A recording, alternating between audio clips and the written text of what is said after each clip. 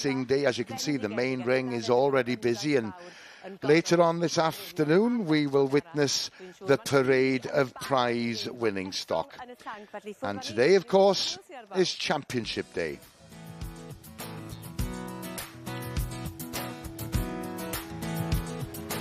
Well, in the cattle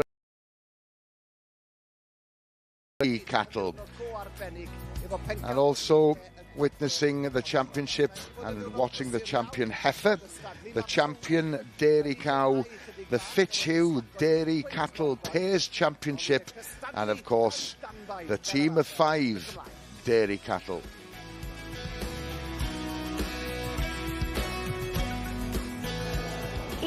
It's a big day in the sheep ring as well. Championship Day, of course, on the Wednesday, featuring the Lloyd Family Award for the best group of ewe lamb and ram lamb from the Welsh Mountain and Uplands breeds. And we'll also be featuring the Young Sheep Handler Junior and Intermediate Championships, as well, of course, as the Champion of Champions Award. Pwy fydd brenin neu frenhines sioe Frenhinol Cymru 2022. I ddarganfod hynny, arhoswch da ni. Eisteddwch am nôl, ymlaciwch a mwynhewch yr arlwydd.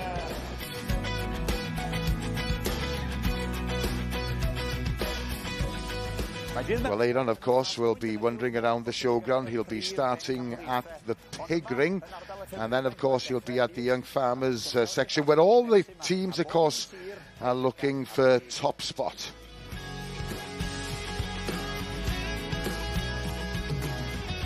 Well, in the main ring, of course, Wednesday, it's the Welsh Cobs Day. And the highlights, of course, will be the best stallion over 8 years old and, of course, the Prince of Wales Cup for the Champion Welsh Cob exhibit. I'll also be featuring the Welsh Mountain Ponies junior classes and the Welsh Ponies. Well, Nia is now with Alan Elidir, who's spent most of his time this week in the sheep shearing shed, which has been a very exciting place to be, and it's a lot of people have been in the sheep shearing shed during the last 2 days watching all the competitions. And today, of course, we'll have the Champion Shearer of Wales, the senior championships, of course, and Wales will be taking on New Zealand, which always attracts a large crowd, and Alan will be there commentating on all the events, and as you can see, he's already excited about it.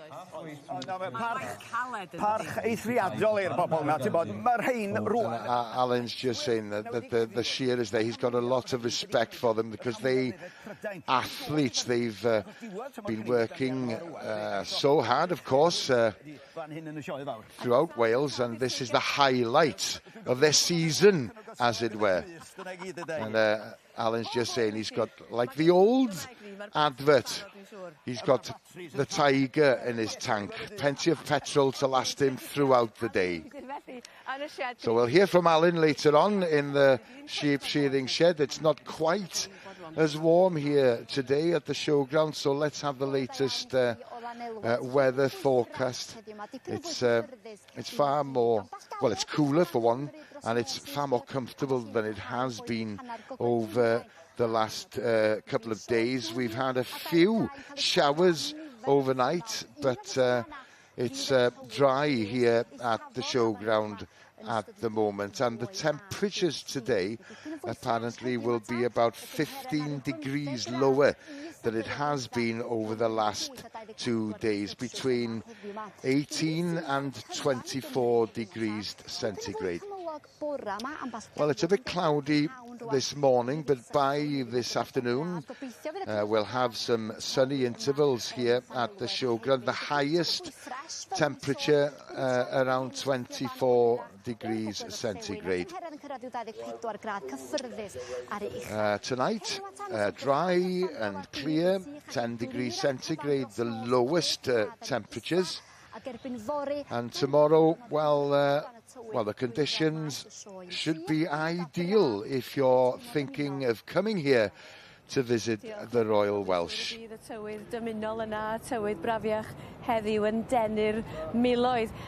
I'm sure the cooler will attract quite a crowd here today.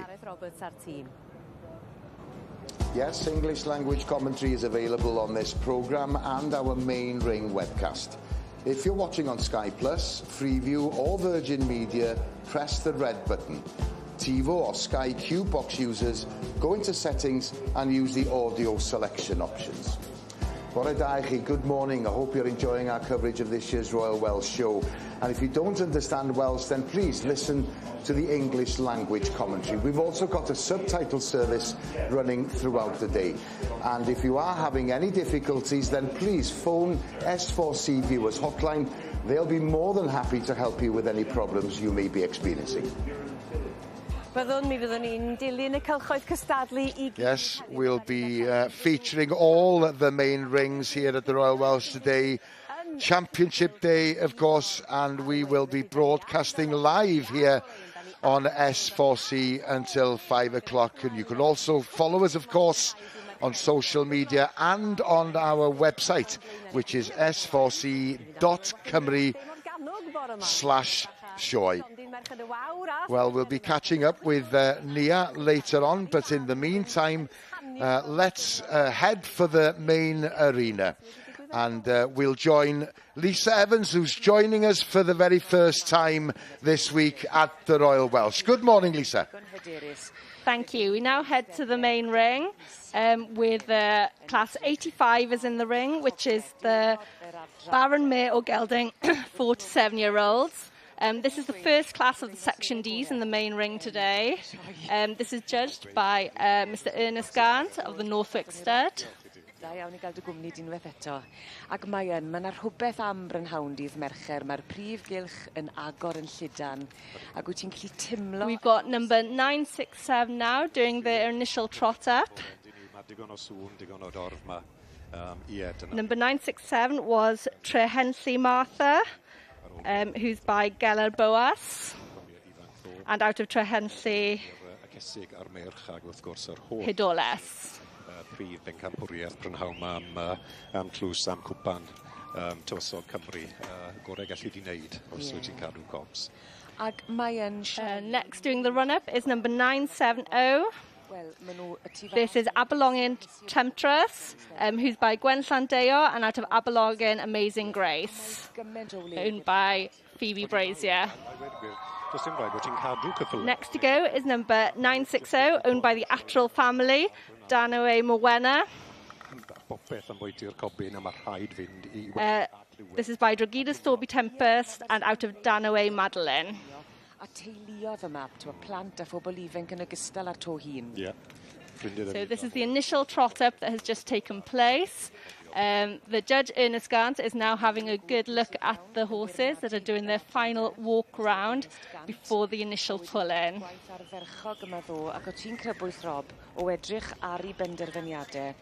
A'i feirniadau feddwl, oedd na batrwm penodol gyda ge. Yn bendant I fi, yn lygad I. So the Ernest Gant judged the young stock classes here yesterday. He is from Bishop Auckland in County Durham. So, as a very young boy, he started with Shires. Then his first pony was a Section B. He always wanted a Welsh cob, and so in his mid-20s, he bought his first Welsh cob for Slas King Flyer. His resident stallions are Gwenllan Samson, who's the son of Gwenllan Sally, who's a previous Prince of Wales Cup winner. And he also owns Northwick Notorious, who's been a very successful stallion under saddle.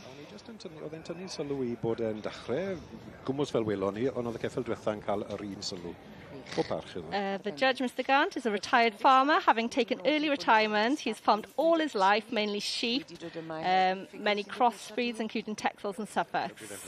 Mr Grant, dwi'n siŵr, achos Mr Gant yn un o fi, achos... So, the number of catalogue entries in this class is 17.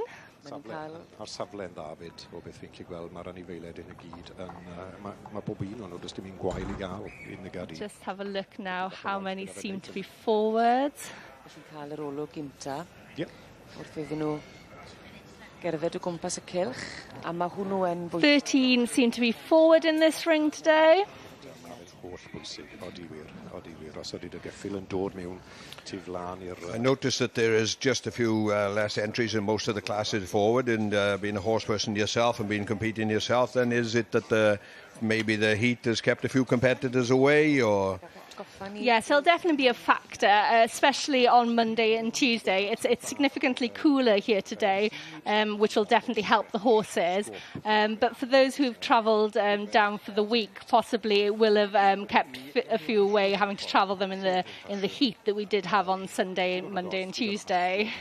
Because it has been, excuse me, adverse conditions here in the show, and obviously horses having to be active animals when they've been shown and been ridden and running round, then obviously it would put a little bit of pressure on, wouldn't it? Yes, it definitely would. It's a lot more favourable conditions here today for the horses. We're just now, we can see in the main ring now, the initial pull-in is coming in.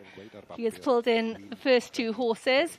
So Mr. Gant will have had an initial look at them. They will have had a good look at them, having a walk around an individual trot. And now he will pull in based on that. So pulled in first at present is number 965.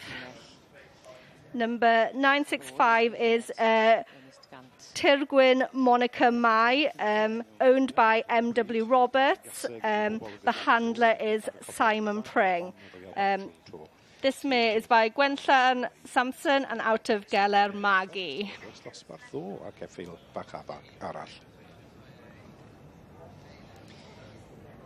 Felly mae'r beirniadu wedi dechrau ar fore di Mercher a mae'n argoli i fod yn ddiwrnod ardderchog unwaith eto yma yn Llanelwedd.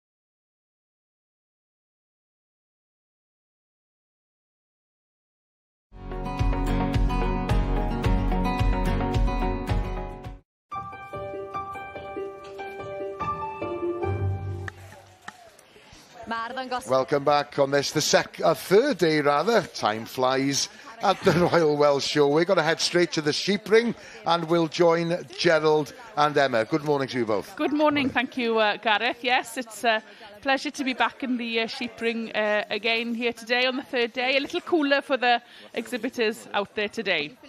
Well, now then, I think we're in debut country here, Ems. Chamois sheep. Yeah. I do not believe that we have commented on these. Not an awful lot. We've seen them in some of the interbreed competitions, but we haven't concentrated on the class before. Quite an interesting breed of sheep. If you were to go round the front now, you'd see what I mean. They're quite distinctive, and in a lot of ways, they've got a face that only a mother can love. And I don't mean any disrespect for the sheep, because I keep them myself, and they are a cracking breed in many, many ways. Am I correct in saying that these are used as terminal sales for ewe lambs, because they are renowned for their ease of lambing? That's what I use them for, and what a lot of people use them for. They're actually a hill breed. They originate from the Pyrenees region of France then. They're actually quite a small, mature weight when compared to your Texels and Charolais. They're going to look small. I mean, here we've got yearling rams here, and you know they're not size-wise anything compared to what we saw with the Charolais and such yesterday, but they have got good shape on them. Well, as a person that I buy several lambs out of the slaughterhouse, out of the markets and that, we do see these. We never see them in excessive weight. No. But they're usually very well finished lambs and nice conformation lambs. Yes, you are going to get, especially if you use them on the ewe lambs as well. Yes, indeed, you tend to get smaller lambs, but they are very easy lambing. They pop them out, no problem at all. And I do think they're a very underrated breed, to be honest, because they do produce a really nice shaped lamb and carcass. They're quite fine bone as well, so you could get a good killing out percentage on them. Well, here in Wales we have rely a lot on a small lamb market, which a lot of these small Welsh ewes will produce the lamb. So this is an ideal ram to put on, because it will produce a little bit better conformation and better type of lamb than the pure Welsh. Yes. So yes, I can see, and I see a gentleman in the centre of the picture there, Mr. Carwyn Harris from Gwynfe, Llandaisen, sorry, and I know that they do use them quite a lot and produce a lot of medium-sized lambs. I won't go down the road and say they're small, but they're medium-sized lambs. No, if you put them on, say, like a Texel ewe lamb or a Texel cross ewe lamb, you are good. You know, they're going to put a bit of size onto the lamb then, and these will put the shape on. And when they're born, the lambs are very lively. They're up and sucking in no time, and they're pretty tough as well. Even though they've got that pinkish in the face, coming from the Pyrenees, they're going to be pretty tough. Well, let's hope that the numbers will increase, perhaps, as we've seen a lot of breeds like this have come to the Robber Show, and a lot of Dutch spotted and people like that. They've become us very, even like the blue Texel. Then their numbers have increased dramatically, haven't they? I don't think they're not as attractive to some show people as what some of those breeds are. But I think it's good to see them here. It's good for the breed as well to be here, because they have got a place in the sheep world. Then they've got a job to do, and I think they're great. Yes, indeed. Yeah, indeed. Yeah.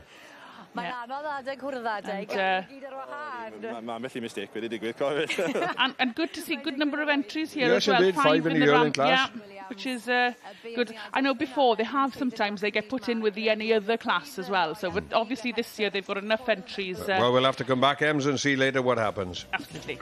We will indeed. Don't forget, you can download the official Royal Welsh Show app by visiting Google Play or the App Store. You'll get a list of all the competitions and the results, so on, so forth, a map of the showground. For all the information, you can visit our website, s4c.cymru/show. Well, we had a memorable day at the cattle ring yesterday, and no doubt it'll be just as memorable today. Plenty of championships to be decided, so why don't we join Gerald and Iwan? Well, we take our first foray into the dairy ring again today, and we're on to the dairy pair of the future class. So this is a pair of heifers that won't have calved, each representing their own breed in here. And our judge for the day is Arthur Walters, come up all the way from Cornwall, and well known within the Ayrshire world, but does breed Ayrshire's, Brown Swiss, Holsteins. I believe there's some Shortons down there as well, so a man well versed across all the breeds. Capable of doing the job. I would have said yes, they're probably the most adequate you'll ever find for an interbreed class when they have that understanding of each of the breeds. So just like the beef, then we look at, say, about maturity of an animal and how we think that the muscle-in will develop on a young beef animal. Obviously then there's no muscle-in on these heifers, but it's obviously down to their walk-in and their stature, and as I think I alluded to yesterday, their rib cage can be able to absorb enough of feed to be able to produce milk. Yes, certainly. It's about the structural correctness and soundness of the animal, so they need to have a strong spine, that open rib and that depth of rib that you've already mentioned, Gerald, and the shape and how they use their legs and feet. These are sort of the important things you're looking for in a young heifer. You obviously haven't got an udder underneath it yet to be able to judge that part of it. So it's looking at, will that animal be a productive animal for the future? As much as anything. And pairs is the word of competition, so obviously our judge here should be looking for a pair of matching animals. Well, similarly, as we've mentioned yesterday with the beef pairs, he will be looking for a matching pair that are not necessarily marked the same, because again, the markings are not necessarily that important here, but that are structured similarly, with that same rib structure, that same spine, the good legs and feet that we're looking for. And interesting in the dairy world, you talk about genetics and a lot of careful breeding and that. It's become very, well, I won't say it's easy, no, that's not the correct word, but very easier then to produce animals of the same type. Well, certainly with the availability of global genetics through both AI, embryo transfer, and even nowadays we talk about the AI industry, sex semen even, so actually getting the heifer calves is much easier because you've the semen of the bulls has been sorted to produce mainly heifers. Yes. Brown Swiss pair, am I correct? Yes, Brown Swiss there in shot and there, so yes, a smart pair of heifers there. This is probably the nearest within the dairy ring to what would be a dual-purpose breed. Still, they are that little bit heavier in nature than the other breeds. They're meant to carry that bit of extra flesh compared to some of the other dairy breeds. But still a very highly productive breed in their own right. They probably wouldn't be, on average, the lowest producers of the dairy breeds, but do have that tendency to hold greater flesh on their backs, and they would suit possibly that sort of grazing system. If you think about the area they come from the alpine region, so hill grazing is probably in their nature as much as anything. Looking round the ring then we see the Brown Swiss, and I don't see any British Friesians. Are the British Friesians represented, or the British Friesian a dying breed, or...? No, well, in actual fact, I think the British Friesian has seen a resurgence, but there aren't any classes here at the Royal Welsh for the British Friesians, and I think that's maybe as much as anything to do with geographically, we don't have a lot of British Friesians sort of in Wales that would be registered and would be interested in showing as much as anything. They are clustered more. There are some strong herds in the south of Scotland, a very, very strong herd in the east of England, and down in the southwest as well. There are specific British Friesian classes in some shows, but obviously not here at the Royal Welsh. Indeed, and Pembrokeshire just down the road, where a lot of dairy herds, or dairy is very strong industry down there. You would have thought that the British Friesian would have held up. Well, I think commercially, the British Friesian is very popular in Pembrokeshire. It's just possibly in the pedigree end and the show ring, it's probably in Wales maybe not as popular. If you look at the sort of area of Pembrokeshire, grass-growing region, the British Friesian is very good at producing milk from grass, but as I said, maybe the guys at the top end of the showing world don't have those Friesians in those areas. Would the British Friesian have put the work in the same as like the Holsteins and all these breeds now in this genetic world? Will they have done that, or they maybe a little bit slow in catching up? Or? I think maybe it's what the other breeds have got in their armoury is a global gene pool. Yes, whereas the British Frisian is a little more confined in its pool of genes. Yeah. You are looking specifically at the UK, Ireland, and possibly Holland as well would have some Frisians, maybe not the British Frisian, but some Frisian bloodlines.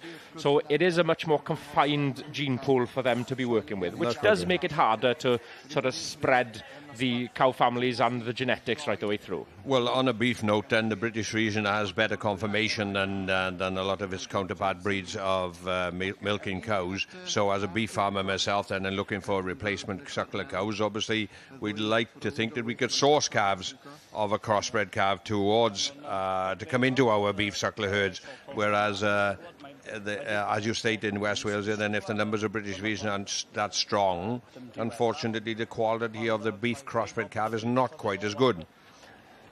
There's probably certainly a sort of an element of truth in what you're saying. What I would maybe suggest is that even off the sort of right robust sort of Holstein cow, or even off the Ayrshire cow or the dairy short-horn cow, you should still get that quality of calf. And even maybe some of the Holstein calves off those will have a greater growth rate. Yes, I don't dispute the growth rate, no, for 1 minute, but perhaps that little bit of confirmation which we like a little bit better on the crossbred cow. Certainly. Then they obviously put a terminal sayer of a continental bull or a native bull back on. You do rely on having musculin, because musculin is what makes us in Venom. Certainly. Well, anyway, we'll have to come back and have a look to see what goes on here later on. Thank you very much, Gerald and Ewan. We will be back in the cattle ring very shortly. Aaron, we caught a glimpse of him earlier on this morning, of course. He's with the young farmers at the moment, and there's quite a lot of activity going on in the background, as you can see, and it's the craft competition in the young farmers section.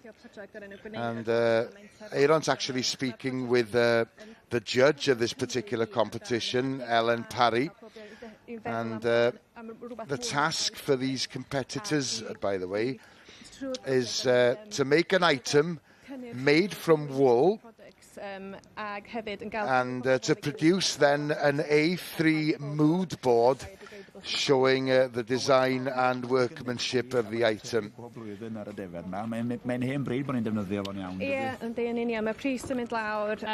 The finished item would have actually been completed before the show, and they would have competed at their county rally. But what they're doing here now for the judge is like an example of their work. So they won't have made the sheep like that ram's head now. Yes. They won't have made it within the hour, but they're just now it's sort of like the finishing touches, if you like. Yes, or just showing their skills, just to make sure it wasn't Mum Gee who made it at home before. Yes, so yeah, I can understand what you mean, because the time is split into an hour. So the first half an hour is just to show the practical element, as it were, so and the judge gets time then to ask them, how did you make it? Can you show me how you made this part of the design? Right. And she also asked them, why did you go for this design, or what inspired you to make it? And presumably then, the way the judge would mark this particular competition,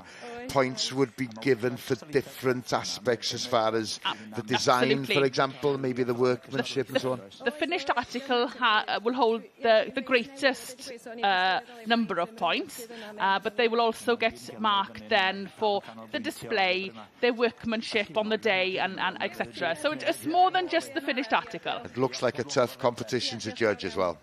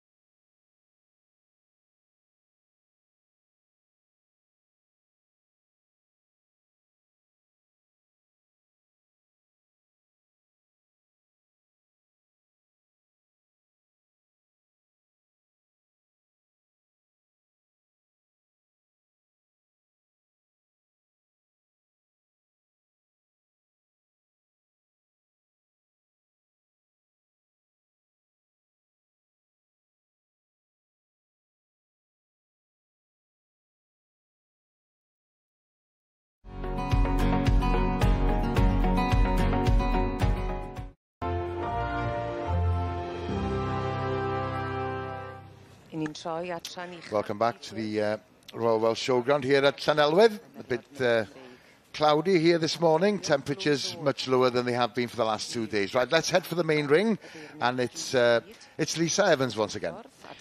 Thank you. We're now into the main ring with the young stock classes of the Welsh Mountain Ponies. This is Class 8, which is the Yearling Colt class. It's been judged this morning by Miss Judith Reid of the Haverford Stud. Yesterday, she judged the senior classes, and now we're on to the young stock classes with the first class of the Yearling Colts. They've had their initial pull-ins, and now they're doing their individual walk-away and trot up. We've just seen on screen there, number 55, which is Marsh Caligula, owned by John Loudon. Out next is number 45, which is Davon Aneirin, for Mr L. Roberts. So the judge here is having a good look over the pony. She'll be looking at the conformation of the pony here, how it holds itself, and the conformation, how it's put together. Once she's happy with what she's seen, she'll then ask the competitor to walk away and trot back. There are 30 entries in this class. So the competitor's now walking away. The judge will be looking for the horse to be moving straight away from it. It'll be looking for a good walk straight, and then it'll be looking at the way the pony moves as it trots back to the judge. We want a nice free movement. Yeah. And this is the Yearling Colt class. So for a lot of these ponies, it'll be their first time in a big show like this. At the Royal Welsh, there's quite a big atmosphere in the main ring with the grandstand as well. So this will be new for a lot of the ponies, so it can be overwhelming for some of the ponies.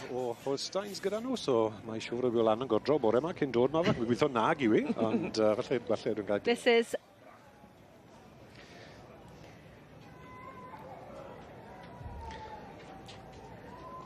We've got the next one out here.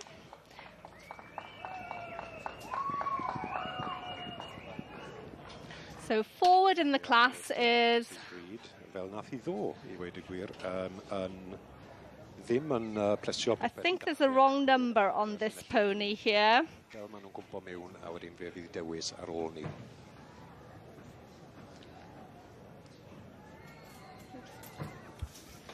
You alluded to, Lisa, that there's 30 entries in the class and the judge has to visually assess everyone. Do they ever keep any notes, or is it all in her mind? Or no. Captain, are they allowed to keep notes, write notes down on what they've seen on past entries, or...?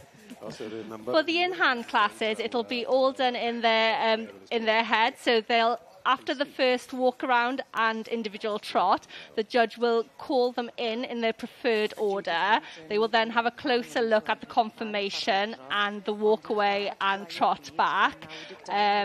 They will then be able to move the order of the class around after having had that closer look at the ponies. This is different to the ridden classes, which took place on Monday, which is done on a mark system there. So the ridden ponies, there are notes taken away because they each get marked after they've had their confirmation and ride mark done. But for the in-hand, it'll be in their, they'll be keeping that record in their mind. Because, I'll just allude to the sheep and cattle classes, they're lined up in a line and you can still walk back and forward and down, whereas these ponies now are individually assessed, as you say, by standing and walking, but then they're just sent back out to the far end of the ring, basically in a bunch then, aren't they? So the judge then has no sort of reference to glance over her shoulder and look at a lineup of another animal or whatever. So to be fair to the person with 30 entrants in the class, takes a lot to get round, doesn't it?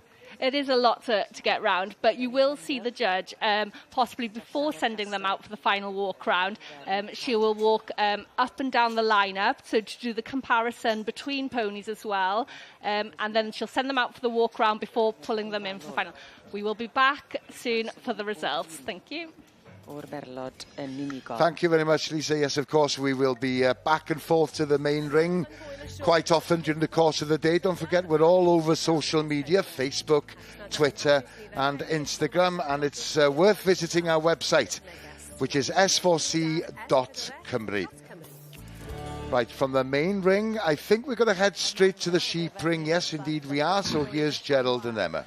And we're back in the chamois sheep yearling class. And the judge has been busy while we've been away. And hopefully we will arrive at a result. Yes. Probably the stronger sheep at the top end, Ems. I would have thought so. Yeah, he looks a real well balanced ram there. And you can well, see... I presume this is the top end, yeah? Yes, I know. But we do see a variation throughout the... No, we do. But once we go down to the bottom now, we'll decide it for ourselves. Okay, then fine, yeah, okay, yeah. There we go. The judge said just checking the loin, because as the market is going, the loin is very important on a finished lamb. Yeah, indeed. So you want a good, strong loin, plenty of meat in there, and good depth of loin. The only place that I can confirm that the winner isn't at the moment perhaps is in the middle, is it? Yeah, quite possibly. A very square ram here at the head of the class. You can see them, nice small ears on them, Gerald. Yes, indeed. Well, you alluded to that they are supposed to be a hill breed in their native... From the Pyrenees then, and some of the pedigree and purebred animals, they will have little wattles on them, like a goat as well. Oh, indeed. Yeah, they're quite an interesting sheep. They are quite funny, very lively breeds. Even though these guys here are well handled and been well handled and trained with a bucket. These have been. Yes. Yeah. I think it's best to show them from the other end. Show off. The judge is taking his time, to be fair, and once he get it right. Wedi cael ei, maen nhw'n tarddu o diroedd gweitha Ffrainc, ydyn nhw? Ydy, lle glyb, falle ddim yn uchel. They're even though they don't produce possibly the largest of carcasses, they're very easy finishing. They're used to being grass-fed systems. Yeah, absolutely. Well, coming from the hills of France, they're used to living off rough ground. It looks as if he's decided eventually, and here he comes to present the awards. And Osian Lloyd Roberts, so Caer Hafod Uchaf. That's Osian Lloyd Roberts from Caer Hafod Uchaf, bred by the exhibitor as well. A Carwyn Harris, Teicha, Llandeisant, Llandrydydd. Third place there is Mr. Carwyn Harris from Teicha Farm, Llandeisant.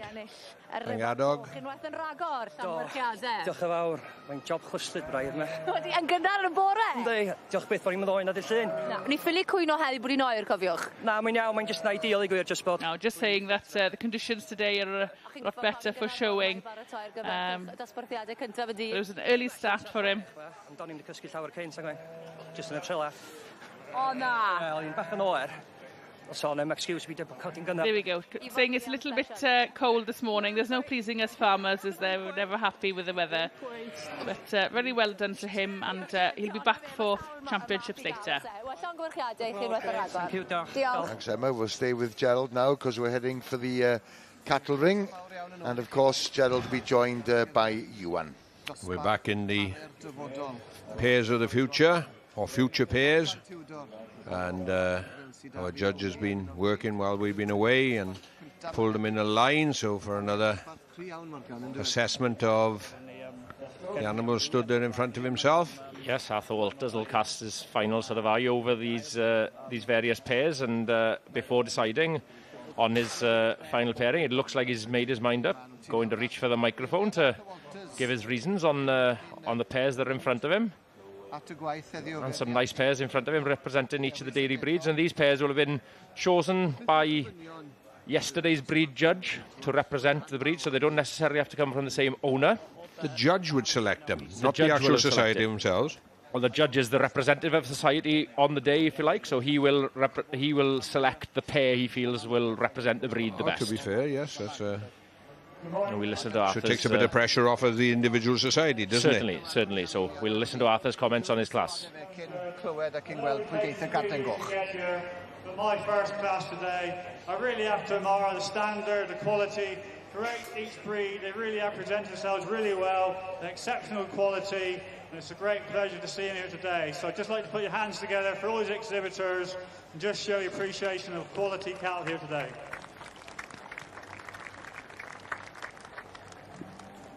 I'm now just going to go out and tap out my champion and reserve, so please give a bit of a drum roll, build the pressure up. Yes, as he's mentioned, he's going to go out and tap out his champion and reserve champion pair here. Well, Denani a bit. And I'll ask you, put your head on the block, Gerald. Where do you think we should be going? I'm sorry, my man, I have no idea, but oh, there you go. And he's gone for the jerseys. Jerseys. Yes, the jerseys represented by Salvach And jerseys and Midrim jerseys. And the Brown Swiss in reserve. These have, well, they've come across the border, but they haven't travelled very far, come from Shrewsbury, the pair of Brown Swiss heifers then. Morgan, so yes, he's... Has that happened very often, Ewan, in terms of jerseys coming to the top? Or? Oh, well, they're actually a very nice breed, a uniform breed to be able to select nice pairs and groups from. So they do often come to the fore in a lot of these classes. But yes, they'd be a pair of heifers that would match very evenly well, as would the Brown Swiss pair. And we haven't had... we spent too much time talking previously to have a cast our eye over, but I think it's a very nice pairing to win this class. Well done, the jerseys.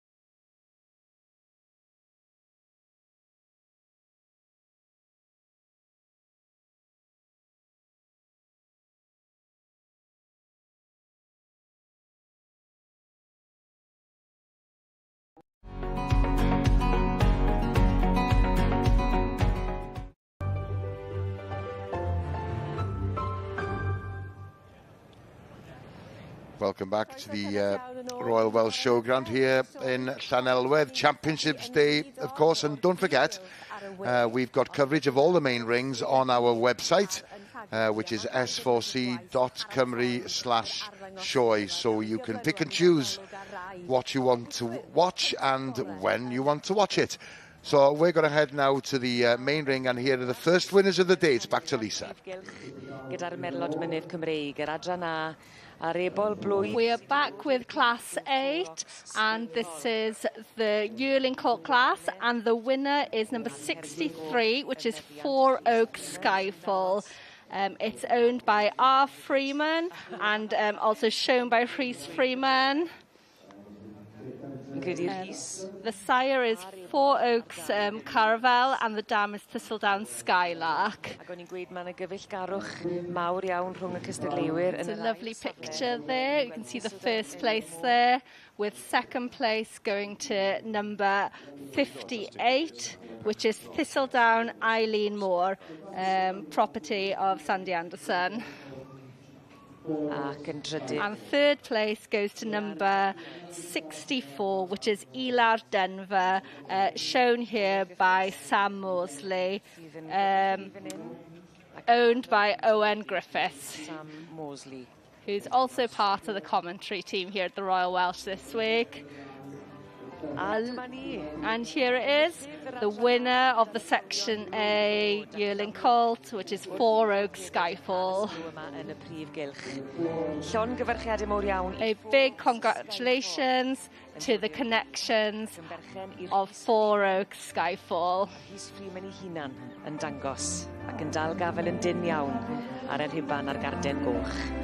And lovely latfon are given by him there. Oh, yeah. Sponsor, Roland Williams. We now go on to the results of the Baron Mare o Gelding 4 to 7 8 class 85. The rosettes are currently being handed out in this class. The winner is number 965, which is Tydwyn Monica Mai, owned by M.W. Roberts and handled today by Simon Pring. Second place goes to the Attrell family with Danaway Mowena. Congratulations to the connections of number 965 of Tydwyn Monica Mai, the property of M.W. Roberts and shown by Simon Pring.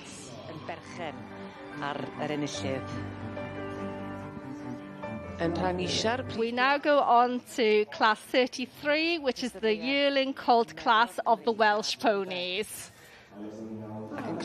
The winner of the class here is number 447, which is Moel Garnedd Mabon, shown here by Colin Tibby and owned by A. Williams. Moel Garnedd Mabon. Yeah, gynta, Moel Garnedd Mabon. Yn ail yw... This is Moel Garnedd Mabon, now giving his lap of honour. Cadlan Valley Masterpiece. A dyma ni Richard Miller, y beirniad. Second place goes to number 444, which is Thistledown Grandmaster with Mr. Sandy Anderson. The class is today judged by Richard Miller, Heniad Stud. Moel Garnedd i'r teulu Williamses. Wrth y march, Moel Garnedd Stadros, sydd wedi ennill prif yn Capwriaeth. We'll be back to the main ring later. Sioe ceffil y flwyddyn, a Moel Garnedd Mimosa a Gaseg. Thank you very much, Lisa. Well, there's been plenty of excitement in the sheep shearing shed. We saw the Junior Intermediate Championships in the last 2 days. We're stepping up a gear now, so it's over to Gerald. We are in the sheep shearing shed where the excitement is building, and we are in the open all nations shearing competition. So this is probably the top end, and his competitors travelled from all around the world to come and compete here in this competition.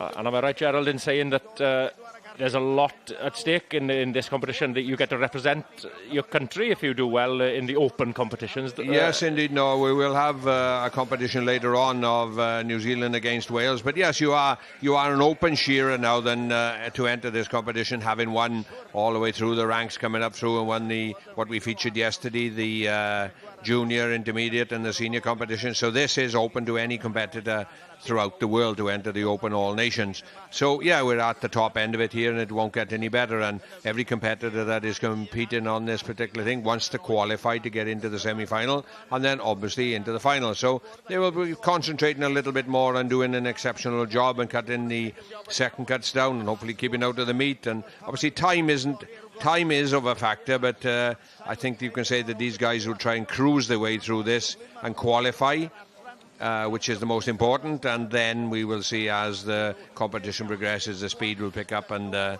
think it's something that you mentioned yesterday, Gerald, was by the time they've got to here, the speed is taking care of itself. That's quite right. Because the technique is correct. And we can see here the competitors that are shearing now are accustomed, and as I alluded to yesterday, their left hand is working as good, and they are very competitive shearers right throughout every day's work.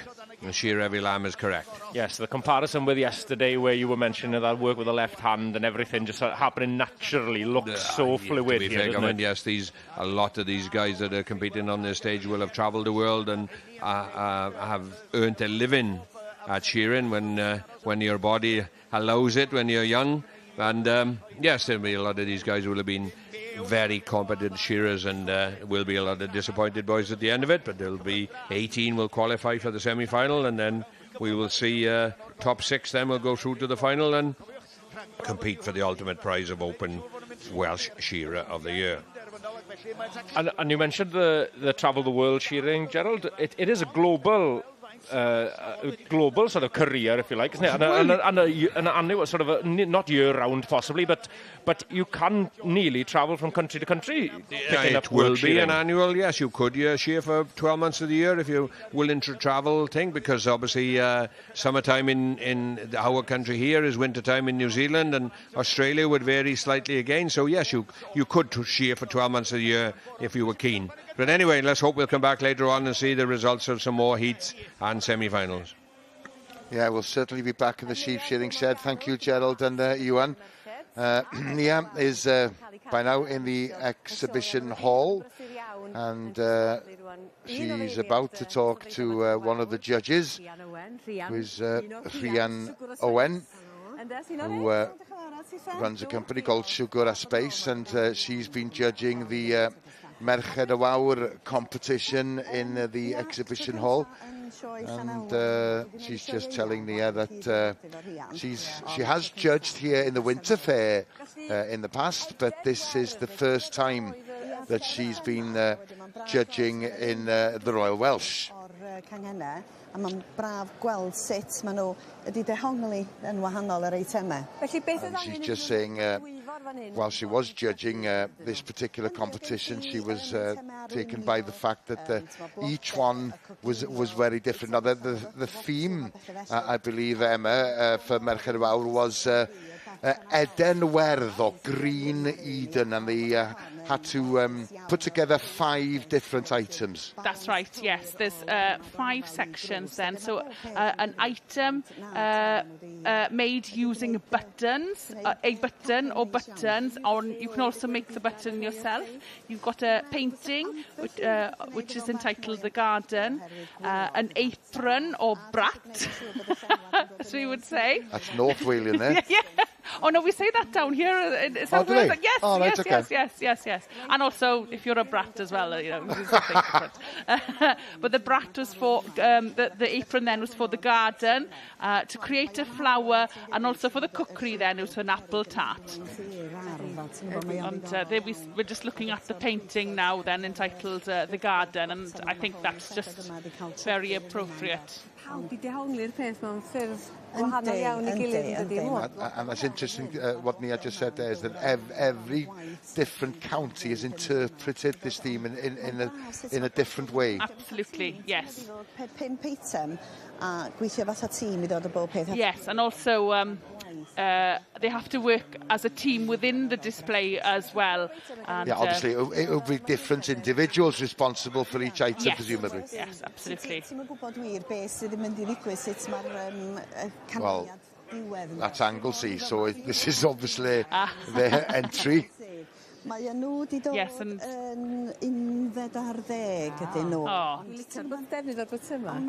yes, with their button item, then they've actually done a map with that. So it's something very different. And we saw some crochet flowers earlier on, and some more crochet down there. But all very different. And now then, we're down your neck of the woods now. Doing a little bit better, yes, second overall. But the painting, the winning painting. It's stunning, isn't it? So each item, each of the 5 items within the display are judged individually, and then I presume they add up the scores for the overall county, isn't it? Yes, those flowers look almost real, don't they? Yeah, Rhian just referring to the intricate work that had been involved in putting them together. Apparently, Nia just said that the winning display is just around the corner, but she's just asking Rhian about her business, Sugar Space, and saying that the Royal Welsh Show obviously offers a platform. This is the shop window, I suppose, for a number of different companies to show their produce.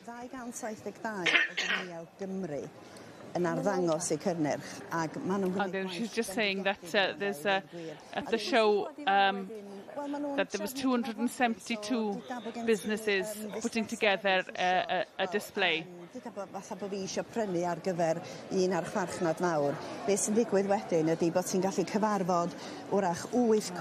Now then, yeah, and there's opportunities, of course, to meet different representatives from different supermarkets, if you like. Yes, buyers for different businesses. Yes, like a networking opportunity for Welsh businesses. Fabulous.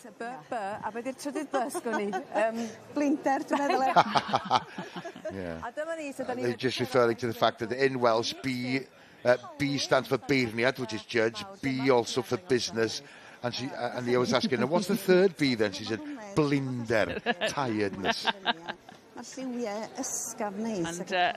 here they're just casting their eye over the winning Federation County then, and a beautiful painting. And here we go, the buttons. So this one looks like the buttons have actually been made as well. And there is a name on that style of craft buttons as well, made into a thing. And a beautiful apron as well. I think everything matches together, don't they? Lovely. Well, we'll be back, no doubt, with Nia in the exhibition hall very soon.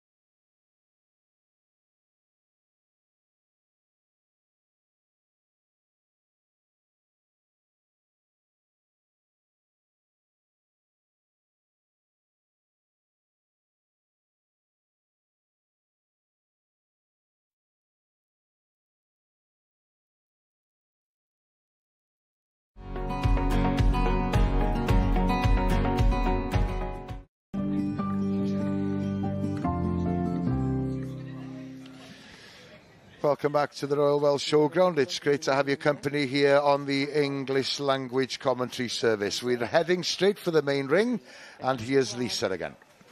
Thank you. We're back in the main ring now for the second class of the Welsh cobs. This is the Baron Mare o Gelding, 8 years old or over.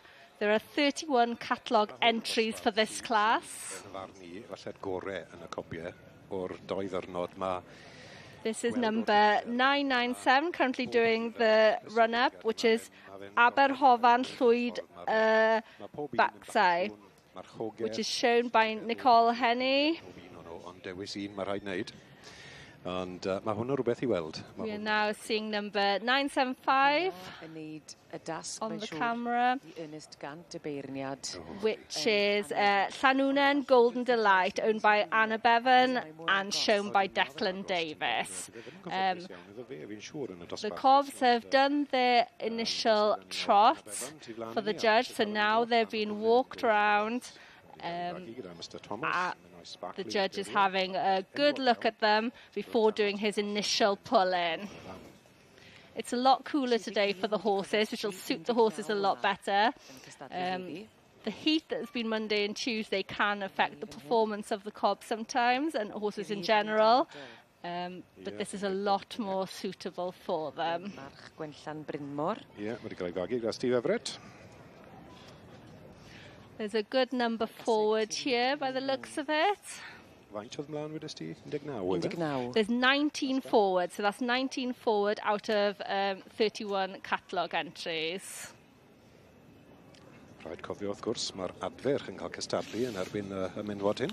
You mentioned these mares are 8 years old and, or over. Then I don't see any foals. Would the foals be actually brought to the show with them, or would these be actual Baron mares? Or? Yeah, this class is for the Baron mares. So the broodmare classes, which will have their foals with them, will come later in the morning. So this class is for the Baron mares, which haven't had a foal this season, or for the geldings, can also enter the class. Is there a reason for why they would keep these mares Baron for this particular season, or just for the show? Or? It comes down to the individual owners and studs' decision. Sometimes, they won't breed every year from a horse. Sometimes they also do another job like the ridden job. Oh, I understand. So then a lot of these mares might have been used for riding throughout the period of being Baron, so they wouldn't want them rearing a foal when they are actually being ridden in competition and whatever. Yes, that's correct. Yeah.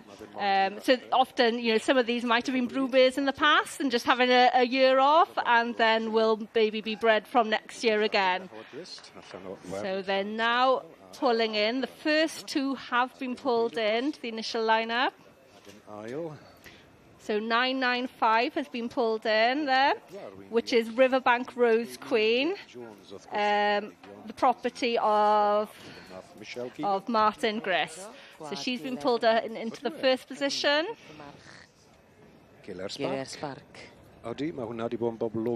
So she is by Wenllain Sentinel and out of Riverbank Rosina. Mae fe'n wad sy'n twlu patrwm bach digon cryf, ti'n bod, maen nhw'n gwad, mae'r There's 984 there on the screen as well, who is Ronald Michelle Keegan, shown today by David Jones and owned by the Jones family of Ronald Stud from Ceredigion. Yeah. They're now showing the line up there. Mwy o benderfynu ar y rhes. The decisions have come. Same rules apply in the cattle lines with that. Initial pull is an initial pull. He's allowed to swap them round if he so desire. Yes, so the initial pull-in has come from that walk and trot. They'll then go out and he'll be able to have a closer look at each individual animal and see them walk away and trot back. That can be very influential because a lot when they go around the outside of the ring, you can't see how straight the horses do move. We'll be back later to the main ring. Lovely, thank you very much, Lisa. We're going to head now to the sheep ring. So it's back to Gerald and Emma. Here we're back in class 1042, which is the Ram Lamb of the chamois sheep, which we've seen earlier on, the senior ram. Yes, it's just a step down in size, Ems. It is quite a step down in size, and not to do down the breed at all. They're not very big lambs at all, but obviously we've seen the yearlings, which are 12 months old, a little earlier on than yes. And some of these might be later on lambing, because they lamb easily outside, so there'd be no problem with lambing them a little bit later in the year. But this one looks very much like the chamois breed, the pink in the head, and that real bright eye as well. They're quite a sharp lamb, sharp sheep. It's quite a strong entry, this class, isn't it? Indeed, yeah. To be fair, there's 9 lambs in the competition. Yes. It's a breed that's on the up. Well, I think so, because they've got a job to do, like we mentioned before. They're very easy breeding. If somebody wishes to lamb they use as ewe lambs, then they're an ideal breed for that, because you still produce a good shaped carcass. Very nice lamb on the left here now, a bit more length in the body. A bit of wool on these two here. Well, there's actually quite a lot of wool. They're a very woolly little sheep for a continental, aren't they? Yes, well, originating from the Pyrenees, they would need a bit of wool to keep wool, and it's quite a nice soft wool as well. Quality wool, then? Yes. Fine wool. A lot finer than say, a native, like something like a Welsh, then. So I'd say there's a fair difference in age in some of these lambs in the class. Some of them haven't had the chance to catch up with their older cousins, maybe. Bach o bopeth yn dyfed, mae Covid, y prinder wedi bod, a y storm berffaith mwyn I lai, yn dyfe? A Brexit. They'll have sales later on in the year. There is a Welsh pool is their main sale in Wales later on in September. Ond na, Dylan Williams o Myddfe yn cael Gracie Drad fan hyn nawr. Tipyn o ben tos dy fe I gael rein yn iawn, yn dys e?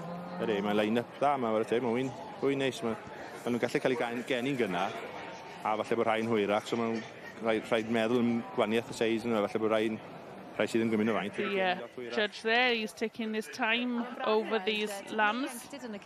Ydy, mae'n galondid iawn yr bryd. Mae'r bryd yn cynyddu'n ffast nawr, ni wedi dyblu mewn aelodaeth mewn blwyddyn.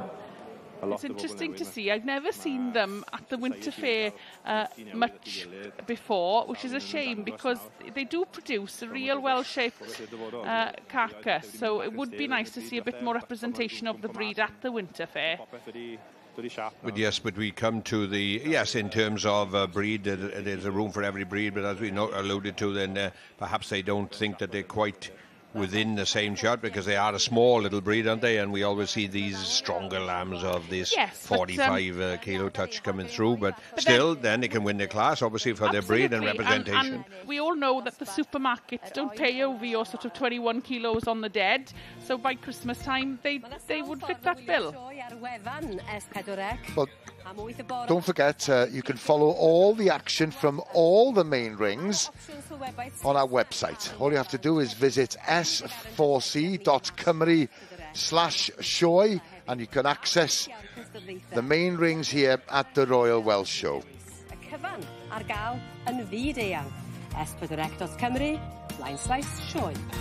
Right, from the sheep ring, we're heading straight to the cattle ring. And this time, Gerald is joined by Iwan. Second visit to the cattle ring and second class, Iwan. Yes, so we're on the exhibitor bred pairs championship here in the class. So in the previous class, we saw the pairs of the future, so they would have all been animals that hadn't calved. Whereas in this class, we've got animals that could even be calved, but they have to be bred by the same exhibitor. Would the judge select these? No, these would have been selected by the breeder themselves because they are pairs bred by the exhibitor. So this is actually an open class that anybody was allowed to enter, if you like. So as long as the 2 exhibits have been exhibited in classes yesterday, they're available. They're valid to be. So we could have 2 pairs from the same breed. They're always going to be from the same breed and the same breeder because they are exhibitor bred.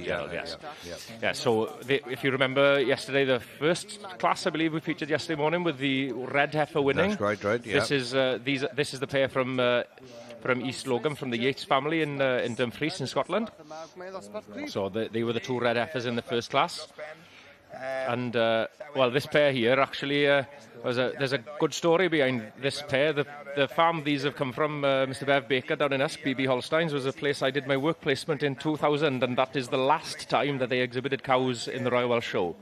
He knew you were commentating today, that's what it was, wasn't it? Well, there could be that, but no, his daughter, who's leading the heifer on the outside, I would have said, is exceedingly keen, and they were, not lucky enough. They've brought animals good enough. They actually had 2 in the final lineup of the Holstein Championship yesterday. So a great honour for them. I did speak to Bev last night, and he said he's extremely proud of what Christie has achieved with the cows here today. But yeah, it's a great story to have not come to the show in 22 years and come back with this quality of heifers as well. Well done. Judge, have we moved on? Yes, no, we've obviously got a different judge again, Elvin Thomas of the St Clair herd from St Clair's, Foxhole down in St Clair's, well known in Holstein circles, an exceedingly good judge, actually an exceptionally good young farmer's stock judging trainer and judge as well. Not that he ever trained me, but he was always a man with words of advice after he'd judged you in any young farmer stock judging competition. So, a very good man to have stood in the middle of the ring officiating on these classes, some of these interbreed classes today.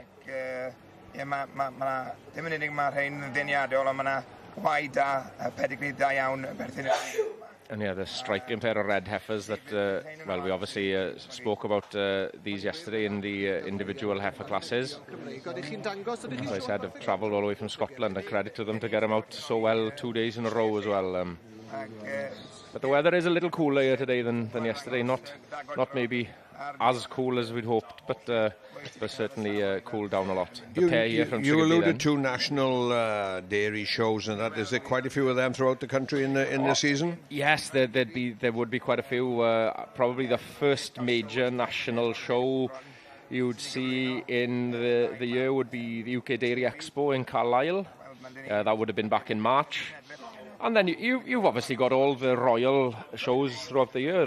The Balmoral show in Northern Ireland, the Great Yorkshire's just gone by, the Royal Cornwall, the Royal Welsh. Each will draw a slightly different audience, as it would throughout all the classes, the beef, the sheep, everything. There may not be the same people at them all.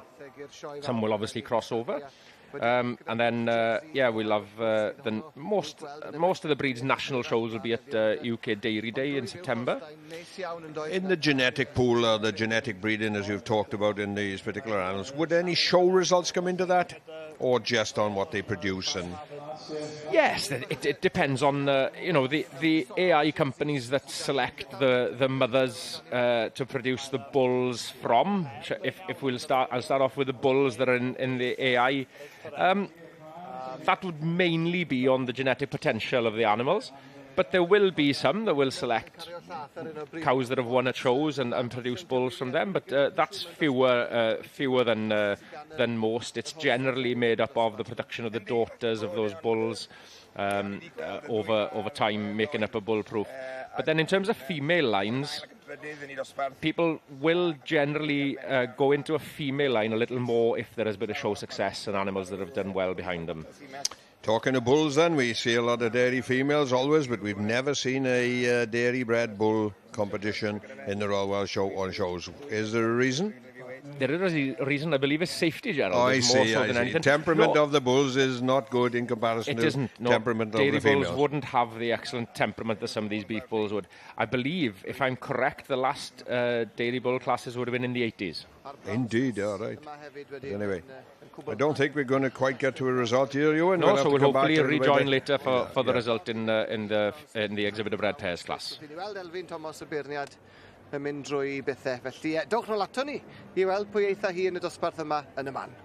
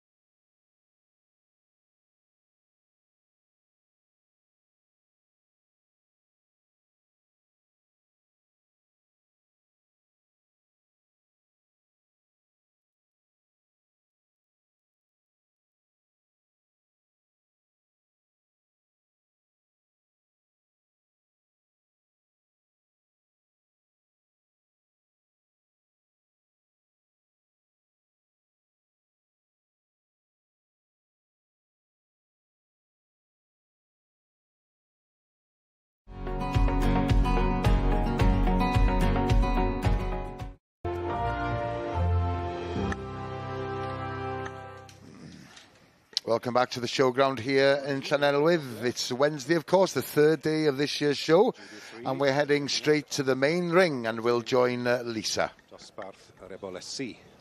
Thank you. We're back in the main ring now with the second class of the Welsh mountain ponies.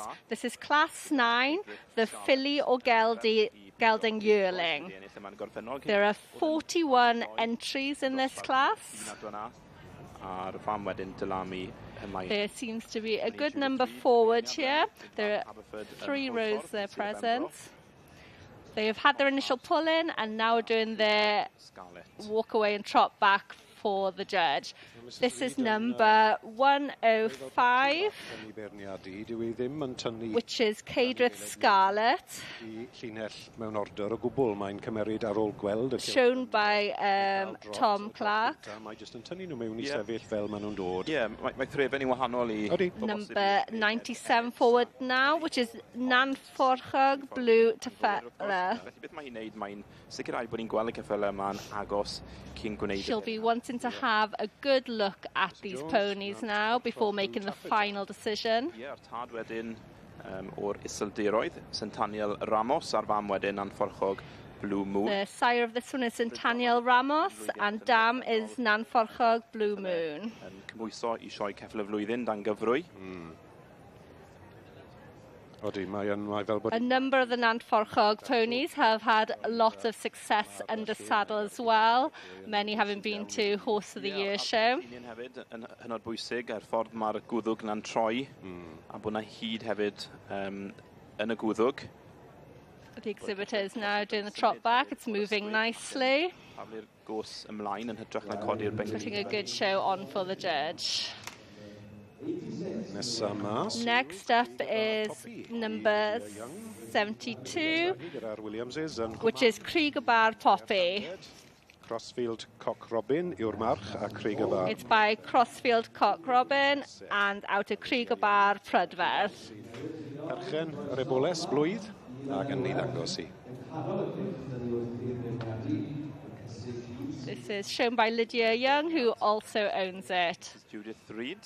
From Neil Lampeter. Yn y gorffennol, dwi'n meddwl bod I wedi bod yn magu ceffylau ar gyfer y pwrpas o So this class is judged by Judith Reid of the Haverford Stud. So it's the junior classes that are on today. She judged the senior classes here yesterday. The weather's a lot more favourable here today for the ponies than yesterday. Yep. Maen nhw'n cael I amser yn y cilch. Dyna yw'r dewis mwyaf poblogaidd yn amlwg, sef dan gyfrwy. Mae gyda ti blant yn marchogaeth yr adran am wrth gwrs. Be fydd ambell I feirniad o bosib yn mynd am deip bach yn wahanol? Judith has also been involved with hunting, with being master of 2 hunts previously. So we've got Will Perrins out here now. Mae ebol Dylami yw hwn, ond... Wedi cael I fagu gyda Dylami yn dyna fe, ie. It's a Dylami bred pony. Mae'r eboles hyn yn dangos yr pwrpas. Mrs Reid fyna oedd hi'n dangos yn dda yn sefyll bod eisiau dyma bach o sgôp, ysgwydd, gwddw glân, rhywbeth gall cario. The judge will be looking for a pony with plenty of scope. That'll mature to be able to do a job. Felly, Heaton Charlie's Angel yw hon. So this is Heaton Charlie's Angel, which is by Cascob Wild at Heart out of Shamrock Lake Royal Sharkila. We'll be back later for more from the main ring. Thank you very much, Lisa. Yes, indeed, we will. In the meantime, it's back to the sheep ring. Yes, and we're back in the chamois class of Ram Lambs. And Mr. Dylan Williams from Llangadog has been casting his eyes over the progeny in front of him.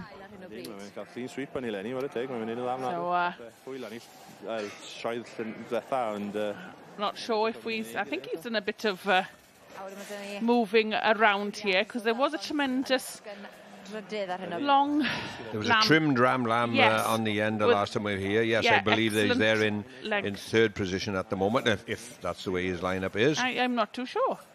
No, I'm not too sure. And the last time, I believe he selected his winner on the right-hand side, didn't he? Yes. We will soon find out. The gentleman that is holding the first prize lamb at the moment, we assume first prize lamb was the winner of the yearling class. Yes. So he'll be looking to do well again in this class here now. You would have thought so. Yes. This is his junior brother, perhaps, isn't it? Yes. But that's the skill of the judge here now. We've got two here now that look untrimmed, so to speak. And then one has had a bit more clipping to do. So well, some societies do stipulate that they're not allowed, and some do. So whatever the rules are within the Chamois Hill Sheep Society is, I'm not too sure, but there we go. and it's indeed this one. Yeah. And it is 5818. Caer Hafod Achaf, and yes, they did win the yearling class, so we will see obviously 2 representatives in the final of the males. And I do believe they took second as well. So. Oh, indeed. Yeah, the clean sweep. So he stands a good chance of being champion. Yes, but this one now has got for me, a very characteristic chamois head. So yeah, very nice ram lamb for him. Yeah. Oh, and indeed he's had another first earlier on in the day as well. Mainir was just. Yr hwr ar ennill clas cynta di tad hein a'r blwyddyn. The aged ram he won with is the father of the yearling ram and also this ram lan. Well, congratulations. Proven breeder, successful in the show ring. Let's hope we come back and see if he's successful with the rest. Absolutely.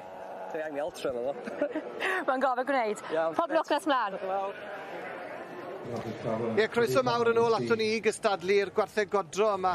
Back in the cattle ring, and the pairs competition is still going ahead. And he's drawing him forward into the lineup, and as is custom, I'm sure he'll give his reasons, or give his talk and then give his reasons, and then select his champion pair and reserve pair out. Yes, I would imagine you'll be correct there, Gerald. Obviously, he'll make everyone aware of what he's been looking for before, as you said, giving a few words on why he'll have picked the ones he goes and taps out. So, yes, just so that everybody, all the audience, can understand why he's gone with.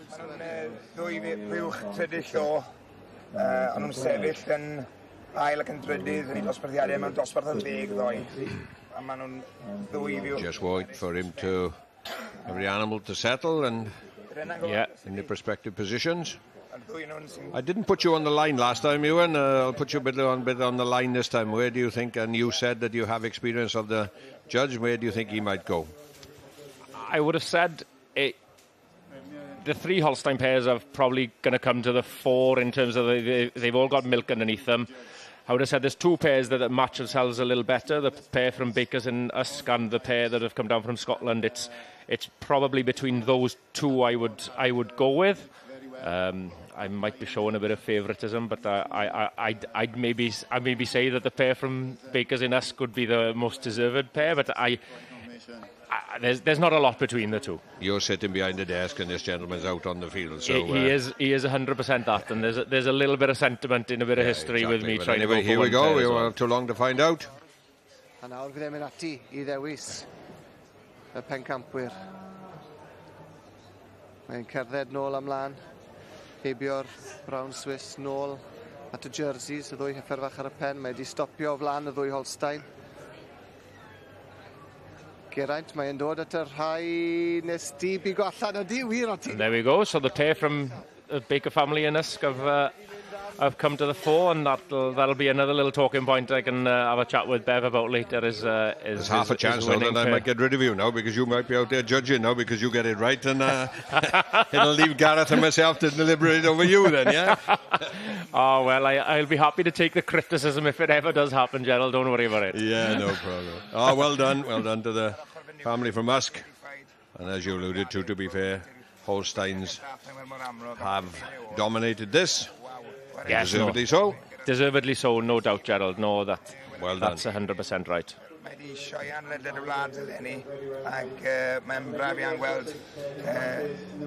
These were both of these animals, or the 4 animals that we got in shot here, will be big mature cows when they are in their 3rd or 4th lactations, won't they? They certainly will be that, Gerald. You know, and what is actually exceptional about these, as we've mentioned, it's an exhibitor bred class, so each of these has been bred by the exhibitor that is showing them, which is credit to them. Yeah, achievement, yes, indeed. And not just these winning pairs and reserve pair, you know, each pair in there. And that's a credit. That gives you a little bit more sort of kudos in terms of getting to the fore. Well done, well done. Llongyfarchiadau mawr iawn iddyn nhw. A Geraint a Morgan am y tro. Diolch yn fawr i chi hefyd am eich cwmni.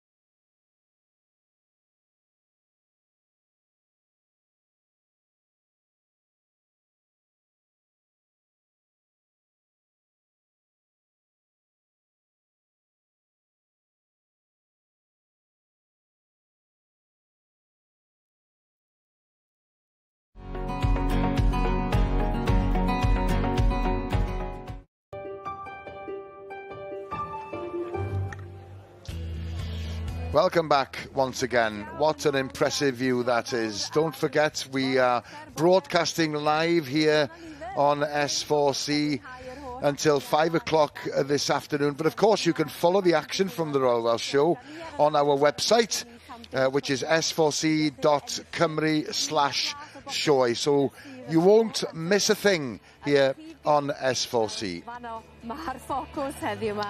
Well, the focus today for most of the time is going to be on the main ring, and that's where we're heading next. So let's join Lisa once again.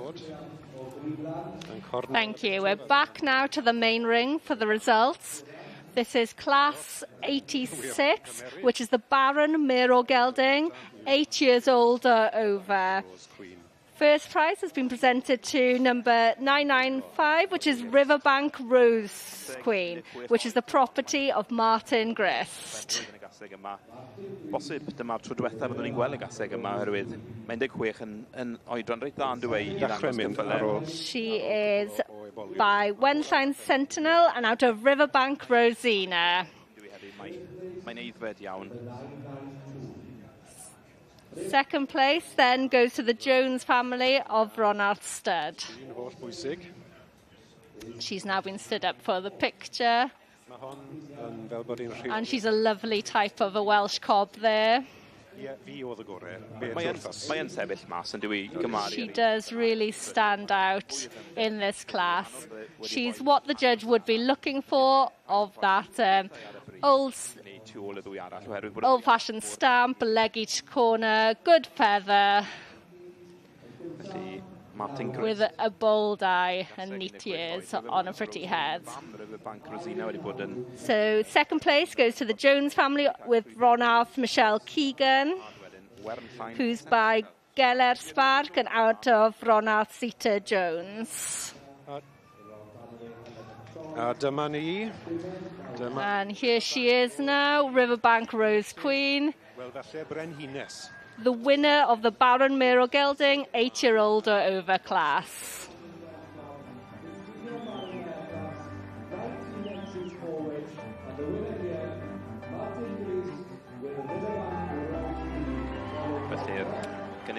A popular winner there with the grandstand.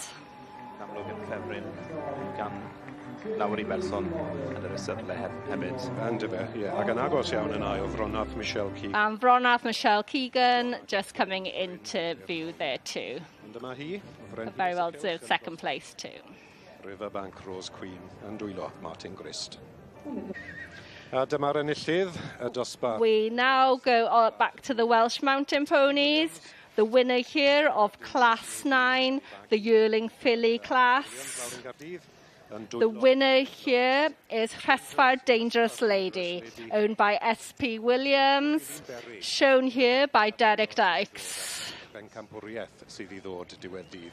Rhesfar Dangerous Lady is by Crossfield Cock Robin, out of Caerhaelog, Lady Jane. Congratulations there to all connections of Rhesfar Dangerous Lady. O anifeiliad o Brydfa Resfar sydd wedi ennill. Giving a lovely show there. A diwrnod Dangerous Lady yw. She's one of 3 Rhesfar ponies that have won this judge. Anifeiliad eraill yn yr adran hyn yn y pencampwrthiau. Back late to the main ring. Thank you, Lisa. We're heading back to the shearing shed. It's the Open All Nations Heat number 3. Here's Gerald and Iwan. Yes, and the 6 competitors in this particular heat, as stated earlier on, will be destined to qualify for the semi-final first, and then obviously progress to the final for the champion of the All Nations competition here in the Royal Welsh, and probably throughout all the open competitions that are staged throughout this country and all the major shows and whatever, I think the Royal Welsh is top of the list. I was very lucky myself to compete here many, many years ago, and I can assure you that every person that competed in this particular class then was destined to win the Royal Welsh Opens All Nations. I didn't quite get there myself, Ewan, but not quite. I give it a good go, yeah. Yeah, well, it's all about giving it a good crack. That's quite right, yeah. No, certainly that. Well, we can obviously see from the contrast from yesterday the standard that these guys are at, and it's obviously a credit to them that they've reached this sort of level to start with. I've only ever shown a few sheep in my life, and I don't ever want to do it again. I know how hard it is. No, it's actually a very physical, yes, and a very demanding profession to take on. But to be fair, these guys, they do look after themselves, as all call it, like a professional athlete, and in a sense, isn't it? And if you want to earn a living out of this, well, then obviously you have to look after yourself and do everything correct to be able to maintain the standard as is in all competitions, whatever you're competing at, whether it be in playing a sport of rugby or football or whatever. But this is exactly the same, and you have to maintain that standard and try your best to keep as precise on shearing as you are as precise in playing any other sport, like so. And well, whilst making comparisons between shearing and sport, Gerald, I'll stand corrected if I'm wrong, but I'm sure that somebody told me that a day's shearing for one of these top-end shearers is as much exertion as a marathon. Would that be about right? Yes, indeed it is. Well, you know, when you go into the professional job, as it is in New Zealand, then in a 9-hour day, And a 9-hour day shearing in New Zealand starts at 5 in the morning, and you do it like in shift work, 2 hours, and 5 till 7, and hour off, and then 8 till 9:45, and half an hour off, and then 10:15 till 12, and an hour off. So it's a shift. So actually, it's a job of work, but only that you have to maintain, and nobody would employ you if you show 100 in the first 2 hours and then you were non-existent in the latter end of the day. So they have to pace themselves, and as I said, you have to remain fit and look after your body to be able to do so. And you mentioned that shearing in New Zealand and the sort of set times, it is a structured day when you shear out there, isn't it? There's very large stations out in New Zealand that have very large numbers of sheep, and therefore when they employ contractors to shear and the wool is to be marketed, they want to know basically, well, how many days are you going to take to shear my 10,000 sheep? So if you've got a 5-stand shed and there's all shearing 200 at a time, well then obviously you can work out to basically the day when the wool lorries will come and collect. But anyway, we'll have to come back and have a look later on. We're back in the cattle ring, and a little bit more sedate pace around this ring here, isn't it? Yes, just certainly. It is a change of gear coming down a few, isn't it? I'll have to relax now and leave you take over now, yeah? Oh, no. We're back in your area of expertise here, Gerald. We've got we're concentrating on some beef classes here. There's two limousine heifers, exceptional shape. We're just gone up a little bit in shape actually from the Holsteins, which we've just been witnessing. But yes, certainly that. But the only similarity between the two is that this is a pair bred by exhibitor, so yes, it is of the same description as the previous dairy class, but obviously we've got a very different sort of specimen in front of us. Animals that are obviously very different, full of muscle, full of meat here in contrast to the racing cars. I always describe possibly the difference. These are a bit like your sort of monster trucks, and you've got a Formula 1 car when you've got a dairy cow, isn't it? Yes, indeed, yes.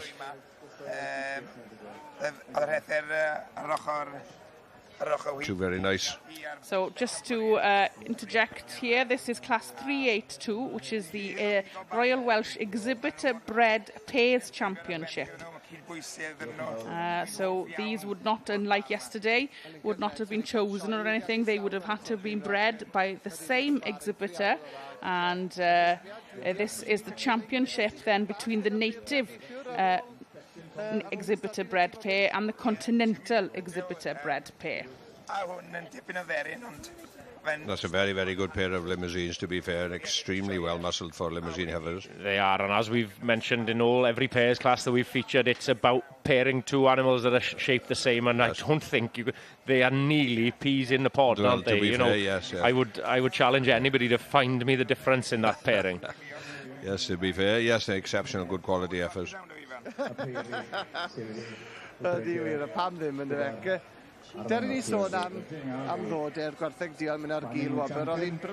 yes, he takes the limousines as the overall champion in the exhibitor bred pairs. So the Continentals just take the trump over the native breeds. Green Ruby and Green Rhondda from James Jackson. Yes. Good quality heifers, to be fair, full of meat. They are, aren't they? And obviously testament to the stamp of the exhibitor's herd that he can bring out two heifers of such exacting similarities and standards. Indeed. We haven't got quite the genetic right in the breeding of the beef yet so far, but it will come like your Holstein. Anyway, we'll have to come back later on and see what goes on. Is available on this program. Thank you, Gerald, and you on Main Ring webcast.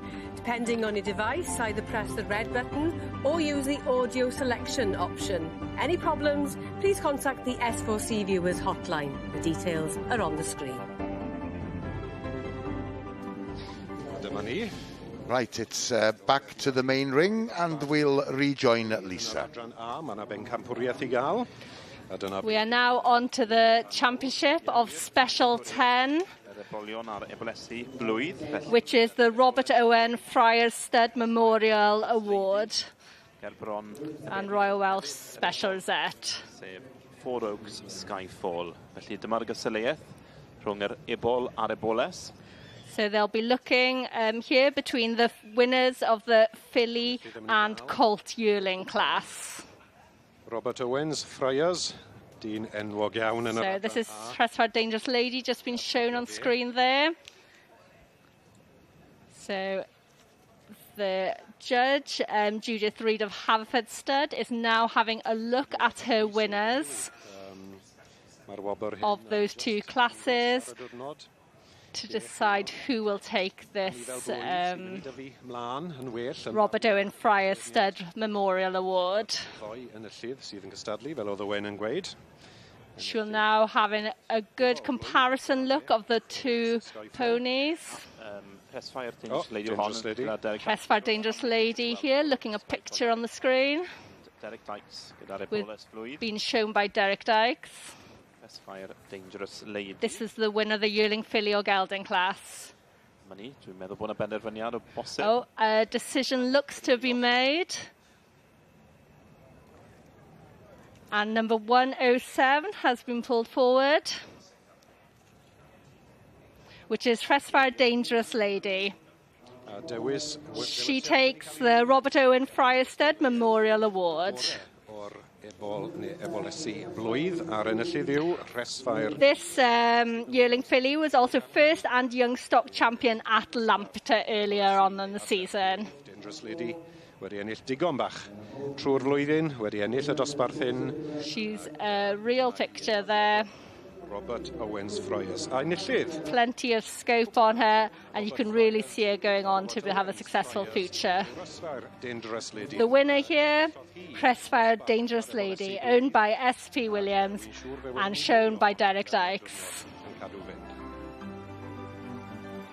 Thanks, Lisa.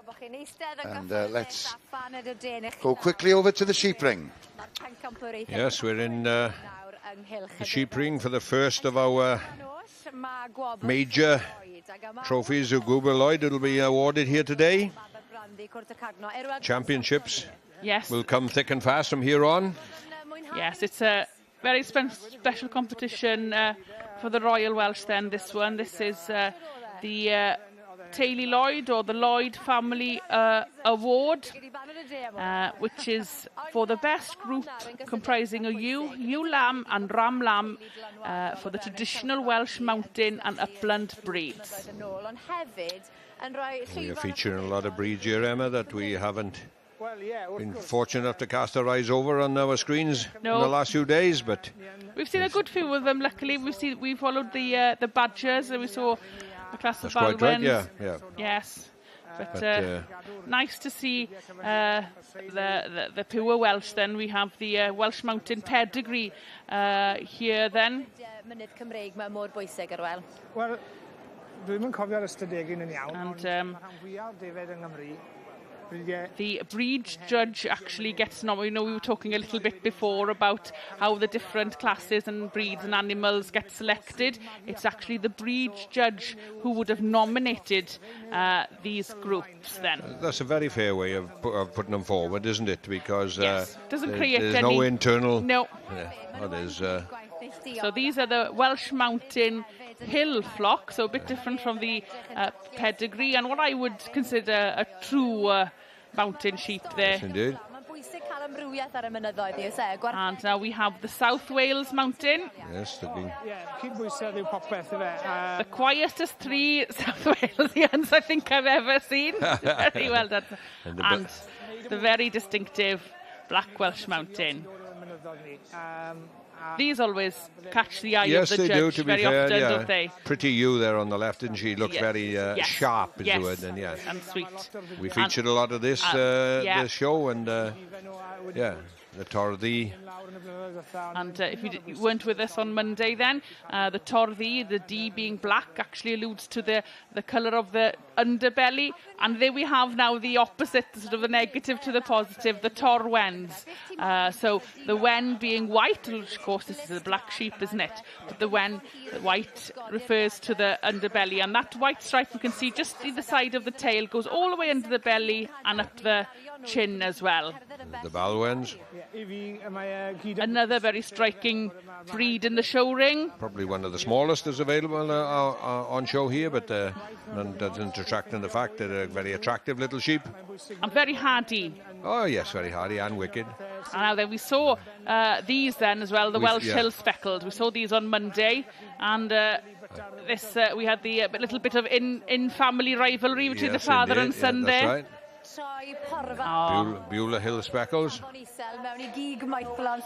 And again, I think they've taken this championship a good few times. Oh, and we have the Hill Radnor. Yeah, I like this breed a lot, and it's good to see them here because they had a hard time during the foot many and mouth years ago. They did struggle for numbers. Yes. Many years ago they did. So all credit to them for coming up. Oh, and the Kerry Hill. The sheep that shows itself. That's quite right. Yes, a very attractive. We don't get the benefit of them looking from this not direction. from behind it. No. And then I believe it's the Brecknock Hill Cheviot. It is, yes, and the last of the breeds in this competition. That's a breed that's close to my heart myself, and we breed Cheviots ourselves, and predominantly these are from Llandysa and Senny Bridge and that particular part of the world. You can just see a little shot of their heads. They're quite distinctive with the Roman nose. Yes, it's a South Country Cheviot. It is, not a North Country Cheviot, as we did see a few of them yesterday. Yes, we did. Smaller years with these, and they look a little bit tougher. A little bit tougher, yes, indeed, yes. So we have the judge there, Mr. D.V. Evans, Penyglog, Machynlleth. Wel, diolch yn fawr Irwel. Ar y nodyn yn anna ni gael. So up in Machynlleth, I go as far to say perhaps the Hill Speckle would be his native breed, perhaps up there. Yep, we're going to leave the judge left to do his work for a little moment, and hopefully we'll be back later. Mae fe'n credu bydd yn cyrraedd y brig fan hyn yn nosbarth gwobr Teulu'r Lloyd. Yes, we will be back in the sheep ring. And in the meantime,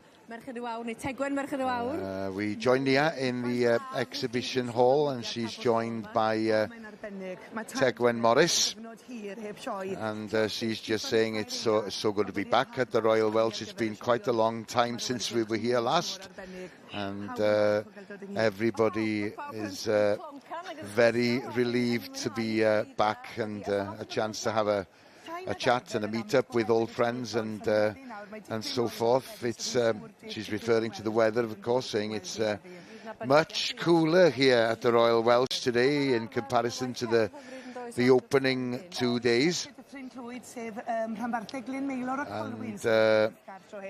And Clwyd is, of course, the feature county, and it's the members of the Clwyd district, Merched y Wawr, who are responsible for the exhibitions here that we're looking at the moment. Merched Colwyn y Glen Maelor yw Llunos Roberts a Mary Mars Davies, a mae'r ddwy yn ymddeol leni ar ôl tua 20 mlynedd o fod yn brif stiwardiad Merched y Wawr yn y sioe.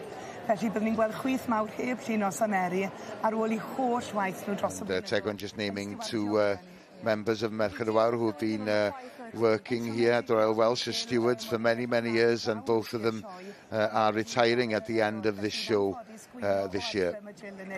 Ond mae'n mawr o beth croesi bysedd bydd hi'n gallu'r bod yn yr Eisteddfod Genedlaethol. Ie, wir, Jill, os ti'n gwylio gwellhad buan iawn. Mae'r stondin yma, dwi'n licio'r ma' hwn yn lyfr newydd, Caru Crefftio. Odi, eto, yn ystod y cyfnod clo, fydd Merched y Wawr yn brysur iawn, a wnaethon ni... Tegwen's just referring to a book that several members of Merched y Wawr had put together during the lockdown period. It's a new book that's available at the Merched y Wawr section here on the showground. And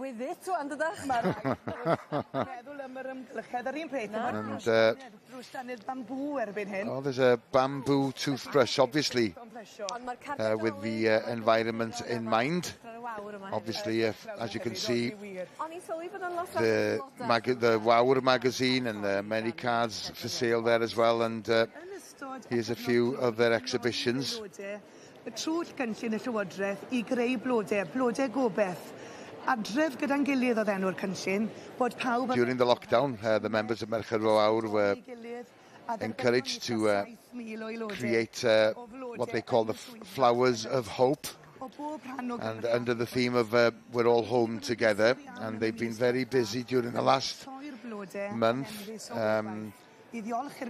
turning the flowers into a rainbow of hope, to thank everybody who's been working within the NHS over this very difficult period, of course, to thank them for all their hard work and all the help that they've given many, many people during the course of the last couple of years. I baratoi'r gwaith, a bydd y dadwrchuddion digwydd yn yr Eisteddfod Genedlaethol. A mae 'na un llun yn fan hyn, a ti yn ei ganol o, mae'n rhoi syniad i ni o faint yr... And here's just referring to one particular picture that features Tegwen herself, just to give you some idea of the scale of the rainbow that Merched Wawr have put together, and the finished article will be revealed in the National Eisteddfod later on this year at the start of August in Tregaron. Diolch am y sgwrs. Panad? Bendant paned.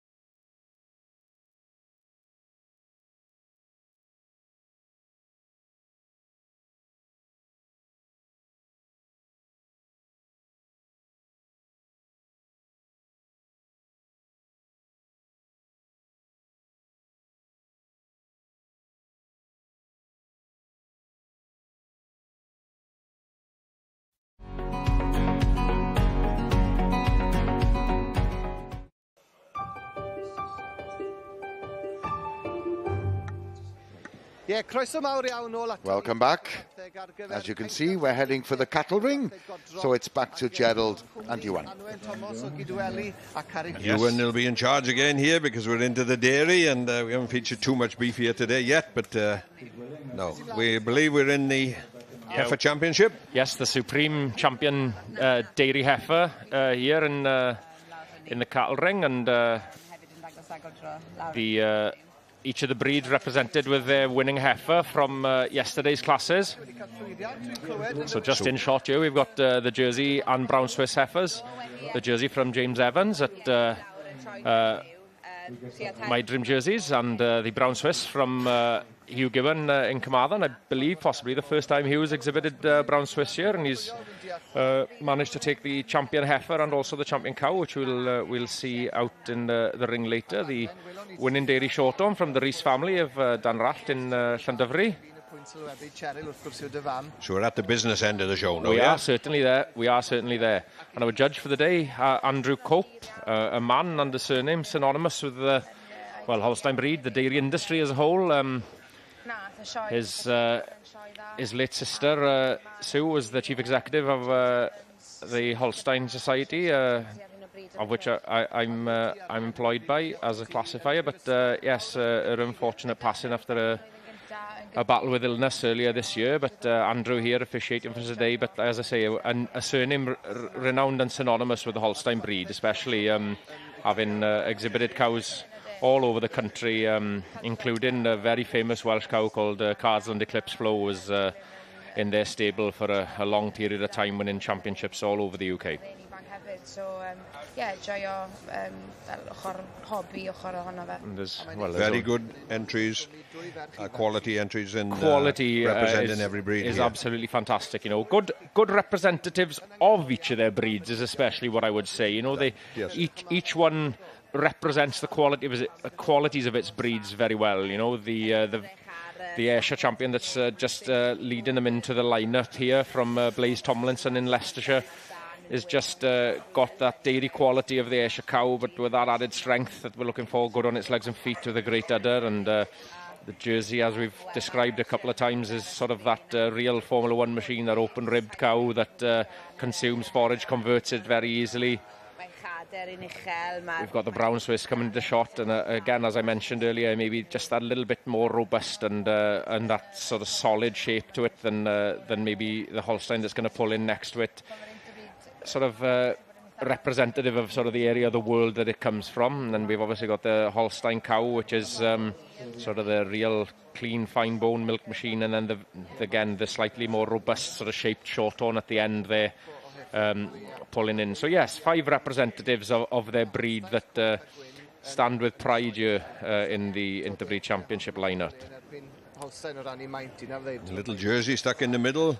Even though she's small in stature, she doesn't lack in quality. No, certainly not. And you'd find it hard to believe. I bet you if you turned the 5 heifers loose and asked them all to have a fight, I'm pretty sure the Jersey would win. They're pretty small and pretty mighty. She can hold her own, is it? Yes, they certainly can. I don't know if it's that low centre of gravity they've got, but they seem to be able to stand their ground in amongst any company the little Jerseys do. And yeah, the winning Holstein heifer from yesterday come from the Jones family down in Undy in Mega there, Larchwood. As I mentioned yesterday, a heifer that's had a bit of success in some shows earlier in the year as well. Well, yes, have to listen now to the judge giving his verdict. Mae'n lyflu a neis gweld Rhys o Llandyfri a ddangos Lenny a maen nhw wedi cael sioe da iawn a mae'n Builth We're ffantastig yn ei we. Odyn, a mae Rhys fet o Llandyfri, maen nhw'n teulu sy'n wastad yn cefnogi pob sioe, so mae'n neis gweld nhw yn y cylch heddi. Ydy wir, a mae'r beirniad wrth i'n aner chydor nawr Arthur Walters o Gernyw wyt ti'n gyfer... O, dim Arthur yw'r beirniad. Na, Andrew Cope o Hydol bod dal yn beirniadu fan hyn nawr. Mae Mae biches ffantastig o Holsteins gyda nhw lan yn Paddlesford, so fydd e'n ddiddorol i weld le fydd mae'r jersey hefyd yn edrych, mae on form yn dweud. He's obviously addressed the crowd with his a few comments about the 5 heifers there, and a little bit of tension being built here before he goes and taps out the Holstein heifer as his interbreed champion heifer. And congratulations to the Jones family from Monmouthshire on winning that. Arwyn Wilson there leading on the behalf, who's expertly turned the heifer out, and Blaise Tomlinson coming in reserve with the Ayrshire heifer. Yeah, probably the two animals that are the little bit of a cut above the rest. A little bit better representative of their breeds, and maybe just turned out to that sort of better standard given the challenging conditions we've had over the last few days. I think it's a credit to everybody for getting them out 2 days in a row looking so well. Yes. But yeah, beautiful, long, sleek, clean-boned heifer. We talked about this heifer yesterday. You asked me, Gerald, if it was a good example of the breed or what we were looking for within the breed, I think is what you asked me. And I think she's pretty well near the sort of standard and stamp that we're looking for within the Holstein breed. And similarly, this Ayrshire heifer just oozes a bit of quality that's in reserve as well. As we alluded to yesterday many times, then that I think that the Ayrshire heifer, or the Ayrshire breed, I should say, has increased in size. And you said a little bit of mixed up genetics along the way back quite a while ago has probably helped increase the size, but the Ayrshire, I thought personally, I've been impressed with the size of the actual animal. Yeah, no, there has been that sort of upturn in the size and scale of the Ayrshire breed with that bit of introduction. As you said, there's some Holstein genetics been drawn in as well, some red Holstein genetics as well. Well, Supreme Champion, mae'n bleser I fod erbyn y siwt safon, mae'n, yeah. Worth the bid I ddod. Yeah, and Arwyn just chatting to Ivan here about representing the Jones family, leading this heifer, and saying how big an honour it is to take the Supreme Champion heifer at the Royal Welsh Show. Last 2 years, so yeah, wrth y modd I nhw. Da iawn wir. A pam bo hon mor special de? Beth sy'n neud I mor arbennig? In the past, then, Ewan, we see this heifer winning the championship in the heifer section here. There's a lot of heifer, past winners in the heifer section come forward and continue through in the show ring. Yeah, there certainly have been. Yeah, though there's a large number of them will come back and represent us. See what happens then, is it? Ond falle nid rai mwyaf sylgarnach blith chi sylwi mae dim moch sydd yn ôl ni, ond geifr. Well, this is our first visit of the Welsh show to the goats. And a little bit of information for you now that'll shock you, that goat meat is the most consumed meat throughout the world. But yet in shows they're not very, very strongly represented, and still there's a place for them, isn't there? Don't tell these goats then, Gerald, because he's a milking goat. Oh, goodness gracious. Yeah. We're going to be... well, what breed are they then? Come on then now. These are Anglo Nubians. They are indeed. I knew that all along. Quite a distinctive breed of goat then. With their lop ears and the Roman nose, and they do come in a variety of colours. They are actually a British breed of goat, but they were crossed with British goats then with imported Indian and Eastern breeds of goat. So that's why we get the lop ears on them. So this class then is for a female goat that has born a kid and is of any age and in milk. Interesting judging requirement or whatever, that the judge there actually caught on to the years of the goat and measured them to the length of the point of its nose. The only other judging that I've ever seen do that is in the Welsh hounds. Well, yeah, and the Welsh pig as well. Oh, indeed. The years should touch the nose then. And I guess they like their years on them. Maybe related to the Suffolk sheep, the big old years as well. Yeah, fair dues, yeah. Interesting though, then, in all the competition we watch, you say they are a milking goat, and we've seen plenty of milking cows.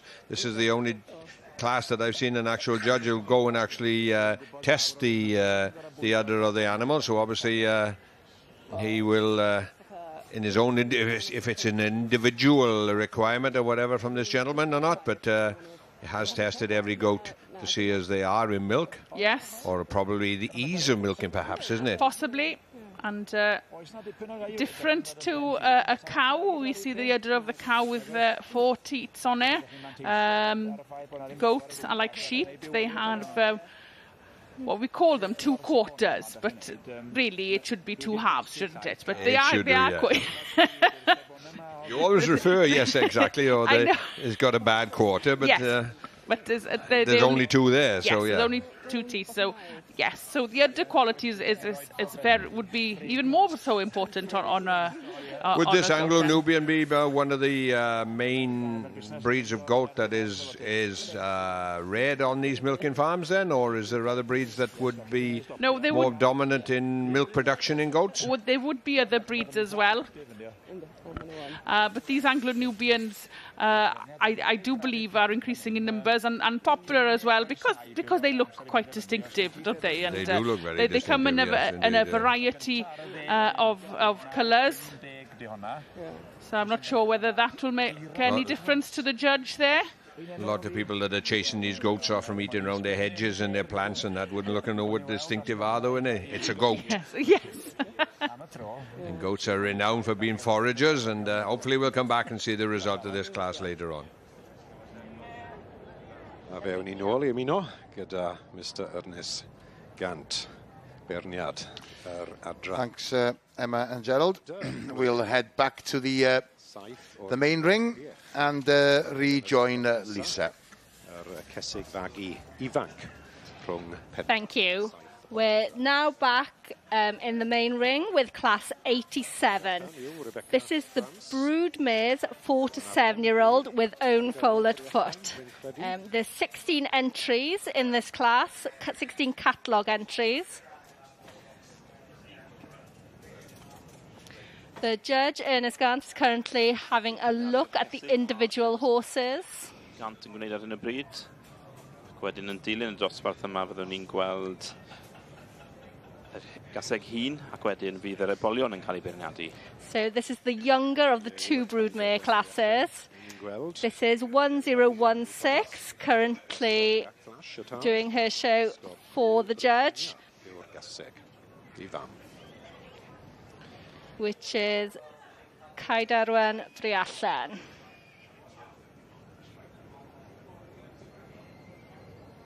Caidarwen Briallen is by Casgob Jack Flash and out of Casgob Cool Britannia.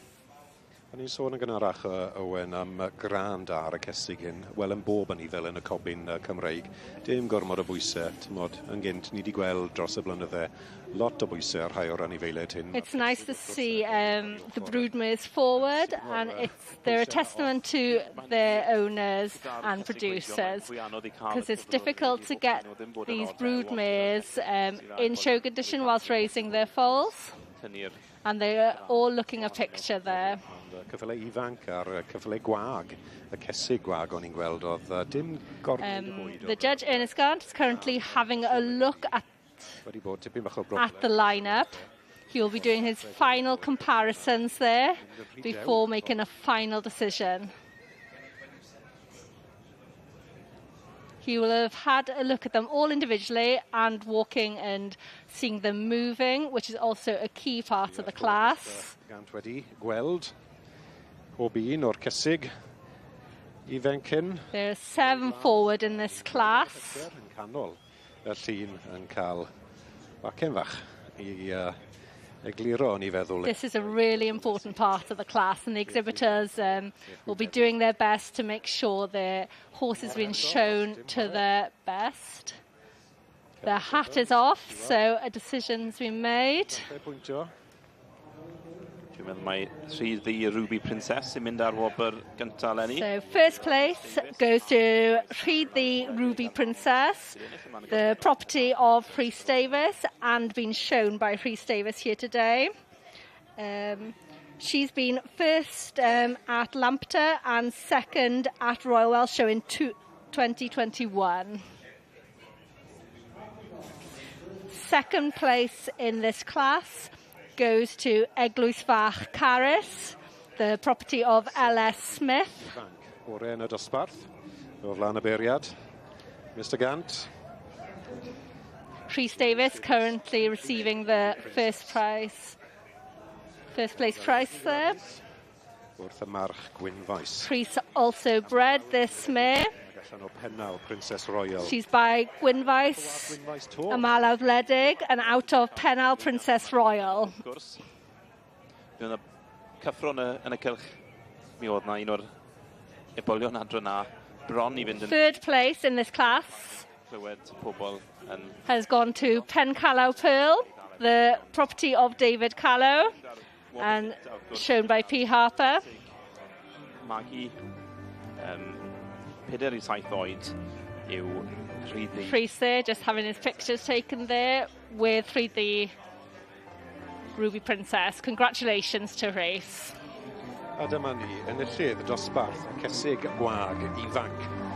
Rhyddi Ruby Princess. And there's the winner of the class, just doing her final show in front of the grandstand. A popular winner with the grandstand there. Yn y dosbarthu a'r pencampwriaethau sydd ddod. Thank you, Lisa. And before we go to break, let's go back quickly. And we were with the goats earlier on, and we're about to get a result. We return to the in-milk Anglo Nubian. Oh no, there's a different awarding process. Started 5th position and then work all the way up to 1st position. Yes. Something different rules within Absolutely, absolutely. And the winner there then is Aaron Edwards from Llanillar. He should do because he should get the red card, but and the winning goat is Reddawn Yoxel, and she last and she is a 2-year-old goat then.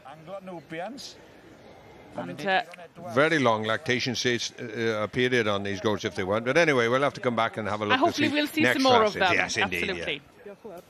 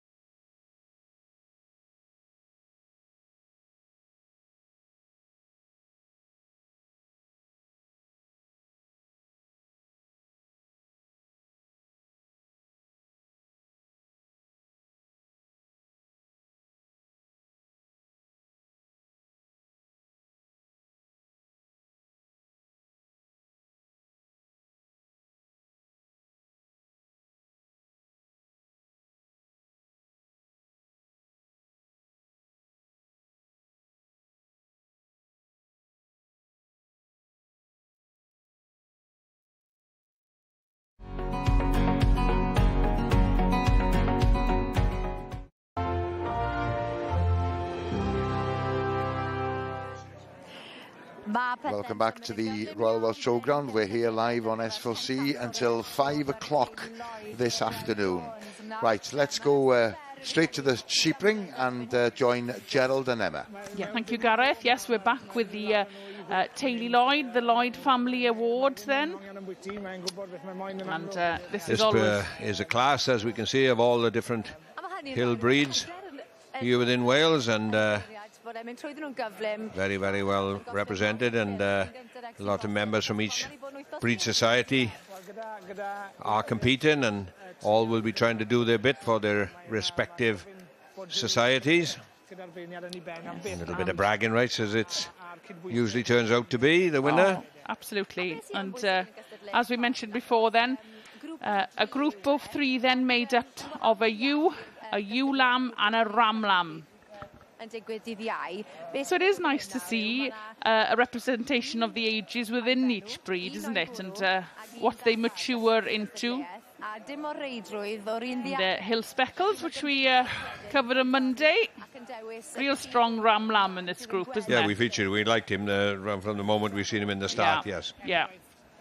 I like how the judge there now just put the three heads together then, just to see if they match together. It's quite find it quite an interesting scenario that this is obviously the show where these animals come from, but a lot of these breeds, if we could turn the clock back a little bit, then they have gone very big and strong and powerful, and they are supposed to be a hill breed which survive under different types of foliage right throughout our country here. And we see the Glamorgans here will thrive down in South Wales, where they see the ground is a little bit harder and harsher foliage for them to convert, because they survive basically on different minerals, survive down in that part of the world, and coal and whatever. And then we see the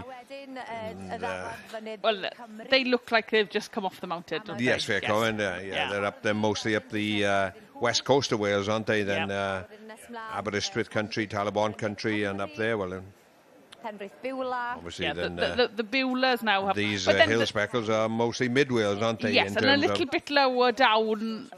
Maybe as well, maybe. But and the Beulah speckle Kerries. just outside Builth here, and between say here and Llanwrtyd Wells, and that there is a dominant Beulah.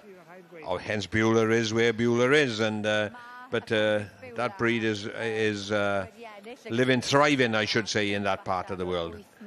You can see a lot of that from the showground here, where they are actually living.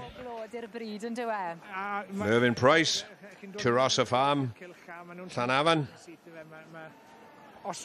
Keen competitor in the Beulah speckle face. Been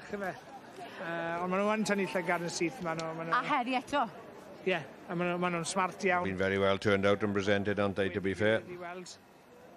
Knowing Mervyn, they wouldn't have missed many breakfasts, says.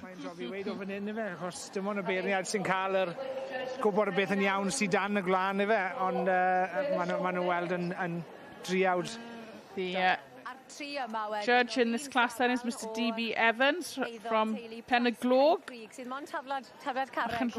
Oh, now then. Oh, then he's made a decision and he's pulled a couple of breeds forward. We're not too sure on how. No. It looks like he has so far picked forward then the badger face Torddi. Oh, he's pulled them backwards actually, well, then, from the lineup then. So but going forward in the competition. Well, there we go. Yeah, another judge sent to confuse us in what is going on, isn't it? Yes, and it doesn't take a lot to confuse us, does it? No, it doesn't. No. So there we go. On the next step then we've got the badger face Torddi, the hill speckle and the Beulahs, and indeed then the Welsh mountain as well. I'r canol sydd yn disgwyl yn wag yn y pictiwr, ond gallai weithio chi bod canol y cylch. We're looking at an aerial shot of Builth. We go back to the main ring. The horses. Join Lisa with her expert opinion. We are now on to class 89 in the main ring. This is the broodmare 8-year-old and over with own foal at foot. There were 24 catalogue entries here. There's 9 in the ring at present. Mr. Ernest Gant. Ala James. He is now, the judge, Ernest Gant, is now having his initial look at these horses. The Welsh cobs. They'll be looking at them walking around the ring and doing individual trot up. Ernest Gant ar y chwith. Ala James ar y dde. Dyma ni'r cysyllwyr. Nosbarth y cesig hun. There's some nice Welsh cobs forward for this class. The judge, Ernest Gant, will be looking for, I would imagine, an old-fashioned stamp, a leg at each corner with a good quality head, with a bold eye and small ears. He'll also be looking for something with the short cannons with some good amount of feather as well.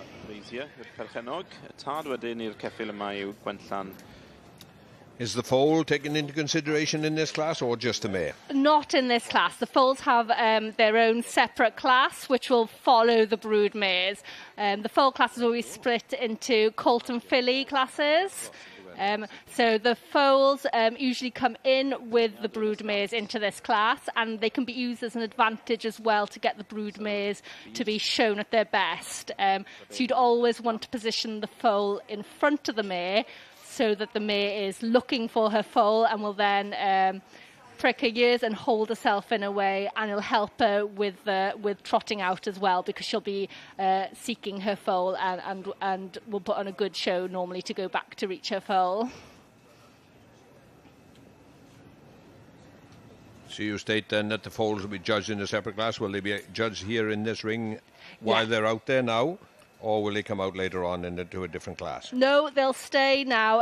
So it'll be the foals of the junior broodmare and the seniors together, but they'll be split into 2 classes of fillies and colts. So they may go out to the collecting ring in between, but they will follow on from the broodmare classes. So that's it. They're doing the individual trot up now for the judge to try and catch the judge's eye, and so that he can have a look and assessment of how they move. So we've got 1043 that has just done her trot up there, which is Hywla Seren y Pasg. Just out now is Rothdale Hera, with owned by the Rothdale Stud, and the Ferris family showing her as well. Deithir Holly is currently doing her run-up. She is by Deithir Mr Terry and out of Deithir Harriet.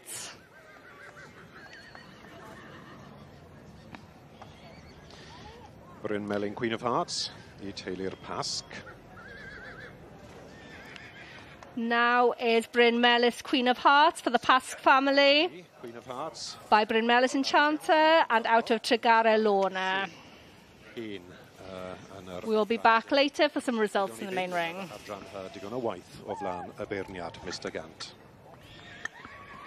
Right, from the main ring, let's head back to the sheep ring, hopefully for a result. Let's rejoin Gerald and Emma. Well, we're surely getting closer to the result at the moment then. We have the Welsh Hill Speckle on show there. Yes, and the Welsh Mountain. The hill, yes, Welsh Mountain Hill Flock, yes. Yeah. I like them. The reason I like them is because they look like they've come straight from the field to the show ring. They look like an honest and, you know, true representation of what you find out on the hill. See Dewi Jenkins there, a well-known sheepdog trainer and competitor in the Welsh Hill. Talabont holding the ram lamb there. As I said, that's up on the west coast of our country then, just a little bit north of Aberystwyth, and these will be a little bit further inland towards Llanidloes. Lovely group of three. The yes, to be there, fair. yes, These would be real rivals. These would be, not living too far apart, the breed societies. What do they call it? The home derby, is it? You know, like in the football. Fair enough, yeah. Well, we featured the speckles on Monday, so we saw a lot, you know, these sheep on Monday, and it's hard to deny the power and yes, indeed.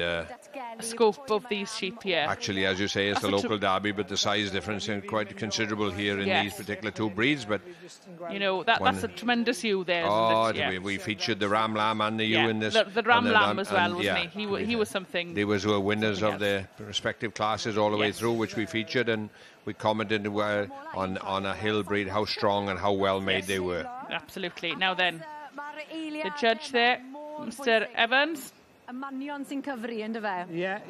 Making the competitors work, switching sides to show their front. Yes.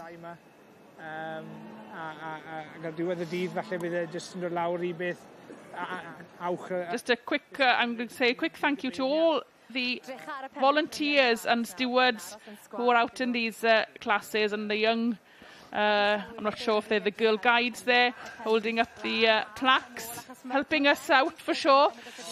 So the only two that are upset at the moment are the two are still standing and holding the boards. The other are all sitting down and relaxing. Yeah. But no, fair play to them. Yeah. Oh, there we go. That's the Hill Speckle.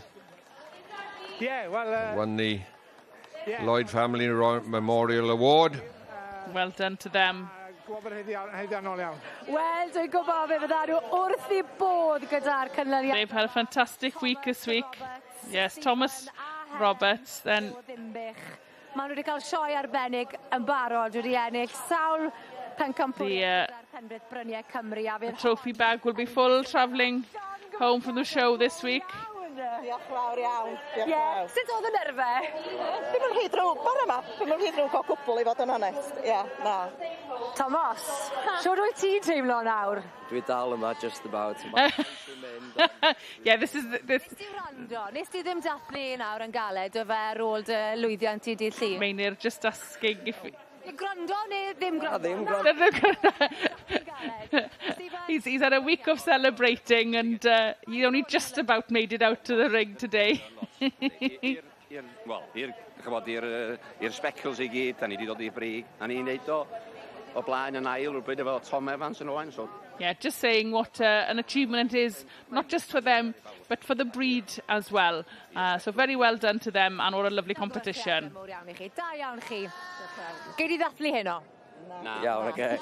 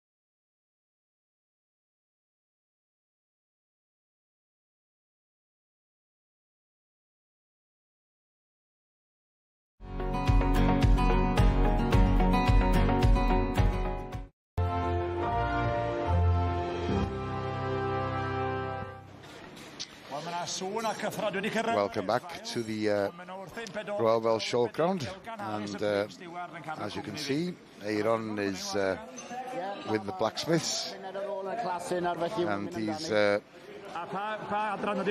with Elgan Harris, who's one of the chief stewards there, and this particular competition is the shoemaking competition for the first and second year apprentices, and it looks, well, with the countdown in the background, they're obviously coming to the latter stages, and that's it.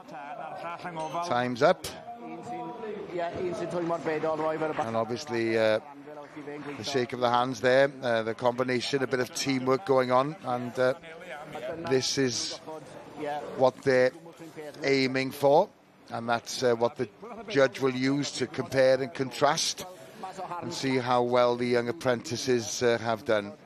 But they're actually making a horseshoe without a groove in it, and they've got to then work out what the size is and then mark the middle and put the groove in afterwards, and hopefully the judge will choose them as the winners.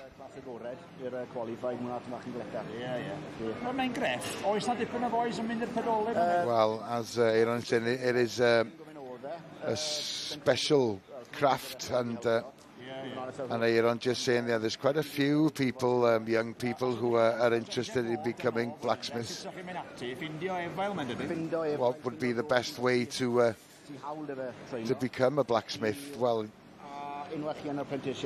once you've served an apprenticeship, you take about 4.5, maybe 5 years to fully qualify. It takes a bit of a while. Elgan himself has been shoemaking for about 30 years, and he does teach 1 or 2. I knew where this is going. Aaron's just asking him if Elgan would be willing to teach him how to make a horseshoe, and he just said he just said, I wouldn't mind having a go. I've done a bit of welding in my time. I don't know how useful that's going to be, but Aaron's accepted the challenge. Well, we'll see how he gets on later on. In the meantime, straight over to the main ring. Back to Lisa. Thank you. We're back in the main ring now for the results of Class 89, which is the broodmare 8-year-old and over. First in this class goes to Geller Lottie, being shown here by Gerard Lloyd of the Geller Stud in Ceredigion. She's had previous success here, being first and reserve female champion at Royal Welsh 2015, and second in the Royal Welsh 2014, and second in 2017. Second place goes to Eglwys Fach Stud with Eglwys Fach Nelly. She's also been in the ribbons previously at the Royal Welsh Show, been third in 2017 and fourth in 2018. Third place goes to the Rotherham Stud, the Ferris family with Rotherham Hera. She was first at Brecon and Borders this year. First place there, Geller Lottie. She's by Llechfryn Ffrwydryn and out of Geller Hetty. Yn eitha llawn, gan gofio beth sy'n blaen yn ystod y prynhawn. And she's a lovely picture there. There with her breeders and being shown by her breeders, the Geller Stud from Ceredigion. Bobl wedi sicrhau y seddi gorau yn gynnar iawn y bore yma yn barod y gyfer. Being shown by Gerard Lloyd, and the foal there is with Will Lloyd.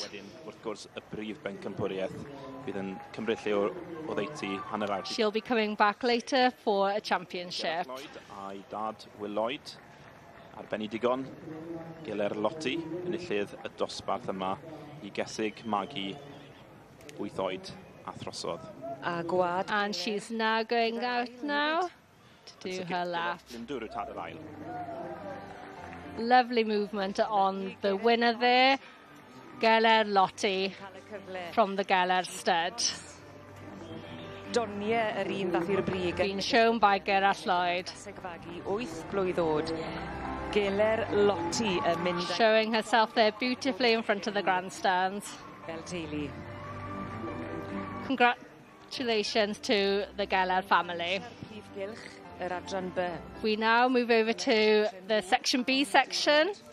This is class 36. This is the 2-year-old filly o gelding. There are 13 catalogue entries here. First place there has been awarded to Earth Honolulu, been shown by Liesl Maid. The sire is Rhoson Adonis and dam is Earth Titania.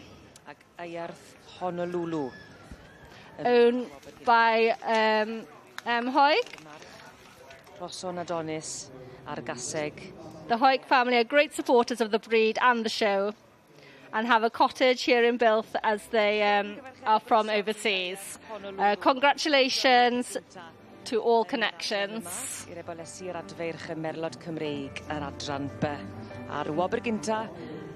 Back to the main ring later. Thank you very much, Lisa. Right, let's get some more action for the shearing shed. This is heat number 6 of 10 in the Open All Nations Championship. Yes, and back to the competitors that have been desperately trying to get through to the final, and we've seen outside a shot there of the outside of the shearing shed, so it's even busy in the qualifying. I don't know what it'll be like when it moves on to the semi-final and the finals, but yes, and as we talked about yesterday, it is always one of those parts of the showground with an absolute buzz about it, isn't it? Yes, it is indeed, yeah. It's always busy. It seems to, well, it is a great spectacle to see, isn't it? It generates excitement, and young men up there, we're working very hard to please into the eye to watch the wool that takes an eternity to grow on these animals being taken off in a matter of seconds. So yes, that, and you, as you say, these guys are working hard getting all this wool off. They'll have a number of sheep in the pen to do, but for the audience watching, it is a relatively fast-paced, quick turnaround competition to watch, so they get to actually see a lot of competitors going through very quickly, don't they? And I'm not too sure on the number of qualifying, 4 or 5 lambs to qualify for the semi-final, but we know that when it gets to the final, there will be 20 lambs to be shown, and 20 lambs will be shown in a very, very short space of time. But these young men here at the moment then will obviously, is their desire to qualify, so they will be doing it correctly and hopefully not losing too many marks on the process of second cutting the wool in half or whatever. So, yeah. These lambs are presented exceptionally well, and full credit to the farmers that provide these lambs for these respective competitions. And over the 4 days at the Raw Welsh show here, we will see an excessive number of lambs being provided here at the Raw Welsh show. And you mentioned that they're lambs, Gerald. That's what everything that will be shown in these competitions today will all be lambs? Today they will, no. Well, we do see the odd ewe being shown, full wool sheep in various competitions, and I believe that hand shears will be on the ewes, and I think the wool handling was all down to ewes. So, as I alluded to the other day, then that it is the mid-July, and pretty most sheep in Wales will have been shown, so testament to the farmers to been hanging on to their full wool sheep for this period of time for these competitions to be taking place.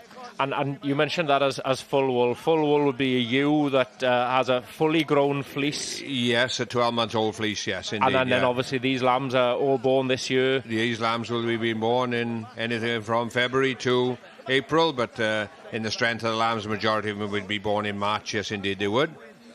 A lot of people shear their replacements, as we do ourselves, shear our replacement ewe lambs, because they keep them go away for the winter period on dairy farms or whatever, and they don't get stuck in the hedges or the fence. And it is not theory; it's just well known that lambs that are shown as lambs do mature and grow a little bit better. So most farmers do it anyway, and obviously to keep them clean and free of flies. And so yeah, a lot of lambs do get shown throughout the general flock or commercial flock anyway.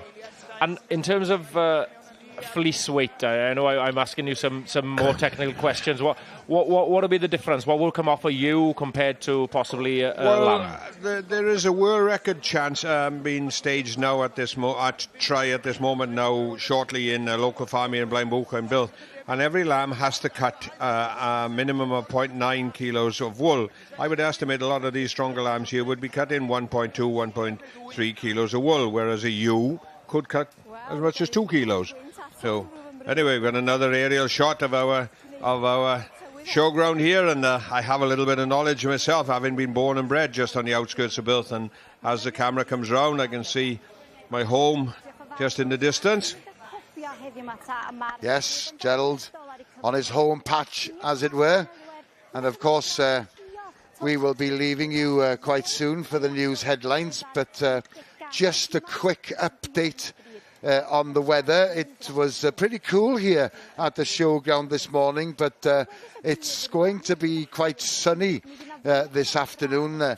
The estimated temperature somewhere around 24 degrees Celsius or just below perhaps. And there is quite a slight breeze coming in from the northwest. Tonight it's going to be dry and it's going to be more comfortable than previous evenings, with the temperature in the Llanelwedd area dropping to about 10 degrees centigrade. Tomorrow, well, ideal conditions if you're thinking to come and visit the showground. Sunny and 23 degrees centigrade in Llanelwedd. Highest temperature 24 down in Cardiff. And looking ahead to the weekend, there's going to be a bit of rain. The wind will be getting stronger, which as Megan is saying, yeah, we had a very hot start to the week, but the temperatures now are far more comfortable. And as far as the rain's concerned, I'm sure many farmers will be happy with that. Well, our time here at the show has come to an end for the time being. We're heading for the news, but we'll be back in about 5 minutes.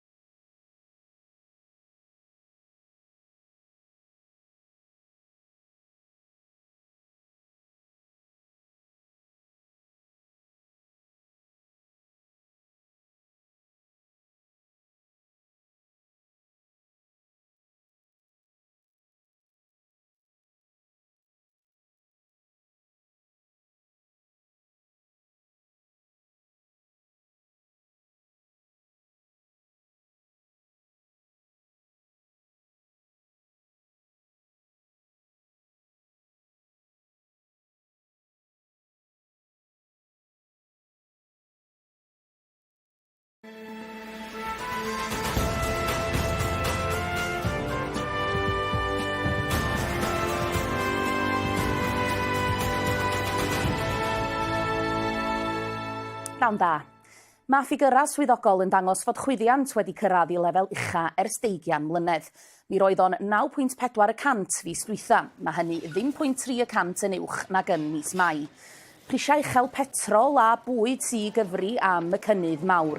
Ac mae Banc Lloegr yn darogan y bydd yn cyrraedd 11% yn yr Hydref pan fydd na gynnydd arall mewn biliau ynni.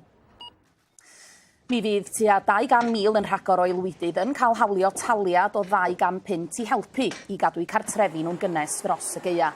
Mi fydd Llywodraeth Cymru yn buddsoddi 90 miliwn o bunna yn y cynllun cymorth tanwydd i gydnabod effaith yr argyfwng costa byw ar yr rhai sy'n ei chael hi'n anodd talu biliau ynni. Mi fydd y ddau ymgeisydd terfynol yn y ras i olynu Boris Johnson yn cael ei dewis heddiw. Y cyn ganghellor Rishi Sunak, y gweinidog masnach Penny Mordaunt, a'r ysgrifennydd tramor Liz Truss ydy'r tri sydd dal yn ddi. Ac mae disgwyl canlyniad y bleidlais honno am 4 o'r gloch. Mae'r gweinidog iechyd Eluned Morgan yn cyfarfod undeba heddiw i drafod cyfloga staff y gwasanaeth iechyd yma yng Nghymru. Mae'r corff adolygu cyfloga yn San Steffan wedi argymell codiad cyflog o 4.5% i staff iechyd yn Lloegr, gyda'r rheini ar y cyfloga isa i gael mwy. Ac mae angen gwneud mwy i gael gwared ar y strydeb mae dim ond dynion hŷn sy'n ffermwyr. Mae'n deba ar faes y sioe fawr heddiw yn ceisio denu gwaed newydd i fyd amaeth. Mae ffermwyr yng Nghymru 59 oed ar gyfartaledd ac mae llai na 10% dan 45 oed. Yn ôl un sy'n rhan o'r ymgyrch, mae o'n gyfle i arloesi. Mae'n gyfnod heriol hefo costau nwyddef a pob peth tanwydd wedi codi'n syfrdanol, ond mae'n gyfnod cyffroes i ni achos y cynllun a'r hyn sy'n dod fewn flwyddyn nesaf. Felly, mae'n heriau wrth gwrs ym mhob sector, ond mae'n bwysig edrych ar y cyfleoedd hefyd. Mae'n effeithio cymryd sicr wastad eisiau ymgynghori efo ffermwyr ifanc, a dyna di pwrpas y grŵp yma, ddweud y gwir, bod ni yn lleisio ban ar gyfer y rhai sydd o dan 40 yn y sector yng Nghymru ac yn trafod yr hyn sydd wir yn her iddyn nhw, boed nhw yn ffermwyr sy'n denantiaid neu'n ffermwyr sydd yn y fferm draddodiadol adre. Fel na mae hi toc ar ôl hanner dydd ar bnawn dydd Merchar. Mi fyddai'n ôl am 2 o'r gloch ar bwletin diweddara. Tan hynny, cofiwch am ap newyddion S4C. Welai chi mewn rhywun 2 awr felly. Hwyl i chi.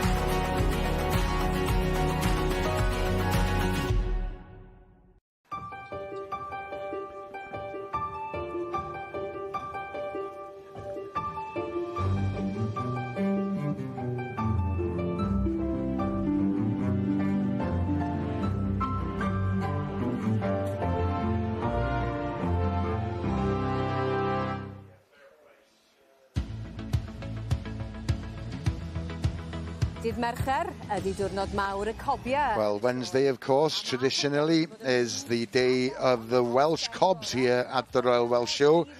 And they've been competing in the main ring since 8 o'clock this morning. And there's more to come.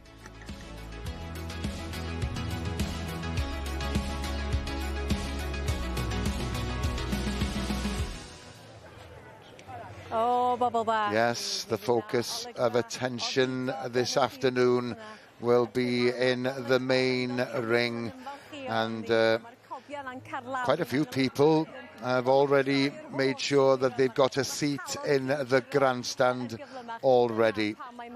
And as Nia's referring, that's probably the reason why it's so busy here at the showground today. And temperature-wise, well, it's more comfortable than it has been during the last 2 days. Well, Nia will be wandering around the showground, visiting the food hall, so we'll catch up with her later on.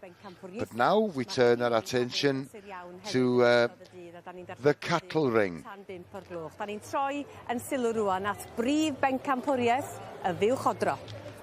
And it's the Supreme Champion Dairy Cow.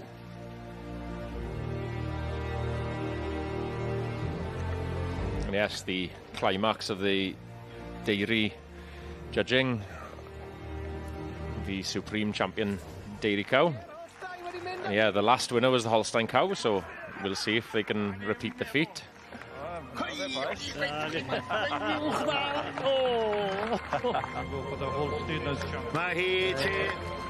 Dia Gwyn yr Holstein ydy brenhines y fyw chodro. 2012, y tro dwytha I fryd arall dorri'r Monopoly. Yes, it's 10 years since a different breed won the interbreed champion dairy here, when the Ayrshire cow went and got tapped out as the Supreme Champion. Wel, dyma ni wedi cyrraedd yr un fawr, pencampwriaeth y gwartheg godro. So we're going to have to wait just a few minutes then, Ewan, to find out who's going to be the 2022 champion dairy cow. 5 representatives of the best of their breeds here in front of our judge. Yes, the 5 winners from yesterday's dairy classes in front of us here. Obviously representing each of the 5 breeds that have been shown in yesterday's classes. Mae'n esiampl arbennig o'r bryd. Mae'r bryd y Brown Swiss wedi dod. Yes, we've just got the Brown Swiss in shot here, as I mentioned earlier, in the Heifer Championship. This one's from Hugh Gibbon in just outside Carmarthen, who's got a small nucleus of Brown Swiss amongst the rest of his Holstein herd.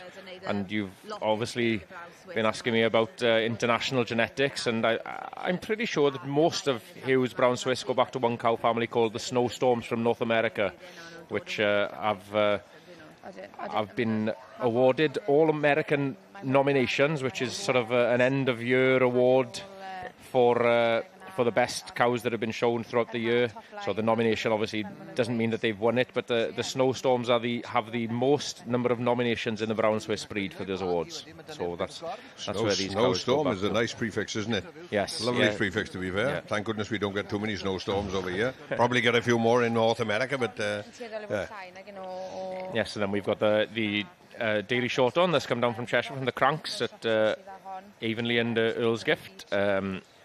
In shot at the moment, so as we've mentioned previously today, the slightly more hardy, robust native dairy shorthorn breed, the shorthorn breed as a whole, celebrating 200 years of their herd book this year. The Court's herd book is 200 years old.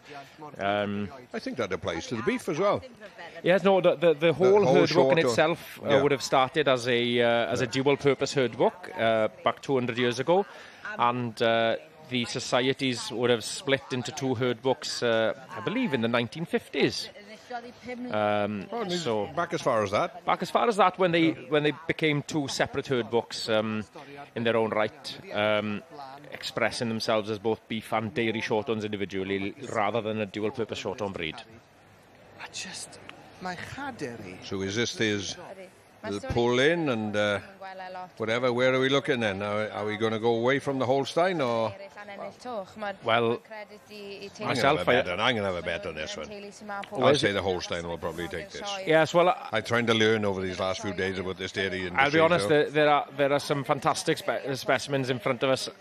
Credit to the Jersey cow from Triggerby here. This cow has had 7 calves at 9 years old.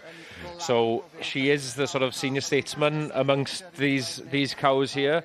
But yes, the Holstein cow is a very good example of the breed. A lovely hard top, a great rump, and a lovely She seems very, very wide across the top and the pin bones there. Seems very wide.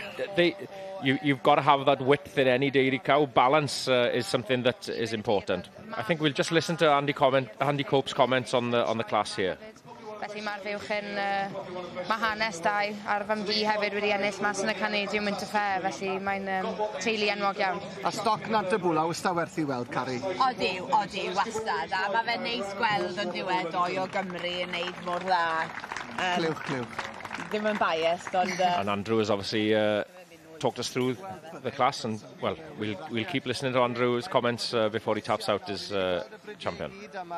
Mae'r penderfyniad, dwi'n meddwl, ddim yn bell i ffwrdd, felly aroswn ni gyda'r cystadlu a cyffro'r cystadlu. Y beirniad o'r gair am y beirniad ferched. Sut waith fe wedi wneud? Fydden ni ddim moyn neud hyn. Mae'r safon yn ffantastig a mae resymau fe wedi bod yn spot on am beirniad da fydden ni'n gweud. Ydy, ac mae'r fe yw'r dyn sy'n y cenol y cylchyddi, ac mae'r beirniad arall, allan nhw'n mynd am penderfyniad arall, ond fe sy'n ar penderfyniad fawr heddi, so... Le mae'n mynd i fynd? Fi'n mynd i fynd ar Holstein, a'r Jersey yn ail. Cari? Rydyn ni'n cytuno Danwen, fi'n credu falle na fe'n ele fe, mae fe'n ddyn Holstein ei hunan. Ond bydd e Jersey, bod i'n para 7 cap, llwyn, ffantastig. Faith bod i'n dod 7 E blawn edrych fel yna. Fi'n gwybod, ie, yn union. Felly mae'r beirniad wedi anerch y gynulleidfa. And the judge wanting everybody to show their appreciation and raise a bit of tension here with a round of applause. And I think each of these exhibitors do deserve a great round of applause. And he has tapped out Ewan Morgan with his winning Holstein cow. Oh, I'm gaining fast. You are. I'm gaining fast. You are. You'll be in the middle of that ring before we know it, Gerald. What? Ferched, chi wedi galw'n gywir. Well, that cow has actually impressed me. Everything you've told me about all the shape and the bone structure and the rib cage and whatever. To be fair, that cow has, and her udder herself in 4 evenly placed teats look exceptionally. You are learning, I've been running around there with my head down, looking at their udder, trying to assess. So it's yes, yeah. No, certainly, no, picking up all the skills and tricks of the trade. I'm a here. good pupil. Yeah, I listen. Oh, that's all you need to do in life is keep listening. No, congratulations to congratulations the Holstein to breed again, and another win for them. You know that'll make it 11 years without a win for another breed, and. Well, congratulations and commiserations in a sense to Heaven Wilson on his reserve champion with the Jersey cow, who is an excellent example of the breed and testament to her longevity and wearability as well. And but yeah, it just pipped to the post. Only one winner. Only one winner. 100% right. Oh, lovely to see family. Yes, the whole family, and each of these. I've seen these young kids in action leading calves and stuff. Each of them are as keen as mustard as well. Well yes, done. no, and absolute little live wires they each are. So no, it's a proper family affair down in Nantabulla with. Have to grow a little bit cows. To get his hand up as high as the cow's head to start to lead one little one. Yes, the eldest of the 3 would. I can tell you now he's brave enough to give it a go now. I'll be honest with you. No, fair play to him. No, he'd be quite the man. Quite the man. Lovely to see a family farm. No, certainly that. It is the pinnacle of what they do every day of their life. That's it. That's 100% right, Gerald. It is just an absolute treat to just see them all getting involved, isn't it? That's the key thing. Harry. Siwr wyt ti, Harry, ti'n iawn? Ti'n hapus? Yn falch bod y fiwch di ennill? Beth yw enw'r fiwch? Lester. Lester. Pam o hon di ennill te? Ac mae mor dda. Mae jyst mor dda. A pwy wyt ti?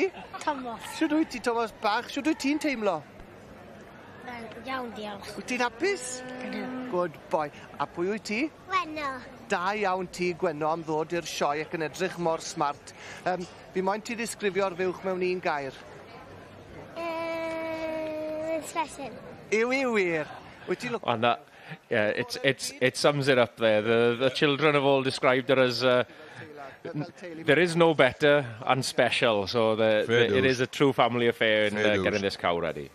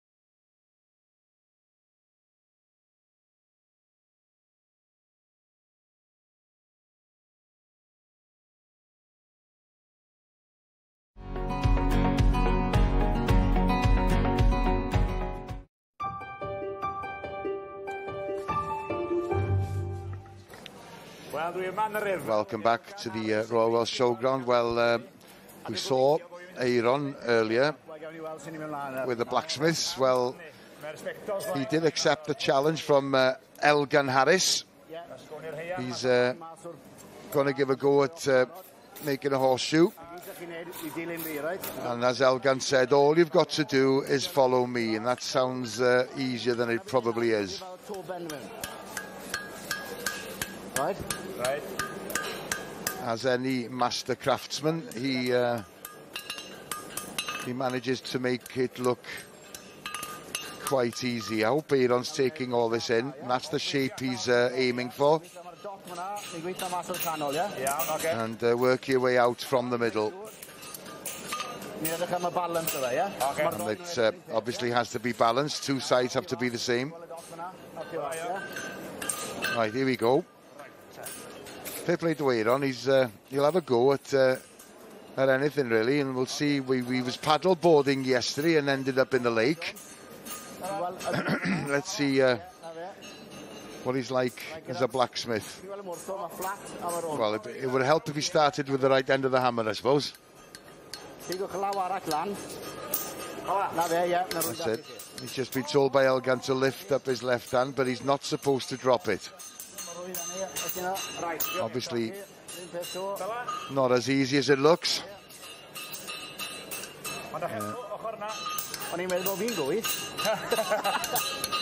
Well, Elgan's going to give him a helping hand.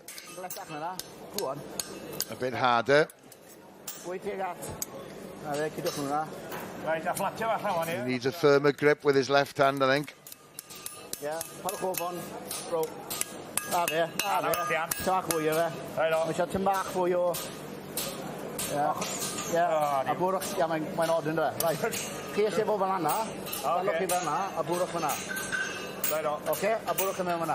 Elgan, in fairness to him, is giving Aaron the instructions, but it's taken a while for Aaron to realise what he needs to do. Yeah.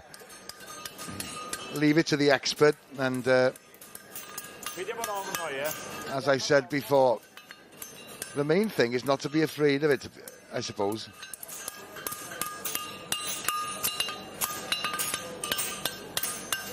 Yeah,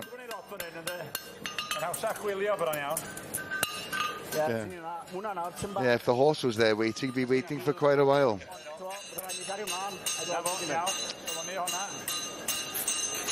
I think Elgan, I'm sure I heard him say that he's going to he's going to work on the heel. So you start both ends to start with, and you can see the shape developing there. And as I said before, the master craftsman makes it look so easy, but you can see the shape of the heel there, and obviously you'd work on the other side as well. Yeah, and Aaron just said it looks easy, but Elgan in the chat we heard earlier said that the apprentices would spend about 4.5 years to 5 years to master the craft.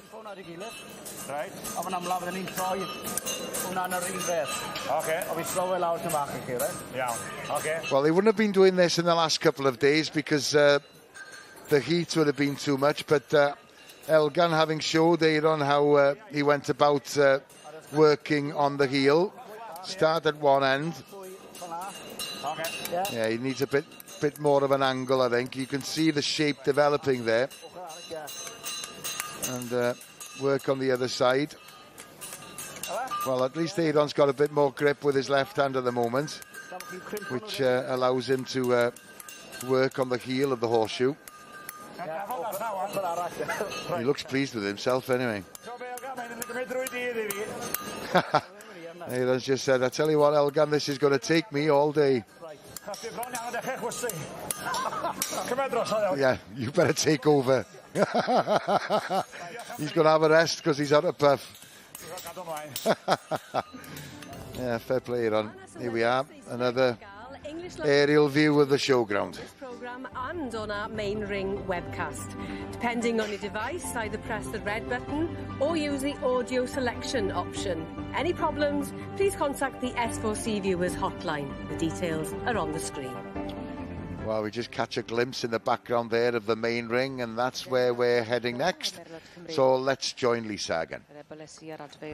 Thank you. We're back to the main ring now for class 34, which is the filio gelding yearling of the Welsh Ponies, Section Bs. The Section Bs are being judged by Richard Miller of the Henyard Stud, Ferryside, Carmarthenshire. Gareth Roberts yw'r gŵr blynheddig yma.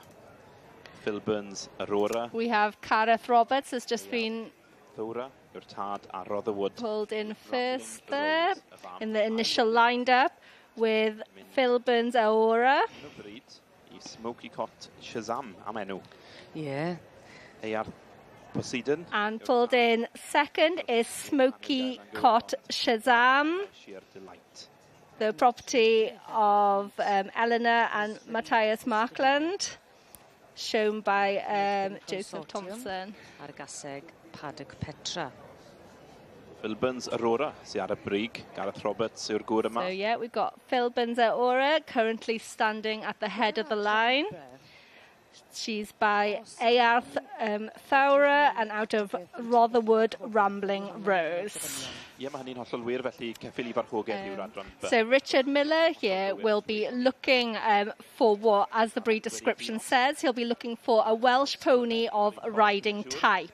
A pony full of native Welsh breed type and character. So an animal with the added length of rein and a swinging engaged movement that allows it to perform well under saddle or anything asked of it with a depth through the body. So now we see the rosettes, the hats come off and the rosettes are ready to be presented. Brif bencampwr yn y ffairia allan o 470 o cyfyle nôl a ddiwedd 2021. First place goes to Gareth Roberts with Phil Burns Aurora. By Air Thawra and out of Rotherwood, Rambling Rose. Second place goes to Smoky Cot Shazam. Smoky Cot Shazam.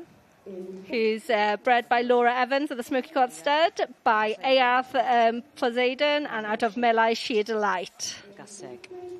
Third place then goes to Musbury Misdemeanor, who's by Musbury Consortium and out of Paddock Petra. The Palomino in first place is currently being shown on the screen there. And the Yearling filly or gelding class.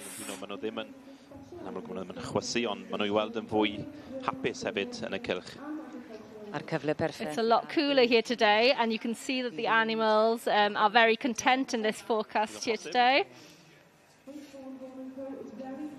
And much more ready to perform. There's a picture there for a very pleased first place winner, Gareth Roberts.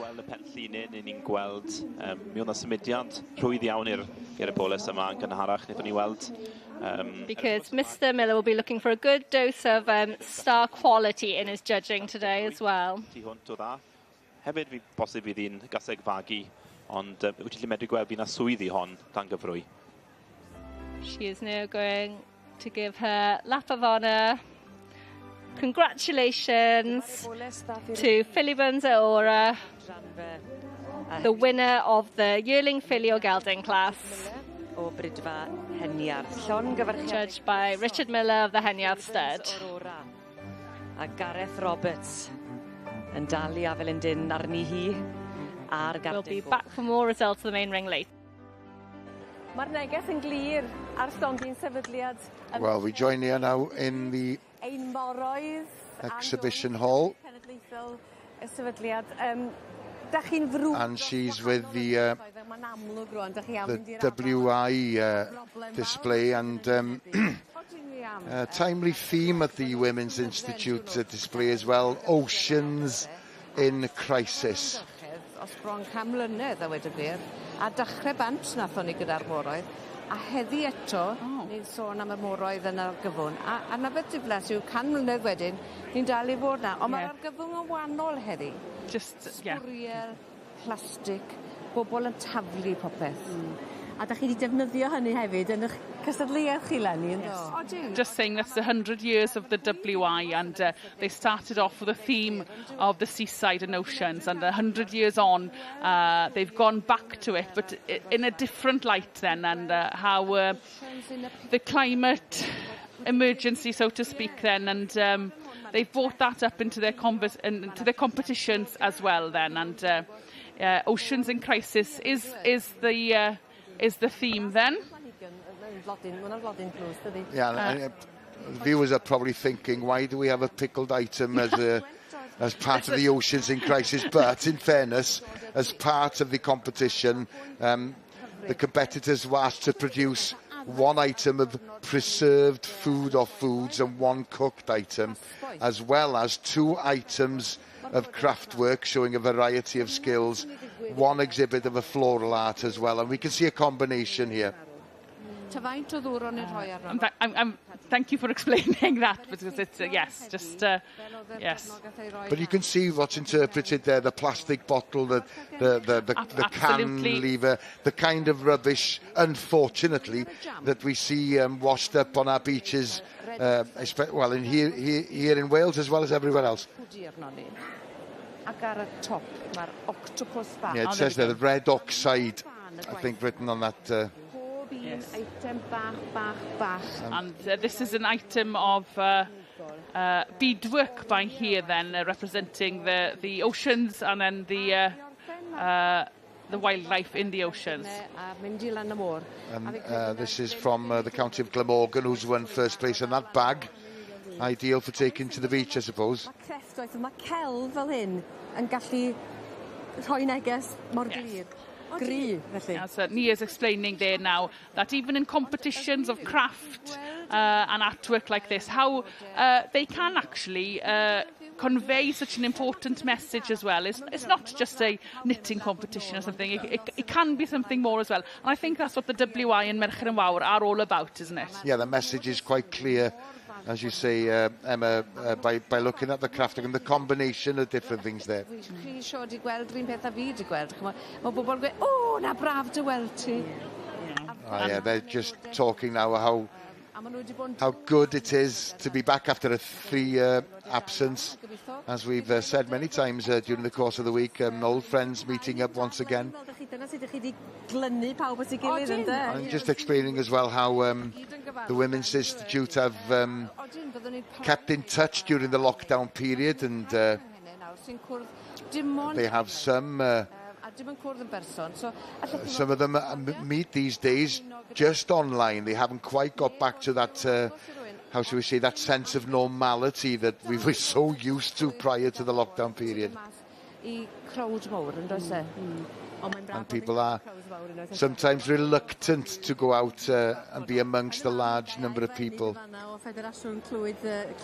Dimbych clwyd ydyn nhw, ynde? Clwyd dimbych, a mae'n arddangos o weithiau.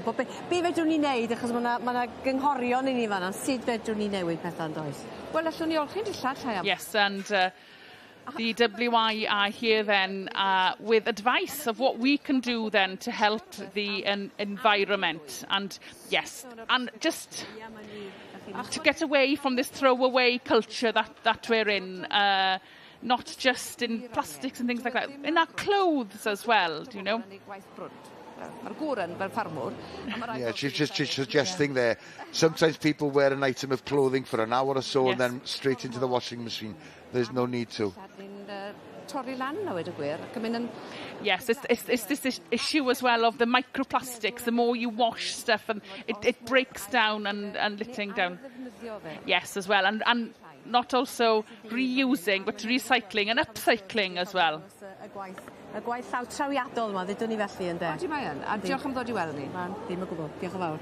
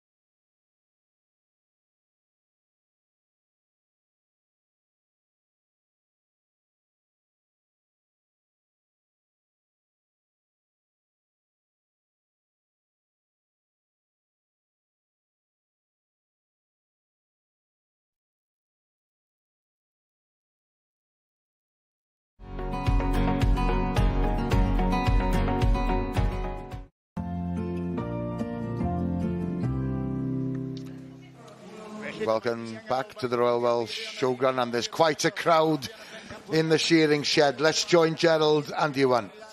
Yeah, back for heat number 8, so a lot of these guys, the scores will be posted and they'll be anticipating whether I've done it or whether I haven't, but every heat they'll be fearing another competitor might just pip them back to one position in the lineup. And certainly the things will be taking shape now in terms of the ranking for the semis. They'll know how many that need to go through, and there will be guys that are sitting at the bottom of the ranking now that know it's already time to leave, isn't it? That's fair comment, but it'll be the ones that are still in the race will be probably thinking, I hope something goes wrong for that competitor that's going well there, like, isn't it? Yes, but no, there's certainly that.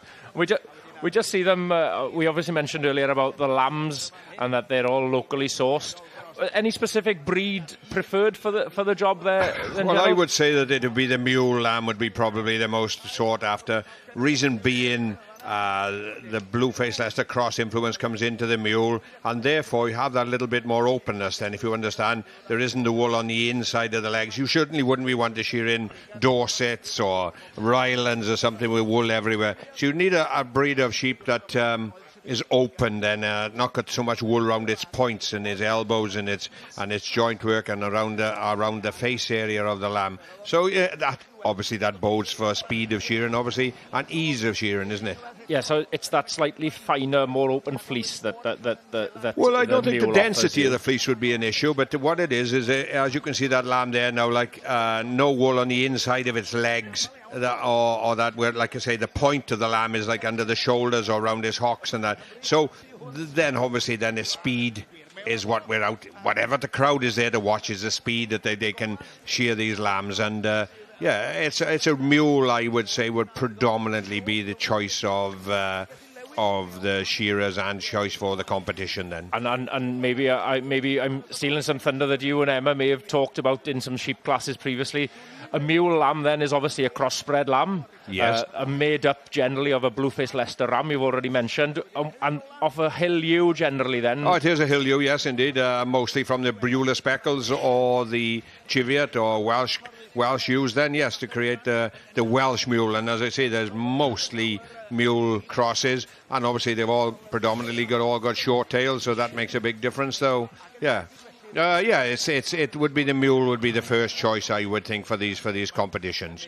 And you are right in what you're saying. It is a little bit finer wool, so it would be just a little bit easier cutting than harder fleeced wool. But no, with the equipment that these guys have got, and that it will fly through any wool, to be fair. We're talking about the breeds of sheep here, and we talked about the season of shearing over here, and you mentioned that most ewes will have been shorn already.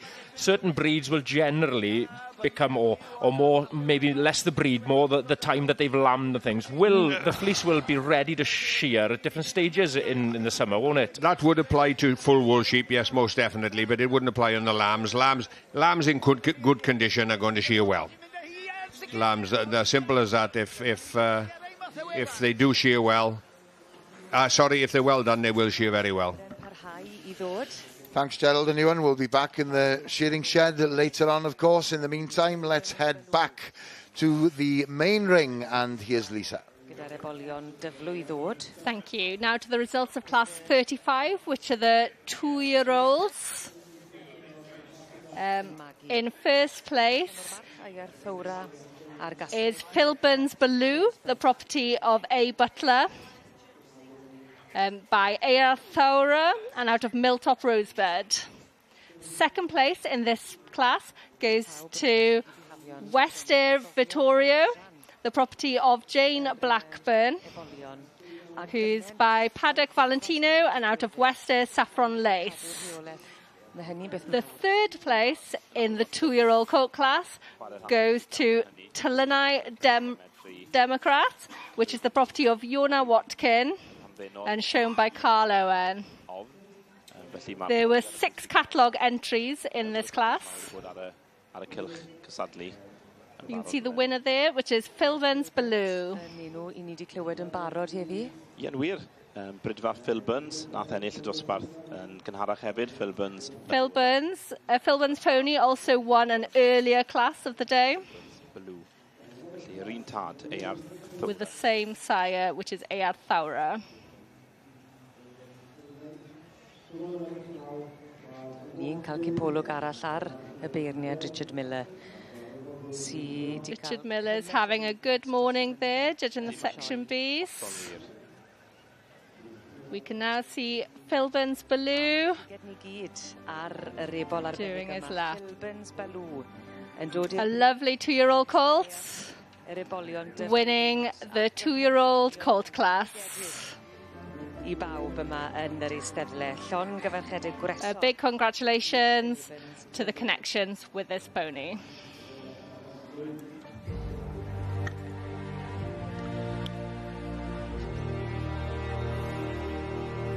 It's the Dairy Cattle Pairs Championship.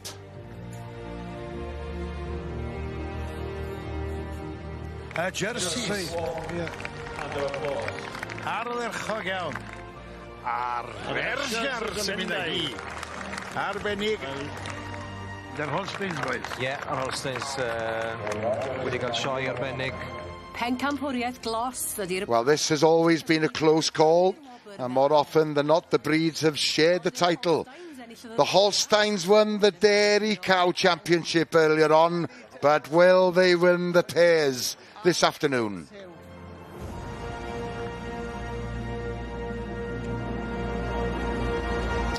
Without further ado, let's join Gerald and Ewan in the cattle ring. Well, thank you, Gareth. And yes, we're here in the Fitzhugh Pair Championship, one of the climactic competitions here in the dairy section. And obviously, similar to the beef pairs yesterday, we're obviously seeing each of the breed champions out here, but in a slightly different twist to the beef. We obviously don't have any bulls in the section, as Gerald forced me to on the 1 point earlier. So it is paired with another female from the breed. Selected most likely by the judge from yesterday's classes, similar to the previous Pair of the Future. So yes, it'll be yesterday's judge that will have nominated the pair that will go in with the champion. And obviously, if it's been nominated, the society would have to agree with it. Actually, the breed secretary or breed society themselves. Or would they disagree, or has it been known to be disagreed with? I wouldn't imagine. It's very rarely disagreed with, I would imagine. The only exceptions might be the possibility that the one that he selects would be unable to come back out tomorrow, possibly not being able to put the milk on again, or if the animal's been unwell. But yeah, judging this section again is Arthur Walters from Launceston down in Cornwall. As I've mentioned earlier, a well-known face, especially in the Ayrshire section. A long lineage of Ayrshire breeders in his family. His father also a well-known Ayrshire breeder of the Liner prefix, but Arthur now farming under his own West Berrio prefix. But yes, he'd also have connections and connotations with most of the other dairy breeds as well. Each of his children having their own prefixes with different breeds as well. He's just cast his eye over the Ayrshire pairing there, both of which have come from Blaise Tomlinson. The Ayrshire cow that is actually in shot, then her udder doesn't quite look as evenly placed 4 teats as perhaps her sister behind her then. No, possibly not. She was our breed champion yesterday, but in terms of perfect accuracy, the rear teats on this cow are maybe a little far behind on the quarter. You're picking this up very well, Gerald. Yes, no, definitely. There's potentially that little bit so that would be a fault in the judge's mind? That's a tiny fault that the judge will sort of pick up there. She's obviously got that lovely quality and texture of udder. There's a lot of other fantastic qualities in the cow, you know, the strength, the width and scope of the cow. But you've certainly been very eagle-eyed to spot that one little flaw within the rear udder, then more so of the cow. Well, there's a pair of animals, isn't it? And yeah, there's slight variation in the size of their udders and the formation of their udders. So it is just something that if he has an error of doubt or whatever, then obviously there's a lot of very, very good plus points about the animal, certainly. Certainly. And what you've just sort of asked and questioned there and brought to attention does make a big difference. Similarly to the beef pairs we talked about yesterday, where matching up an equal pair is very important. It's probably been very hard for the Ayrshire breed. They wouldn't have had the most numeric of classes. They've had to pair a heifer here with a cow, and that maybe just doesn't sit quite as easy in terms of teaming a pair up as, let's say, the Holsteins or the Jerseys, where they've got two mature animals. And the Jersey pairing here, both of which have come out of the Triggerby stable. Obviously the breed champion nearest us here, the Triggerby Panama Tequila. I believe she's Tequila Panama. There were two sisters shown that were born a year apart. No, this is Panama Tequila. Two nice cows, aren't they, to be fair? Yes, they are a wonderful little matching pair, aren't they? Very much cut the same, and we'll have to wait to come back to see what happens. Rejoin for a result.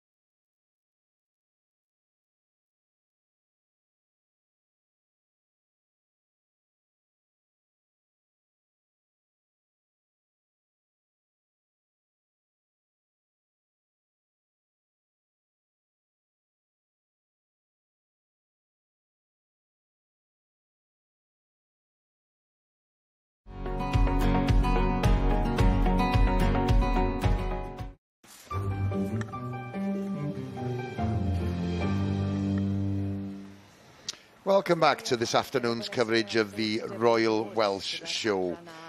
Let's head straight to the main ring and we'll join the sevens. Thank you.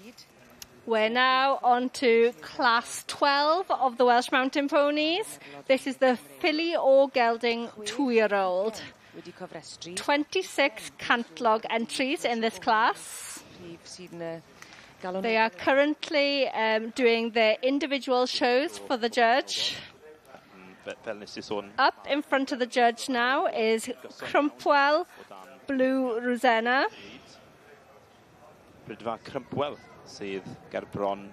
By Crumpwell Lewis and out of Crumpwell Blue Ruby. Hon, y tad Crumpwell Lewis ar fam Crumpwell Blue Ruby. Judith yn taflu golwg manwl. So the judge Judith is currently having a good look over the class.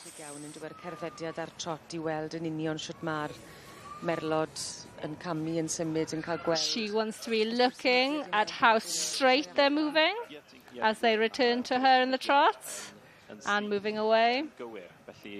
Looking that they're moving straight and correctly. This is number 138, which is Flyden Perlas, property of Lottie Stevens, and been shown today by Katie Parry. Flyden Perlas. Flyden Perlas is by Flyden Sew and out of Dukes Hill, Philadelphia. Lottie Ibrahol yw'r perchennog wrth gwrs. Ond ti'n gweud am y llinach wedyn Heledd? Ie, wrth y march Flyden Llew. Ar gaseg. Katie Parry, who is showing the Section A on behalf of Lottie Stevens today, also has a written stallion out that she rides for Lottie Stevens as well.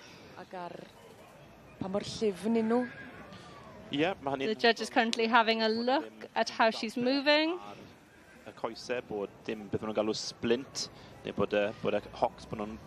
She's giving a good show there for the judge. Yn y Bengelin ôl. Felly yn sicrhau bod 135 has now come out to the judge, which is Ffynnon-bach Poppy. This is the property of CJ Wood. Ffynnon-bach Poppy. Fan hyn. The sire is Ffynnon-bach Eileen Mai and out of Tylanau Ripple. I can't help noticing, Lisa, that back just a few years ago, a lot of these Welsh Mountains, they bred as what they call a dish head. Has that gone by the wayside and is not just as fashionable now as what it was? Or because most of these little mountain mares here then are, I would say, call them flat-headed then perhaps. Is that true? Yeah, you tend to see two different types of the Welsh Mountain Pony. This might be more of your the bloodlines based on maybe the Coed Coch and the Friar's blood, which is what this judge has bred previously.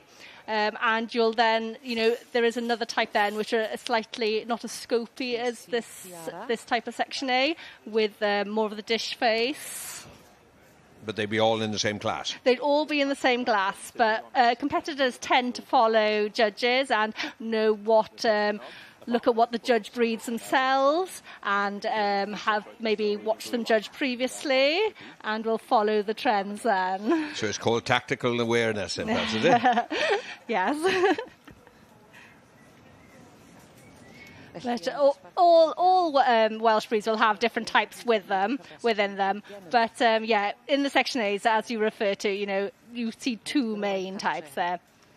I'r beirniad Judith Reid. Thank you. Moving on now. Thank you very much, Lisa. So let's head straight back to the shearing shed. Heat number 9. And as I alluded to before, these guys perhaps in a fortunate position in knowing all scores will be posted and they can see what they're going to beat. So perhaps they'll think themselves, well, I've just got to up myself on the speed factor a little bit to be able to qualify. But obviously maintain cleanliness and no second cuts. And the feel would be that these guys could possibly have the sort of level and skill to be able to just do that change of gear possibly if they needed to. Oh yes, most definitely, because as we will see hopefully as the competition progresses, we will see that speed will become more of a factor and they will be trying a little bit harder because it will probably determine the difference between getting there or not. But if you went quite fast in the start and Shaw quite rough, and there was a lot of very, very clean and medium-speeded shearers in front of you, then, well, you'd probably end up in trouble, wouldn't you? And this is probably only going to be a personal answer, but so if you were here, you'd probably prefer to take a later heat, be in a later heat? I think I would, yes. I think if I was, it will be, as I stated, it will be posted, and you can see what other people's scores would be and how they fared, and perhaps a little bit like preset judging, isn't it? You know, judges, you can see, well, goodness gracious, they're marking quite hard today or whatever, and we all vary in that, in livestock and in obviously competition like this. So you perhaps, and these guys will be very experienced on that, so they will have been around quite a bit and witnessed what is going on, like. Yes. The element of sort of reading a judge a little bit, as well as maybe seeing how the times are posting with people. Yes, I suppose, because I did say earlier there is 6 judges on there, and we can see the judge there stood with the electrical scoring monitor in his hand, and will be changed. But it is a tendency. Sometimes you think to yourself that maybe they're marking a little bit harder or a little bit lighter, and it would be in the competitors' minds because, as we alluded to in other competitions, in horses and sheep, you do tend to select to suit what the judge requires themselves and what they breed. And as you might know, that some of these competitors might be a little bit harder than somebody else, and which we are by human nature. But to be fair, they are shearing, as we stated yesterday. We've seen the juniors and the intermediates. This is quite a significant step up in speed from what we witnessed yesterday in the other competitions. But everybody's got to start somewhere, and there we go. First out first, and Andrew Morris from down the road here in Aberedo. Yeah. The competing continues in the shearing shed. Don't forget, we're all over social media, Facebook, Twitter, Instagram, and don't forget to visit our website, s4c.cymru. Right, we were in the main ring earlier on. Let's return there now for a few results. Let's rejoin Lisa. Cyflwyno'r wobr gynta I Idyllic Spectra. Dan. They're now presenting the results of the 2-year-old colt Section A class. The winner of this class was Idyllic Spectra.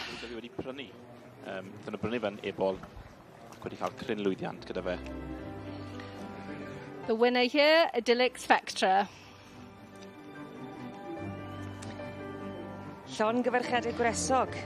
A big congratulations to Idyllic Spectra, the property of Oldroyd and Williamson.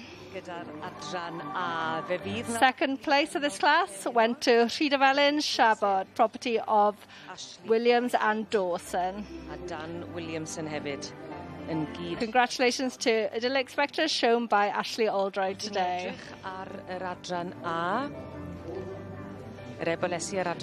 We are now looking at the results of Class 12, which is the filly or gelding 2-year-old. First place here went to Sarum Rosabella, property of Stuart Franklin, shown by Adam Fletcher today. Sarum Rosabella is by Henriarth Quinnell and out of Sarum Rosamunda. Second place was Flyden Perlas, the property of Lottie Stevens, shown today by Katie Parry. Flyden Perlas is by Flyden Llew and out of Dukes Hill, Philadelphia. Third place went to Thistledown Flojo, the property of Sandy Anderson, shown today by Colin Tibby. Thistledown Flojo is by Thistledown Esteem and out of Thistledown Jess Ennis. Adran gref iawn. 6 ar 20 wedi cofrestru ag 20 wedi dod yma ar y dydd ac yn drydydd Thistledown Flojo. Sandy Anderson. Thistledown Flojo being shown on the screen now, owned by Sandy Anderson. Colin Tibby yn cynhyrchu'r ceffyl yma. It's been produced by Colin Tibby but is being shown by somebody else currently. Jess is showing it in the ring today. Congratulations to all connections of the winner, Sarum Rosabella. Llongyfarchiadau mawr iawn I Sarum Rosabella. Yn eiddo I Stuart ac Anne Franklin.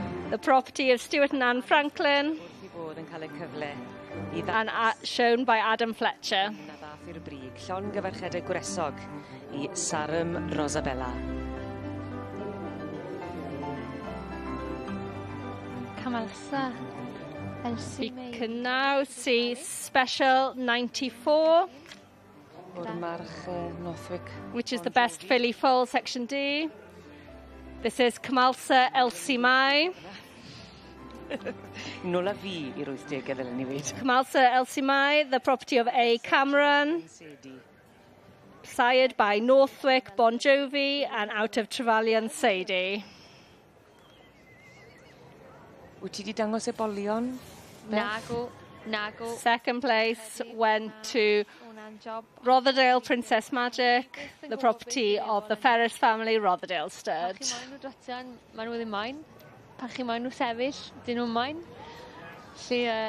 We'll now see the filly foal doing her final lap. Mae dan nhw feddyliau hunain fel ni'n gweld ar hyn o bryd. Congratulations to the Cameron family with Camalsa Elsie Mai. No chwarae teg, achos mae'n brofiad gan bod nhw mor ifanc, mae'n brofiad newydd iawn ac gan gofio bod ni wedi... It's an achievement to be able to show these foals in such a big atmosphere as the Royal Welsh. Dechrau dysgu arwen mewn gwirionedd, lle mae dod I rhywbeth fel un wedyn, mae'n brofiad a hanner. Dyma ni, mae'n dangos beth mae'n feddwl iddyn nhw. This means a lot to the owners and the producers of these ponies. I Camalsa Elsie May. Ac Abigail Symmer hynny ar ben I digon. We're now on to class 37, which is the 3-year-old Section B colt. This has been awarded to Calared Heartbeat, property of Sandy Anderson. Shown today by Liesl Mead. Sired by Rhosson Amlin and out of A.L. Sophia. Congratulations to Sandy Anderson and Liesl Mead with Calared Heartbeat. Yn dod i'r brig, yng nghategori yr ebolion tair blwydd oed gyda'r adran be.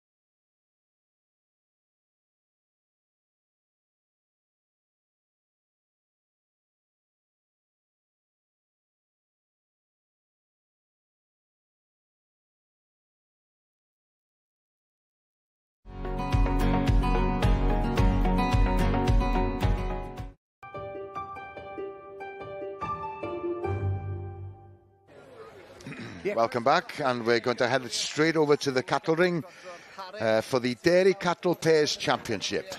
Here's Gerald and Ewan again. And we're back in the ring, and our judge has drawn them forward after his final inspections and walking around. So hopefully, Ewan, we won't be too far away from him making his decision. No, I would hope not. As we're already have picked up from previous classes, once we're down to the sort of the lineups like this, we're never very far from a result. Just focusing here on the short-term pairing. Exceedingly well-matched pair, to think that they are from two different exhibitors. Yes, indeed, to be fair, yes. Champion. I think we can just listen to Arthur's comments on the 5 pairs in front of him. You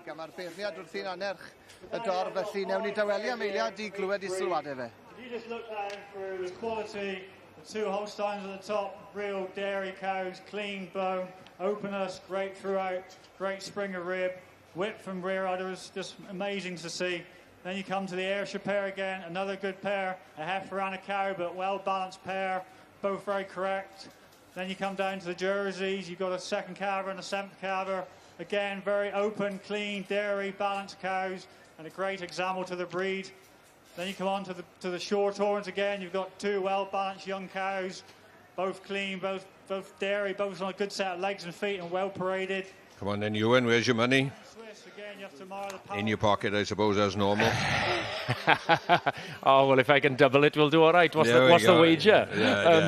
No, I'll be honest, we'll be hard-pressed to get past this jersey pairing, I think. I think they are too. I agree they're with that. fantastic. Yeah. I wasn't willing to stick my neck out, but I think I'm learning fast. But I think just the balance that they've got in between 2 beautiful mature cows, you've got to give credit to the aged cow for the number of calves she's had, the volume of milk that's gone through that fantastic udder as well. Yeah, I think it's smashing. There we go. Yes, so the Wilson family at Triggerby having a good day here with the Jersey cows, taking the champion and the Fitzhugh pairs, and the Holsteins getting tapped out in reserve. That combination of Ewan Morgan with the champion Holstein cow and Christy Baker with the cow that actually stood second to her in the class. Mae lot o beirniad ffili edrych i bo Builth fel un, ac fel wedodd Simon, Builth bach yn ifancach, ond maen nhw'n bar arbennig iawn. This cow would have produced, I'm learning fast, a lot of tonnage, as you said earlier yesterday. She would have, as we've talked about yesterday, Gerald, the Jersey obviously produces lesser volume of milk to the Holstein cow. But yes, she would be a very, very productive Jersey cow. And it doesn't even stop in the litres. You can actually sort of measure a cow on the kilograms of fat and protein that she's produced during her lifetime. In actual fact, if you go to some of the countries in the world, New Zealand for instance, they're actually paid on the kilos of fat and protein that are produced, rather than the kilo of milk, with a standard for the fat and protein, which is how we sort of work in this country. So this cow would have earned a fair bit of revenue for the Wilson family over the years? Oh, she certainly will have paid her way, as well as being successful in the show ring. Yeah, and I think that's the key thing, is that what we've got to remember about these cows that are all in this show, they need to be commercially viable and productive and pay their way at home as well. Of course.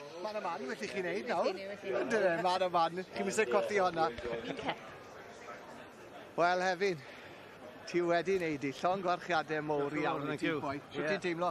Ie, wel, fydde bwyn, fydde hi'n agos yn individuals, ond fydde hi'n neis cael croni'r diwrnod off gyda'r 2 ma, a mam a ferch y 2 fyd.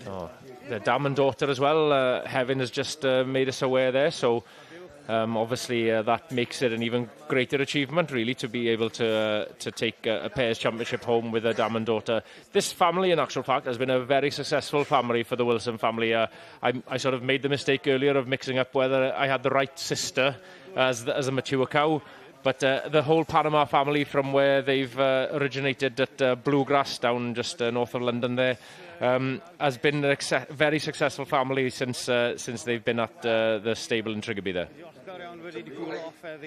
Mae'n gredyd i chi boes i ti ar tîm, siwt i chi di troi. And we'll hopefully rejoin for a few more classes in the dairy ring later in the day. Llongyfarchiadau i ti a'r teulu i gyd, boi. Chi wedi gwneud job i'n ffantastig. Thank you, Ifan, diolch yn fawr. Pob lwc yn y tîm o bim. Thank you. Da iawn. Federasiwn Clwyd. Thank you very much, Gerald and Iwan. It's the with me and the exhibition hall. We're still with the Women's Institute, and she's with Enid Brown. And as we referred to earlier on, Oceans in Crisis was the theme for the competition, but they've also got a stall as to, well, to draw people's attention to the environmental problems that sometimes we are experiencing these days. And we did refer to the fact that people are possibly washing their clothes more often than they maybe should be. I'm fully with them on this one. The less washing I can do, the better. It's the ironing I find to be a problem. No, but it is, you know, in fairness to the WI, it is a very important message that they're conveying here as well. Oh no, and absolutely a fair point. You think about all that water that is used, also the energy needed to heat the water if you do a hot wash as well. So to be just a little bit more sensible, save on water, save on energy, every little helps, doesn't it? And they're also putting an emphasis on looking as to how we can recycle different materials. Because fast fashion has become such a thing. You can buy clothes so cheaply now, and people wear them once and then throw them away.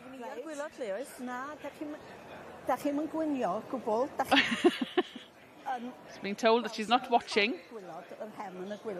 So she's cutting the bottom of the hem, trying to make a bag. Making a little fringe on the bottom.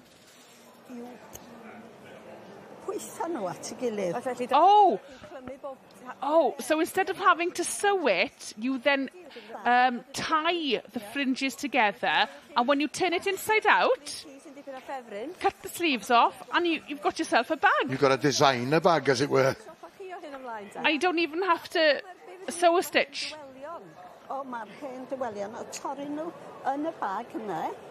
Now then, so in the bag, she has got strips of material.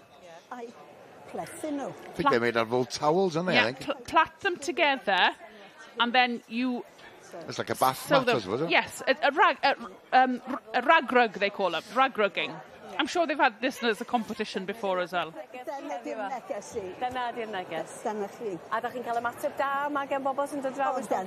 And yes, just asking if they're getting a good reaction from the people who visit the stall then. But that's a fabulous idea with all T-shirts. Yeah, yes, definitely.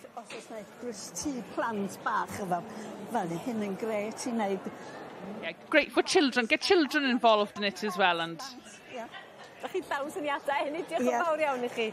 A dach chi'n gwneud gwaith ardderchog, mor bwysig. O, diolch yn fawr. Diolch o galon. Mae'n dipyn o lygfa o'n blaen ni ar hyn o bryd. I ni'n edrych ar... Right then, from the exhibition hall to the great outdoors, back to the main ring. And here's Lisa once again. Holl enillwyr benywedd dros y feiddydd diwetha yn dod nôl i'r... Thank you. We're now on to Special 95. This is a championship class for the best mare or filly. So the winners of the classes have come back from yesterday's classes and today. So all the female winners from yesterday and today. Gyda ni Rhys wedyn, Rhyddi, yn y ddangos yn ogystal. Rhyddi Ruby Princess. Mae gyda ni teulu Lloyd wedyn. Rydfa Geler Lotti. Heb anghofio wrth gwrs. You've got the winners there. So you've got Riverbank Rose Queen. The winners from today, which are Galerotti and Riverbank Rose Queen. And the female winners of the young stock classes yesterday, which is Tirgwyn Tiana and Geller Elsie. Seis am biti ddi, ac eto mae o ansawdd gwych fi'n credu. This is a really strong female championship here. They're showing a really good depth in this mare. A leg at each corner. A mae wedi cael y cilwobr fi'n credu, ond mae heb gael y bone. Fi'n credu bod ni'n llawn heddi fe. Mae'n un o'r greion o... And the rosettes are being given out now. So, who's taken champion is Geller Lottie for Geller Stud from Ceredigion. A real lovely mare. Llechfryn Ffrwydryn y Tad. By Llechfryn Ffrwydryn. And in reserve champion is Riverbank Rose Queen, a 16-year-old who won the Baron Mare class 8 years and older. This is Geller Lottie, who's a 13-year-old and won the Broodmare 8-year-old and over class. A mae ddwrnod hyfryd yma sy'n gysbryd bod wedi cael y gilwobr fi'n credu. Fi rhaid gofio am beth fe. Riverbank Rose Queen, mae hi'n edrych yn arbennig o dda gyda Martin hefyd. Geller Lottie is looking a real picture there, who's done her foal well and kept herself looking very good there, with the reserve going to the Baron Mare of Riverbank Rose Queen. You can really see in the champion and reserve champion that they're both the same stamp of Welsh cob. A lovely correct mover. Congratulations to the champion, Geller Lottie, for Geller Stud and Ceredigion. Congratulations to all connections of champion and reserve.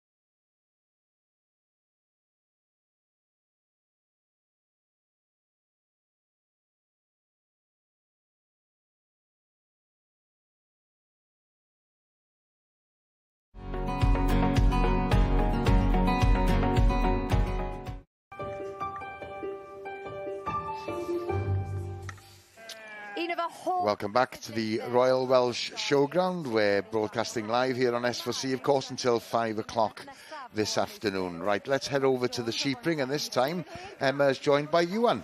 Thank you very much, Gareth. Yes, something a little bit different in the show ring now then. The Young Handlers competitions then is a competition to encourage the handlers of tomorrow then to come into the show ring and give them a little bit of experience and a taste for the show ring. So we're not actually judging the sheep in this competition, we're judging the handlers. And yes, it's something that I've personally got experience of within the dairy ring, but never have I had the experience of leading a sheep myself in the young handlers class. But when we look at it from a dairy perspective, there are certain things that the judge will look that the competitors need to do as they go along. We can see the judge here now just having a word with the young handler. What kind of questions would he be asking? Well, from a perspective of judging a young handler's section in the dairy, I'd probably be asking them the questions in terms of the age of the sheep, possibly a little bit about the breeding of it, might be something else, whether it has a name, just some intriguing facts just to know whether they know anything about the animal or whether it's just a case of picking an animal up and just running with it. Well, not literally running with it. But Hopefully won't see too much running here today. And a brave young man here now. Oh, he does have a halter. I thought for a second there that there was no halter on this little Torwen here. Cwestiwn cyntaf, beth yw'r ddafod, gwir fi hanes y ddafod, beth yw'r oedran? And Emma, would the judge will obviously be looking at how they show the animal off, yes, carrying its head, setting up its feet. Yes, it needs to be, and I think the most important thing is that they're in the control of the animal as well. They need to be confident with them, and I imagine that he'll have already seen them with the lamb on parade. They would have watched them coming in. Whether he'll ask them now, it'll be interesting to see now if he will ask them to parade them around the ring. I'm sure that each judge will have his way of showing. That's a very relaxed looking little lamb there, I must say. And I would have said a very relaxed looking handler as well, answering the questions whilst sort of keeping the lamb nice and contented as well. And well done to them for going out there, because there's a lot of people here at the show today and a lot of people will be watching them. It's quite an achievement just for them to go out there. It certainly is. Could even be, the crowd and things looking on. It's a daunting sort of task for anybody. It's not something I have a great experience of, but it would be akin to getting on stage in the Eisteddfod, wouldn't it? It's just that audience looking in on you and you trying to make sure that you don't put a foot wrong, isn't it? And a lot of breeds represented in the classes here today. And this is probably one of those classes where you do see that variety of breeds in front, where obviously throughout the judging you've got each breed has its own section, but you do obviously see them come together for the interbreed. But it's just nice to see all these young handlers from across the breeds competing against each other. So I think we've probably split this class into some age groups, because there are actually 77 entries in the catalogue for the sheep young handler. Well, that's a fantastic entry, isn't it? Isn't it? And it just goes to show how lucky we are to have the showing community so strongly supported by our young people. And in essence, these are the future of the ones that, in years to come, hopefully Absolutely. These will be the ones that will be bringing the sheep to the show. And it's great for them to not only come and take these lambs into the ring, but the environment of being in that shed and learning yes. from those that are there, and yes. possibly, hopefully, picking up some tips as to how to turn these animals out to the best of their ability in the future. So it doesn't just stop here whilst they've got the lambs in the ring, and we maybe see a little bit more of that fine-tuning as we get older through these young handlers, isn't it? Absolutely. So there we go. There, 4011 is Sean Ivan Hughes from Gwynedd. And the judge there now Mr and Mrs Dai and Anne Harvey from Llanfihangel, Bryn Pabian Powys. Thank you, Emma. And you won. We saw an aerial shot there of the sheep ring, and in the distance was the main ring, and that's where we're heading to once again. And we'll join Lisa Evans. Thank you. The hat is off, which demonstrates that a decision has been made. In first place is Simon Pring and Jodie Halliwell with Bryn Eglur, Prince Rambo. They've already had success at the show this year. Bryn Eglur, Prince Rambo is by Geller Spark and out of Brynython Reward. Yeah, mae hynny'n hollol gywir. Second place goes to the Charman family with Swcher Hafod, Cymro Coch by Gwenllan Brynmore and out of Swcher Hafod, Anna. In third place there is Four Ways Prince, the property of John Hayward by Llanarth Prince of Wales and out of Four Ways Jade. Fourth place goes to Fairgrove Ellie, property of Mow Castle, Welsh Cobs. There's a shot of first place, which is Bryn Eglur, Prince Rambo. A similar type to Geller Lottie, who was the female champion earlier. They will compete against each other later on in the championship. Mae'r gwadan amlwg iawn eto. Yn y gorffennol, nôl yn 2009. So Bryn Eglur, Prince Rambo was second at the 2019 Royal Welsh. Yn y sioe yma, ac yn gil bencampwr.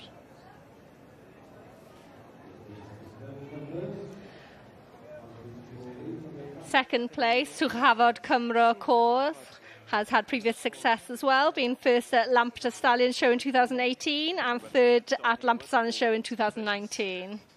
John Hayward o'r pechenog, beth yn sôn, Llanarth Prince of Wales wedyn y tad ar fam Four Ways Jade. Ond dyma ni'r un sydd ar y brig, Bryn Eglur, Prince Rambo. Here's the one that's taken the class, Bryn Eglur, Prince Rambo. The winner of the Junior Stallion 4 to 7-year-old. There were 18 catalogue entries for the class. Jodie Halliwell has now taken over the reins. Felly'n cael ei gyroni yn enillydd yw Bryn Eglur, Prince Rambo.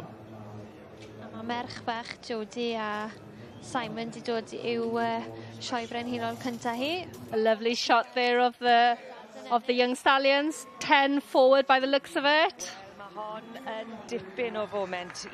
And now is the moment for Bryn Eglur, Prince Rambo, being shown there by Jodie Halliwell. Congratulations to all connections. Bryn Eglur, Prince Rambo. We'll be back for more results from the main ring later. Thank you very much, Lisa. Now then, we're going to have a first visit of the day to the pick ring, and we'll join Ewan and Emma. Yes, thank you, Gareth. Yes, it's lovely to be back with the pigs today again. A little bit cooler for the pigs today, so they look a little bit more comfortable out there.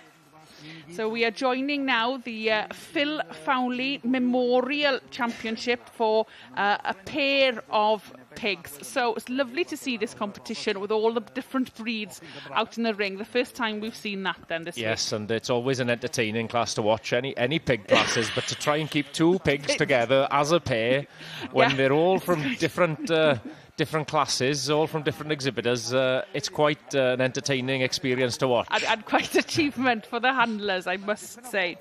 So then this competition is for the best pair of pigs from each section, each breed then comprising of one male and one female of the same breed, also owned by the same exhibitor. More of a challenge, I think, for the judge to keep an eye on all these guys. Yes, certainly Instead that. of the competitors. Yes, no, when you've got haltered animals, it's relatively so much easier just to keep them together and to be able to keep your eye on everything in front of you. But yes, I can see the challenge for the judge here in people and pigs and everything sort of spiralling around. We can see just getting their head around it. The pair in the shot there are the Tamworth, which of course is the famous breed that escaped many years ago. We had the Tamworth 2, I think it was. So I hope they'll behave for their breed today then. And there we have now the saddlebacks. The saddlebacks have actually done very well here over the years, taking the individual champion many times. And an attractive sort of marked pig and a very commercially viably shaped pig as well, aren't they? Which is sort of why they probably appeal into the... Yes. Yes, and of course now then we have here the Welsh pig, I think. Yes, that... from the Roberts family then, the Welsh pair then, they of course have great success at the winter fair as well. And we have then 8040 then.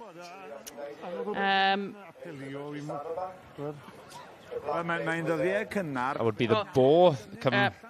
I do believe that could have been the Dew Rock pig then, having come from any other modern breed section. Mae'n troi bod y ddwy dan blwyddod. Pethau wedi cael geni ar ôl cynta Ionawr. Yes, and an absolutely fantastic display to see with all these pigs coming together. I know, it's hard to know which pair to watch. Yes, and the pair of P-trains just in and going out of shot there as well. Yeah. And yes, some of them motoring right around, and as you said, Emma, just very hard to just keep your eye on which pairs might come to the fore. I just hope Gerald doesn't dive in and ask us to pick one, because I can't promise you that I've picked that I've seen every pair. I'm not worried about you seeing every pair, Ewan. It's the judge that I'm quite concerned about. Because I think she is wandering around the ring and trying her best to keep organised, but we have pigs going clockwise, anti-clockwise. I should say perhaps a good description of this is organised chaos, perhaps, isn't it? Although she's made the decision anyway. She's going to track one down, I'm sure. That's Mrs. P.M. Horsley from Acaster. Yes, and I do feel that you're right, Gerald. She's trying to look for the right exhibitor but can't find them.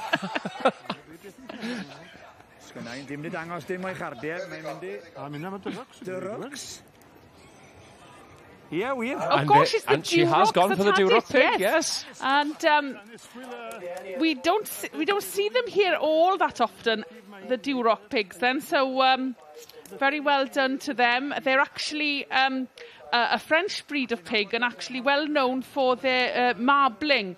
Yes, and we just see the width and scale of them as they were coming towards us there as well. Yes. Yeah, no, you wouldn't see too many of them over here then, but yes, so quite an interesting decision from the judge. Well, certainly that, but her choice on the day, and she obviously was impressed with that pair of Dew Rock pigs. Probably the largest pair of pigs that are in the show as well, aren't they? They are very large pigs. Yes, certainly the scale of a pig. Length and height-wise, yes, indeed. And they were from Dyfodol pedigree pigs, so very well to them.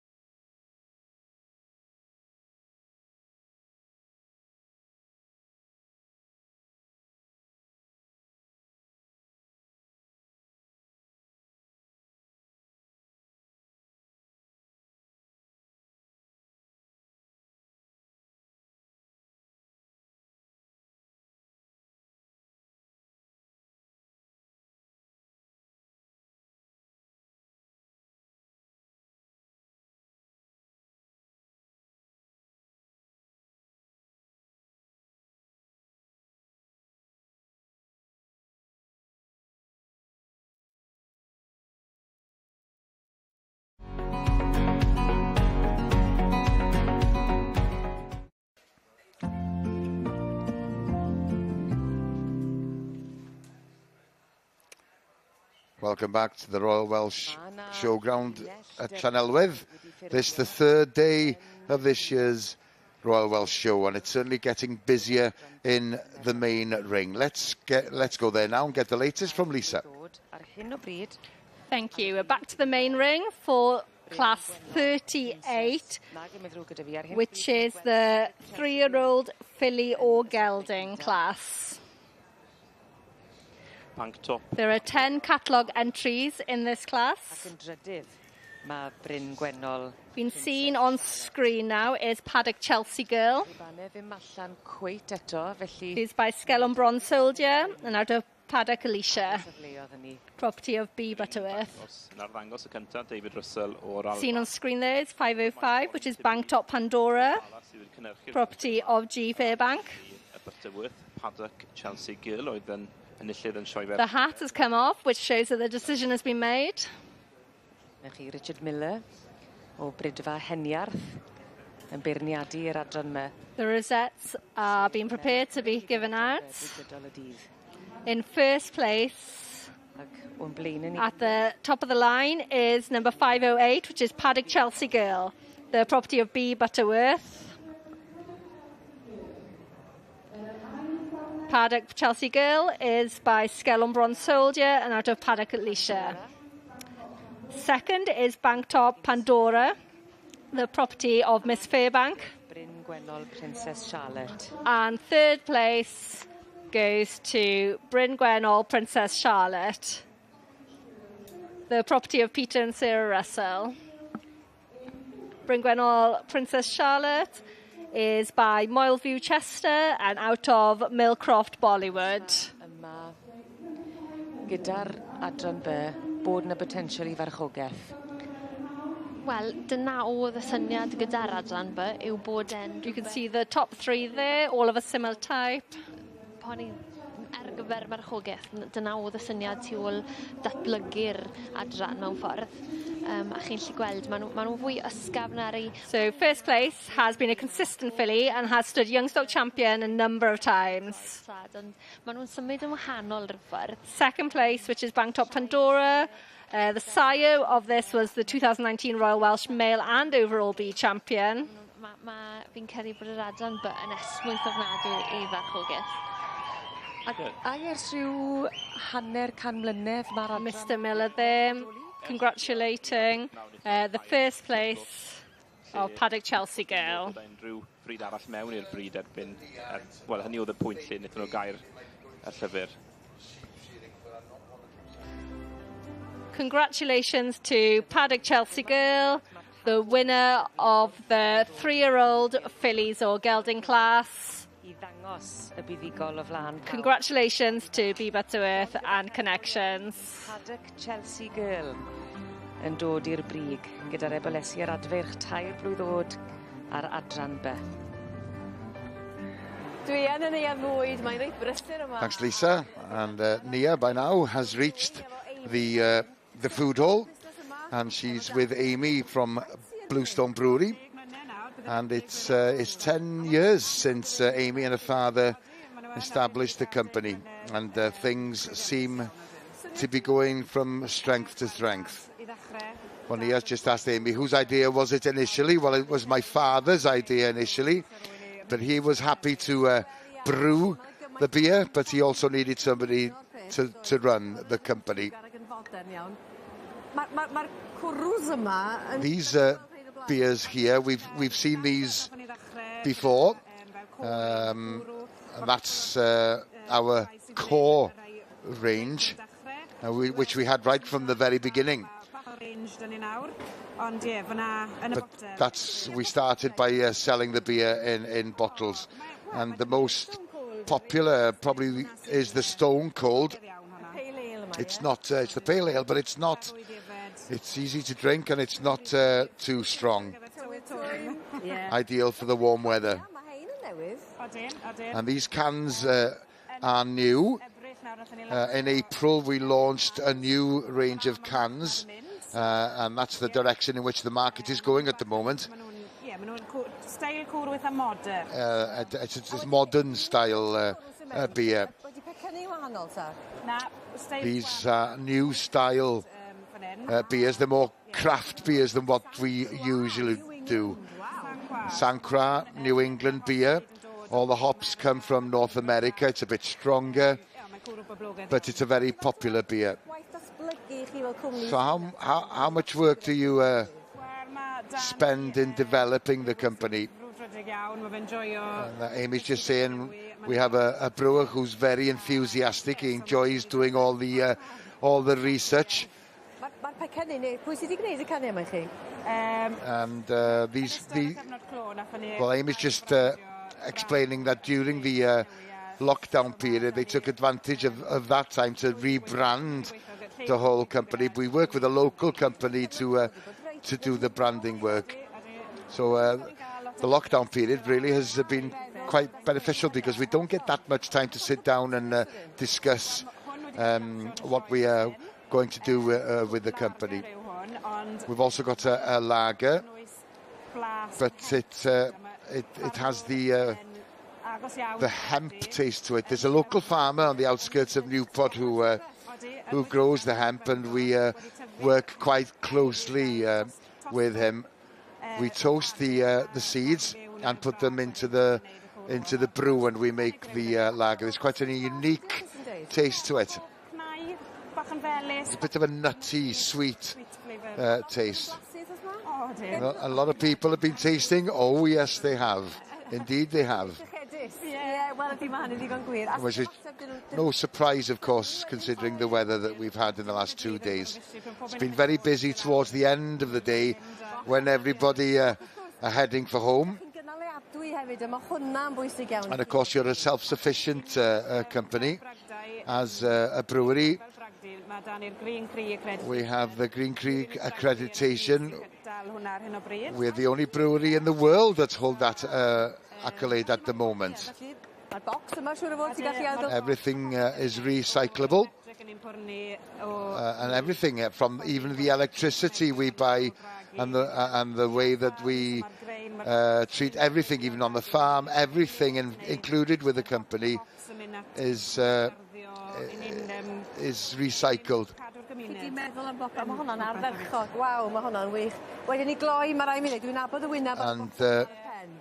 And to finish off, I recognise that face on the bottle at the far end. That's the Welsh Whisperer. He's quite well-known character, and obviously it's one of the best sellers. Yeah, congratulations, because obviously within 10 years things have moved on quite well, and you've gone from strength to strength. Well, from the food hall, let's return to the main ring, and here's Lisa again.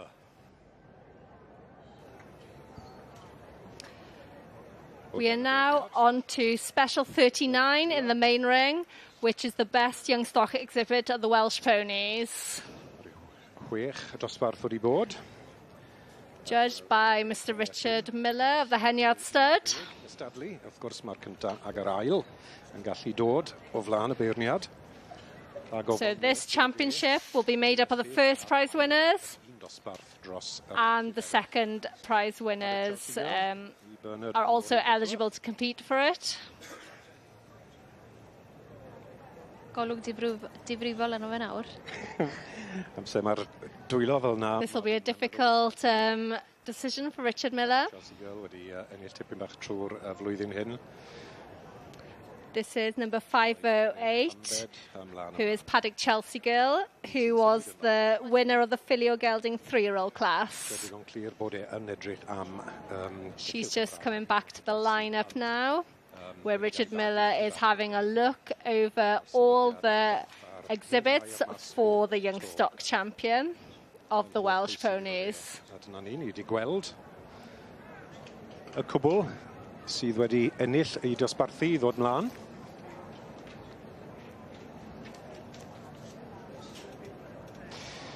A dyma enillydd yr ebol blwydd yr un. 447 has been shown there, which was Molgarnedd Mabon, the winner of the Yearling colt class. Mae Richard wedi troi yr Richard Miller has now turned all the exhibits so that he can have a look at them, the exhibits side on, and be able to make a comparison between the ponies. Philburn's Aurora fyna. Philburn's Aurora, Gareth Roberts. Mae'r ddoi geffil mae wedi magu yn yr... Philburn's Aurora has just been shown there. Philburn's Baloo, y ceffil glas. And Philburn's Baloo, which is the winner of the 2-year-old colt class. Sy'n magu'r ddoi yma. Gareth Roberts, Philburn's Aurora, y Palomino. Philburn's Baloo. So the Palomino and the grey there are both Philburn's bred ponies. Gwad, Earth, yn dod i'r brig to. Both by Earth Fawra.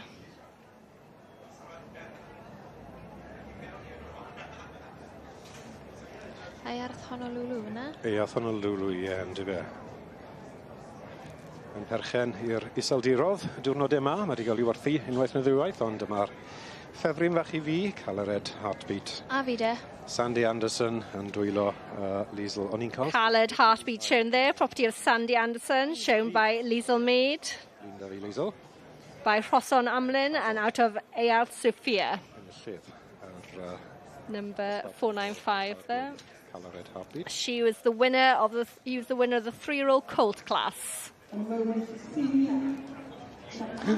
Dyna ni, cysan fach i Liesl sy'n trafod pencampwr y cyffylau ifanc yn yr adran by. The championship has been announced, which is Coloured Heartbeat, being shown by Liesl Mead. Enillydd boblogaeth iawn. The property of Sandy Anderson, a popular winner. Here is the champion of the young stock section of the Welsh Section B. Sandy Anderson. Coloured Heartbeat, property of Sandy Anderson and shown by Liesl Mead.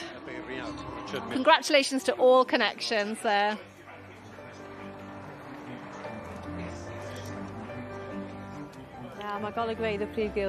Well, as you can see, many people have decided to come and visit the showground today.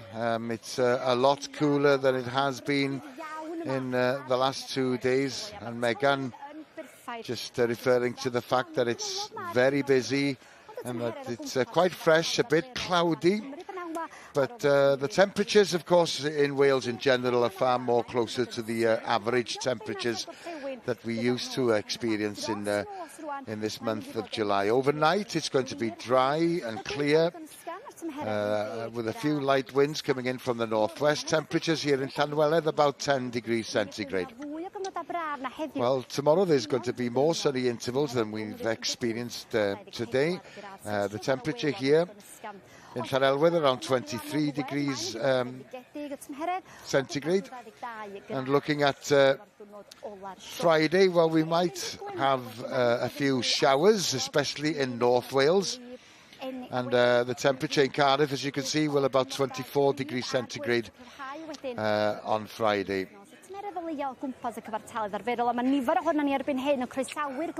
Well, Megan's just underlining the fact that most of us are welcoming this drop in temperature, ideal temperatures for walking around the showground.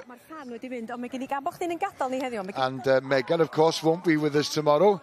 And Nia's just presenting her with a small gift before she leaves the showground today. Yeah, something to remember your visit here at Llanelwedd. Right, we'll take a short break. We'll get the news headlines. But of course, we'll be back very shortly. We'll see you soon.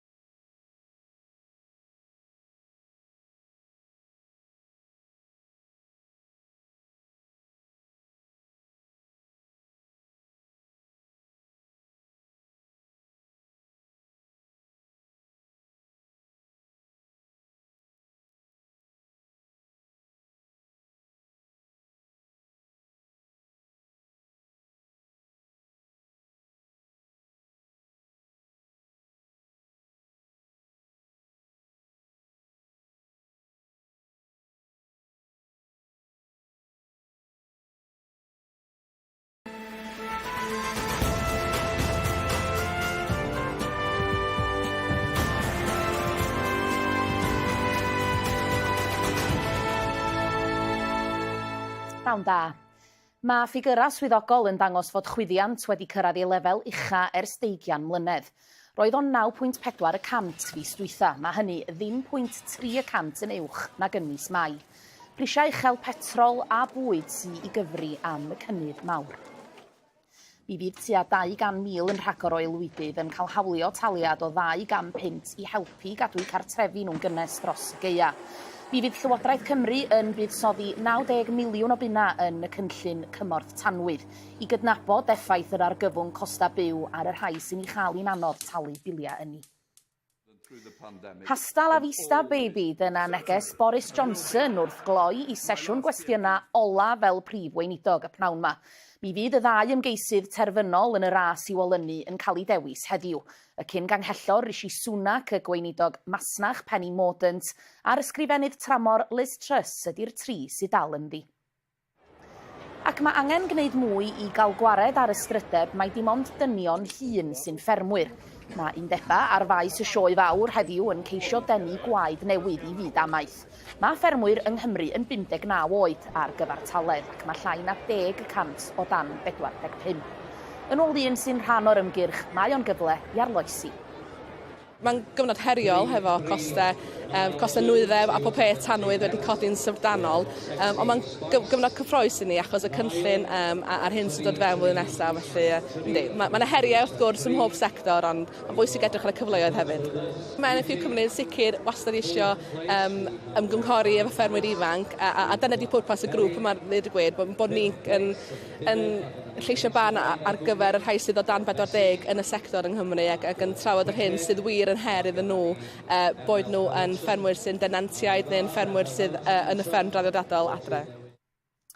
Ac mae yna ymateb chwyrn wedi bod i gyhoeddiad undeb rygbi Cymru y pnawn yma, y bydd Cymru yn uno hefo Lloegr a'r Alban ar gyfer pencampwriaeth y byd rygbi 7 bob ochr.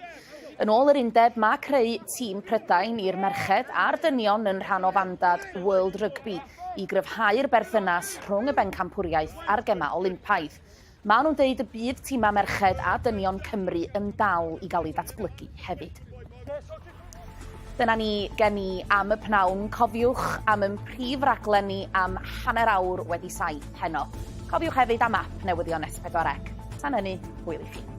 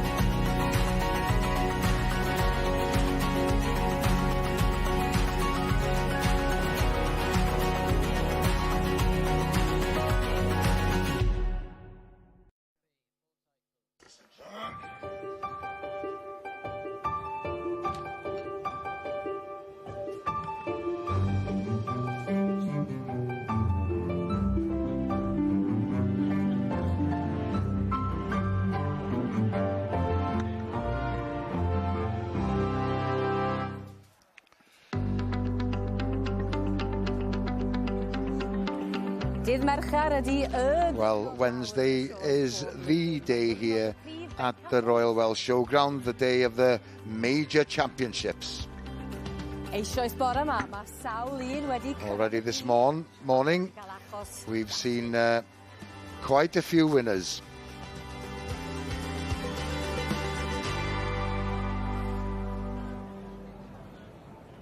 Ac yn ôl y disgwyl hefyd... Well, as expected, thousands of visitors have made their way to the showground here in Llanelwedd, and the weather, obviously, it's much cooler than it has been here over the last 2 days. A very busy afternoon ahead of us. Quite a few championships to be decided, and of course we look forward to seeing the Welsh cobs in the main ring later on. It's something that a lot of people, I'm sure, have come here to see, and quite a few people have already made sure of their place around the main arena. So let's have a quick look at some of the main championships that have been this morning. Pencampwriaeth, y stoc ifanc adran A yn dod I ben o dan llyged y beirniad, Judith Reid. Wi wedi marw eisiau clywed beth mae'n mynd I wneud, ond fe gewn ni wybod yn fuan.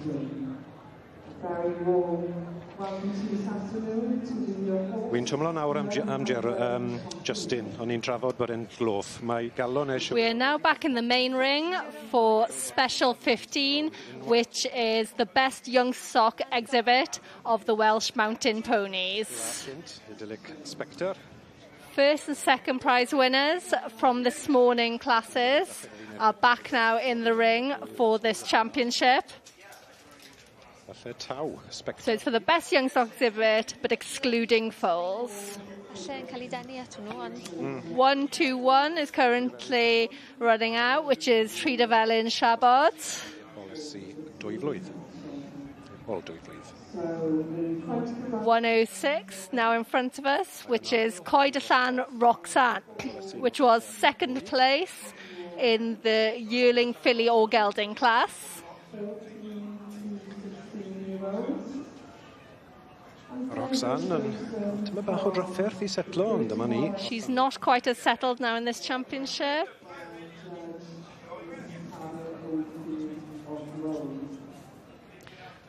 .167 is now trotting up, which is Cwm Hir Snapshot. Rhedeg yn y llyd. Dosbarth ar ebol tair blwydd Cwm Hir Snapshot. Rookery Sweetest Song, property of S. Crump. Second place in the 3-year-old filly or gelding class. Serena Crump tu flan I ni, Rookery Sweetest Song. A dyma hi, y danger I fi, Rosfar. This is Rhesfair Dangerous Lady, the winner of the Yearling filly or gelding class. Derek Dykes. Been shown by Derek Dykes today. A dyma ni, Dangerous Lady wedi cael I siawns I wneud tipyn o impresiwn ar y beirniad yn Pencampwriaeth. They have now had their opportunity to make an impression on the judge for this championship. Mae 'na ddoi berson yn gwenu. And the championship rosettes have been awarded. Champion goes to number 116, which is Idyllic Spectra, being shown by Ashley Oldroyd, property of Oldroyd and Dan Williams. And reserve champion goes to number 107, which is Rhesfair Dangerous Lady, the property of SP Williams and shown today by Derek Dykes. Congratulations to Idyllic Spectra, young stock champion of the Welsh mountain ponies. Congratulations to Idyllic Spectra and all connections. Well, now we look forward to the team of 5 in the dairy breeds.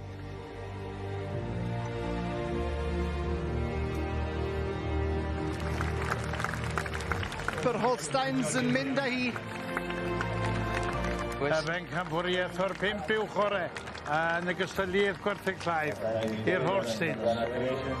Croeso y tîm o bum. Well, the team of 5 in the dairy breed section has been dominated by the Holsteins, winning every year. Apart from 2015, when the Jerseys took the title. Y jerseys wedi mynd â hi, chwarae teg, maen nhw'n edrych y part ydyn nhw.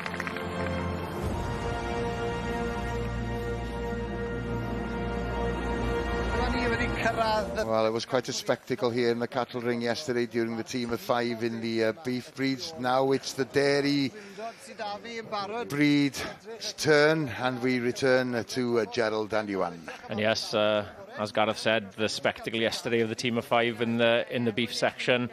We've maybe not got the same numbers. We don't have the same spread of breeds in the dairy section, but it's still sort of the real picture of the show when you've got these teams in front of us. Well, it's the uniformity of the competitors coming together, isn't it? As is in the beef, when they select them from different breeders, and they're all as one unit competing here for your breed, instead of an individual person competing against an individual person for an individual animal, isn't it? Certainly, and similar to the beef teams yesterday.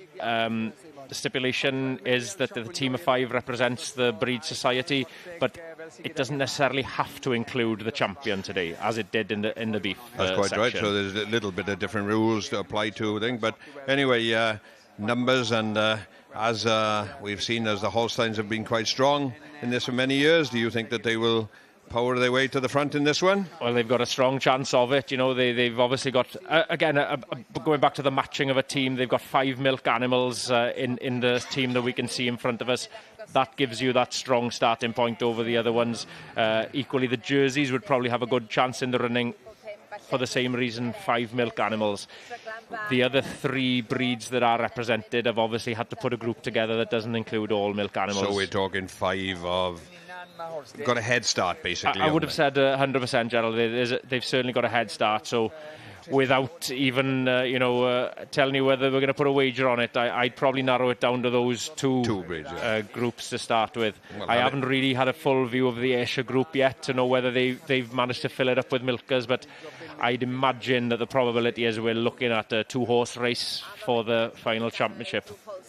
Well, we did see the Jerseys coming through in the pairs, didn't we? So yes, we certainly did. Two in the 5 that stand a very good chance. And we just did catch a little glimpse of the Jersey team there, and they do look a very uniform bunch. To be fair.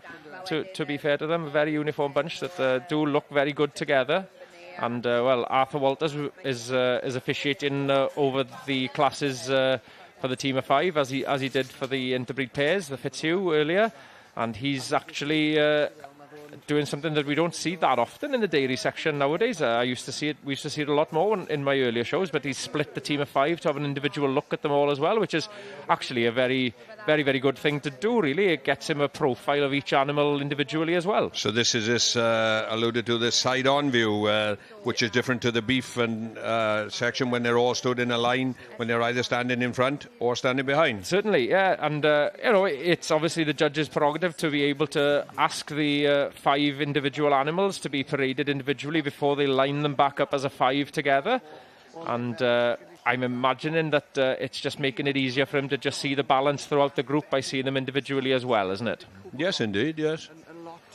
Obviously, he would have seen a few of these animals prior, but he hasn't seen them all. No, so he needs to have a look at an individual animal. He wouldn't have been present yesterday for the class judging, so he will have, obviously, as you said, seen some of them in various other classes this morning, possibly the exhibitor bred pairs and the Fitzhugh pairs. Has possibly seen some of the animals, but it is about seeing.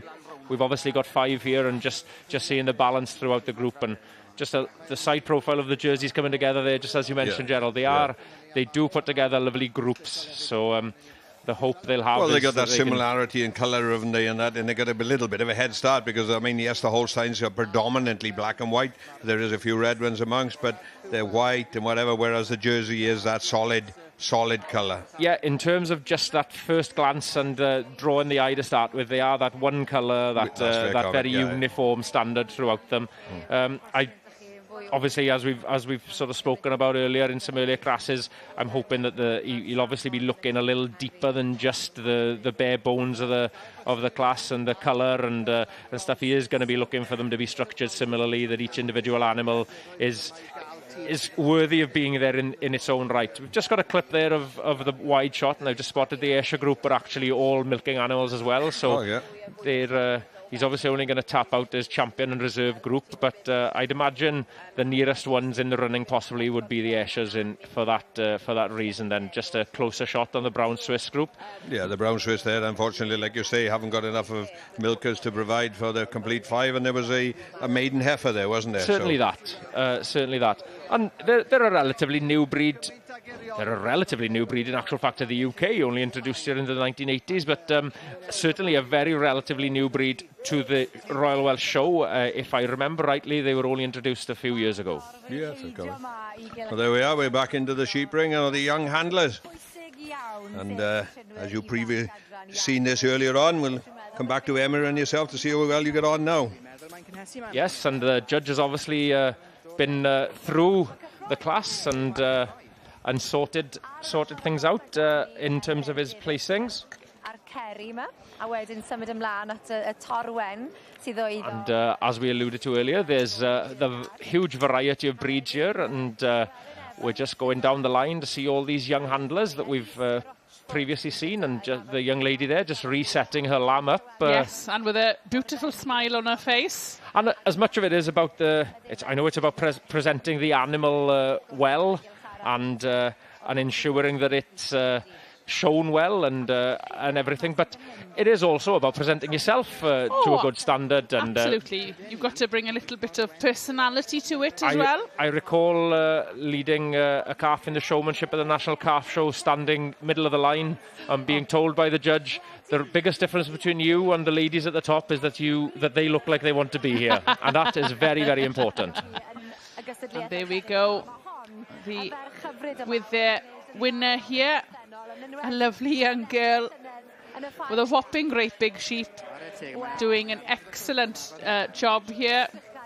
And certainly that the imbalance between the slight young girl, I believe it's Elliw Grieg Davis.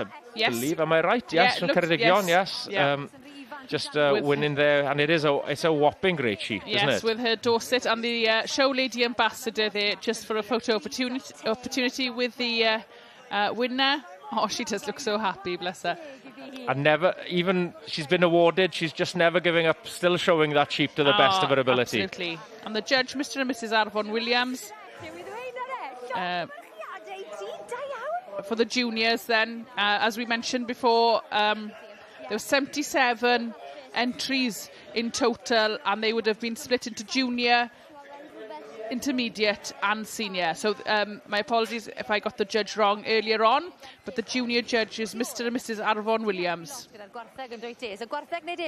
Yes, but certainly... she can't decide which she likes best then, the cattle or the sheep. Yes, I know they've got Limousin cattle at home as well, so yes, it'll always be one of those things that at least the interest in livestock is there, even if you can't decide which you prefer. Absolutely, and each and every exhibitor here in this competition going away with the rosette, so a wonderful experience for all these young handlers. Mae 'na sylwebaeth Saesneg ar gael. English language commentary is available on this programme and on our main ring webcast. Depending on your device, either press the red button or use the audio selection option. Any problems, please contact the S4C viewers hotline. The details are on the screen. And if you are watching and listening to the English language commentary, then it's great to have your company. We're here until 5 o'clock, and it's going to be very, very busy in the main ring soon, as it is now. You can see the number of people who are already seated on the bank watching the events in the main ring. Let's go there now and join Lisa. This is Special 25, which is the best mare or filly exhibit. Called into champion is Lowry Reid with Dowagers Haley. This was the winner of the Broodmare 4 to 7-year-old class. Flwyddyn hyn. Ac Isan fach i'r perchynog sy'n trafod yr ebol Willard Lewis. The owner of this mare is handling the foal there, and reserve goes to Islyn Purdy. Exhibited by Dora Wynne-Jones and Johan Jones-Evans. Goffod aros neu siŵr o fod mi'n gedre nebo dros nos dod nôl. This is a real quality champion and reserve of the female championship.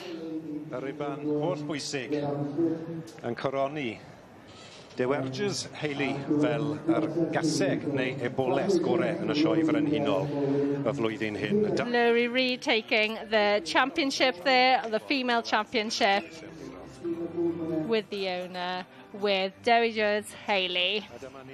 Ar ôl tipyn o bwyso a mesur ar beirniad Judith Reid. Here she is, still giving a fantastic show to the grandstand. The winner of the 4 to 7-year-old broodmare class, and now taking the champion female exhibit of the Welsh Mountain Ponies. Willard Lewis.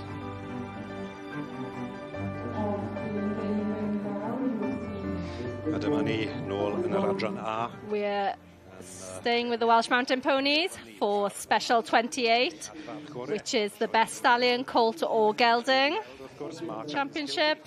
Sydd wedi ennill hwn gyda march bach enfawr iawn Springborn. Champion here goes to Springborn Capricorn. The property of Mark and Liz Kilby. Springborn Capricorn is by Cascod Redkite and out of Springborn Corona.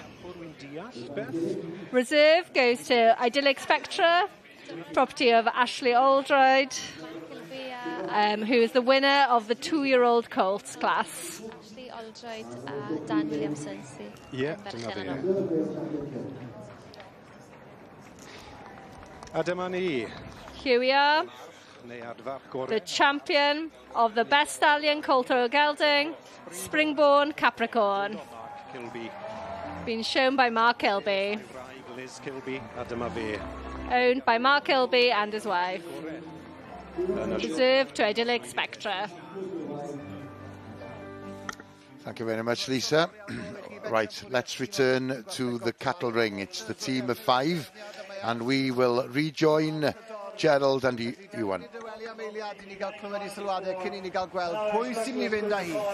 Just back in time to hear our judge giving his explanation and his reasons. So just please put your hands together and show your appreciation for great quality, great standard, and a great privilege. As you were probably watching, obviously it's judging on a group of 5, but also I'd just like to judge them as individual animals, just go through them each one at a time, just to see what they all look like on their own merits. Then obviously then put them back together and then judge them as a 5 again. So I'm now going to tap out my champion and reserve. Thank you. Here we go then, Ewan. He's on the business end of it, and he's going to do as most other judges do, a walk around, and I think he's walking with a purpose, I think. Yeah, raising a bit of tension as well. There we go. It does look a little bit like as if it is the black it's going to be a Holstein win. Yes, indeed. And yeah, no, a super balanced group, as you mentioned when they were parading earlier. You know, these and the jerseys, I imagine that's where he's going to go next. It would be a great surprise if he doesn't. Yes, yeah, you know, as I mentioned earlier, it would look a little like it would be a 2-horse race, and that doesn't take anything away from the others. They're all represented their breed with a lot of pride. But when you've got a volume of entries to choose from that these two breeds have got, they're in a strong position to put themselves forward, aren't they? Certainly are. You know, when you've got a lot to choose from, you can put together groups that please the eye very, and are very even all the way through. And like I stated before, then it's great for each breed to be, and it's great for an individual to be nominated to go out there in the start, but like, you know, to be part and parcel and have a very good cow or a very good animal, I should say, in your breed and get recognised and asked to represent your breed is great for them, and then it makes even better for them pulled together, doesn't it? It does. No, it's great. Congratulations to the Holstein breed again. Yes, no, a slight, well, I won't say domination. The jerseys have managed to pinch a few bits along the way throughout a little bit, but to be fair, in the dairy ring today. But they've done exceedingly well in coming to the fore in most of the group and interbreed classes here today. And not only in the show here, then I'm only assuming this, but the Holstein cow would be probably the biggest number of milking cows in the country, in the world. Oh, if indeed. I'm honest, so Gerald, yes, it sets them in a good stead anyway, doesn't it? Of numbers. I would nearly have said, the vast percentage of the national herd in terms of population would be Holsteins. That's as far as purebreds, certainly they're by far the greatest percentage. And in terms of the whole population, they would have the greatest impact in terms of genetics. Well, there we are, well done. And congratulations to the Holstein. Come to the fore here in the Royal Welsh Show again. Yes, no, certainly. Y foment fawr yn gogledd y prif gylch. Thanks, Gerald. Thanks, Ewan. And without further ado, we'll return to the main ring and rejoin Lisa Evans. Bydd ddim lot o chance da hwnna, yr ebol, ond wrth gwrs fe fydd fam yn gobeithio. Thank you. We're now on to the championship of the Welsh Mountain Ponies. The results has just been announced, and champion goes to number 308, Dydd Yearling from the Netherlands, shown by Lowry Reid. The owner and breeder is there holding the foal, and the reserve goes to the other broodmare, which is Islyn Purdy, with Dora Wynne Jones-Evans and Johan Jones-Evans.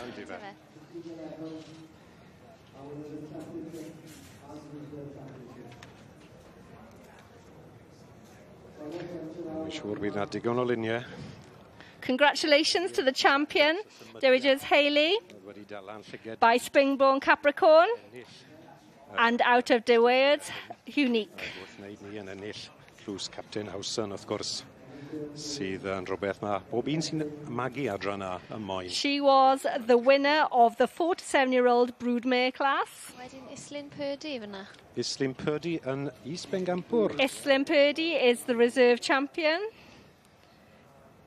Dora Wynne Jones, we know. She is by Black Hill Piccolo and out of Lacey Poppy. Ar rannu mam, wrth gwrs. Ie. Dim priodi ar rannu mam, dangos. Dangos. Sian. Dyma ni, dyna'r rybian holl bwysig. So champion and reserve goes to the champion and reserve of the female championship. Odi, mae di cael beth o ddim moyn nawr. Judith Reid of the Haverford Stud has had a quality championship to judge there of the Welsh Mountain Ponies. Cael twmlad a cael deall beth sy'n digwydd a dim eistedd edrych yn yr iseldirodd ar y we. Lowry Reid looking emotional there, taking the championship. Odi, mae Hayley wedi dal llygad ni, a fi'n gwybod mae sawl un sy'n rownd y cylch mae wedi tynnu sylw pawb wrth y symudiad, y patrwn. This mare has attracted a lot of attention around the ring. Mae'n codi am mynd. Mae'n isel an. She has lovely conformation and really draws the eye with her movement as well. She really does stand out. And a real eye-catching Welsh Mountain Pony. I gael ei dori yn neud gwaith yn dife. Ond fi'n siŵr bod hi'n gaseg fagu dda. Ond fel o ti'n gweud, dwi'n gweld hon. That's the Captain T.A. Howson Perpetual Memorial Trophy for the champion Welsh Mountain Pony exhibit. Bydde ti'n cael twmlod da yn eistedd yna. She's a Welsh Mountain Pony with plenty of scope. Bydd y pris dy bach yn eisiau. With the quality pony head. Moyn i ddi fagu mwy fi'n ceri. A sa'n siŵr wneud Lowry adael i mas o'i golwg i am sbelfach. Na. Lovely scenes there of the championship. James Hayley, wrth gwrs. Bencampwr. Bencampwraig. yr adran A wrth y march Springbone. A huge congratulations to Dewi Jurds, Hayley and all connections there. Hugh Reid now in the ring, congratulating the owner and his daughter, Lowry Reid, who's showing the champion mountain pony at this year's Royal Welsh.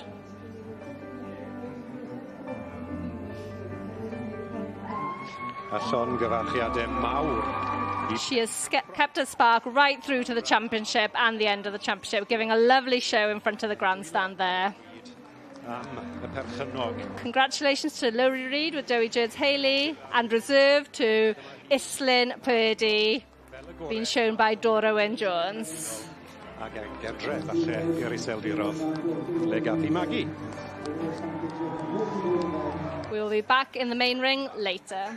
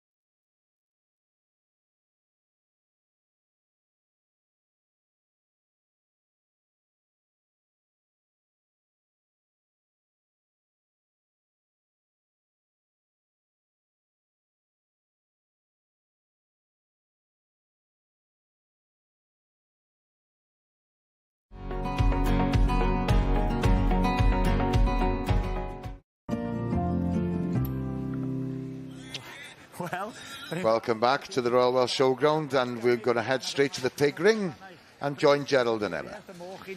Thank you very much. Yes, I don't think I think the squeals give it away where we're heading. And we had the champion pairs earlier on, but we have the champion pig here now for the individual animal. So this really is the main the climax of the pig. Absolutely. Climax of the pig competition. And again, wonderful to see all the different breeds out together. Yes, indeed it is. And the pigs have been very, very well supported here in the Royal Welsh this year. And I think every class that we featured has been a very strong class, yes, isn't it? And a real wide selection of breeds here as well. I think more than we've seen in several shows now. That's quite right. That's quite right. The judges had the privilege of seeing the lady judge here earlier on, judging the pairs. So yes, that's Mrs. A little bit more organised chaos perhaps this time round, isn't it? Yeah. A bit easier. If there's such a thing, yeah. Yeah. And that's Mrs. P.M. Horsley. Shoved down today, and this is the Tamworth sow. And for a rare breed, that's a good-sized pig there, in all fairness. And the Oxford Sandy Black and Tan in the background then. 8125. Am I correct in saying then, Ems, it doesn't look as if there's any male pigs in the actual final? Most of the champions that have been... Oh, there's a little male pig there then, young boar there. On McKeeg. You can see 8051 then, the Patron gilt. And a very sweet young saddleback gilt there. Ben ar y bloc. That's 8084, David Perkins. Indeed, the Perkins family have taken the individual champion here previously then with the saddleback. And right, mae'n ymwyn am y rhibannau. Pwy sy'n mynd I fynd? Oh, it's actually, I do believe the judge is heading for the cards. She must have made her decision. Judgment. That's a tremendous Tamworth sow. It is, isn't it? She's very strong. Yeah, she is, especially for her breed. Nice pig here in the Oxford Sandy Black and Tan. I think we followed some of these on Monday. Yeah. Yes, indeed we did. And there's the Welsh pig coming around the back there. Number 8025. A very, very nice Welsh pig. We featured this on we saw that Monday morning then, coming through her class and taking the championship within the Welsh breed. Oh, indeed, she's come all the way to the fore as well. And that's from J&S Hammer. J&S Hammer. So she forgot the pig now and just got the trophy look. Pig's done a runner. It looks a bit like that, yes. Oh, well done. Yeah. Welsh pig winning the Royal Welsh. That's very, very fitting indeed. I'm not sure. I wonder whether we'll see where the reserve goes to then. Oh, it goes to the patron. The super gilt. Look at the length. There's tremendous length in that gilt, isn't it? And they're known as well for their double mussing. They're the Beltex and Belgian Blue of the pig world. They are indeed. Lovely show indeed. Oh, and we're Yearling shed. We can see the people outside. Things are hotting up. And this is the semi-final 2. And the champion shearer of Wales. So it's self-explanatory. We have all Welshmen competing. We'd like to hope that could be a self-explanatory one. But in this one, yes, you have Rydian Williams, Garedig Lewis, Lloyd Rees, Alan Lloyd Jones, Alan Jones, and Rhys Jones. And yes, I believe this young man in short here on stand 3 is Lloyd Rees, and I believe he is the young man that is attempting to break the lamb shearing record here close to Builth in Blindbook Farm now in the very near future. And he'll be training hard for that. He will be training very hard, and I must mention that the dedication that they put into that, they have to, like athletes, professional athletes, they have to look after their diet and condition their body to be able to withstand to shear for 9 hours and shear a record number of lambs, and we wish him all the best in his attempt later on. And it's part of that training also means he'll still be shearing lambs day to day. Day to day, it's all part and parcel of the what he'll need to achieve his goal. There's a little bit different factor here at the moment then. It's this is a competition and every lamb will be judged on his shearing technique as well as speed. And you mentioned the record. Sorry, carry on. As I alluded to then, the standard is exceptionally good, and obviously he'll have to maintain a very, very good standard in the attempt on the world record. So, but this is the one that he would like to win, the champion of Wales. Yes, no, and I was just going to ask you there. You mentioned the record again there.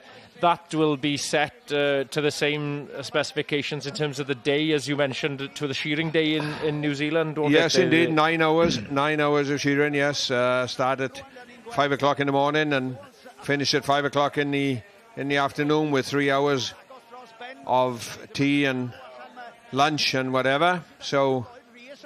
But back to the record break, and then the lambs have to cut a minimum of 0.09 kilos or 0.9 of a kilo. So it's a lot. So there is no skipping by having lambs that have got a lot of bare patches or not a very long staple of wool. So they need to be shown at that certain stage. And anyway, there we go. And it's Lloyd Rees's first finish. So the training is obviously paying off, Gerald. Well, there you go.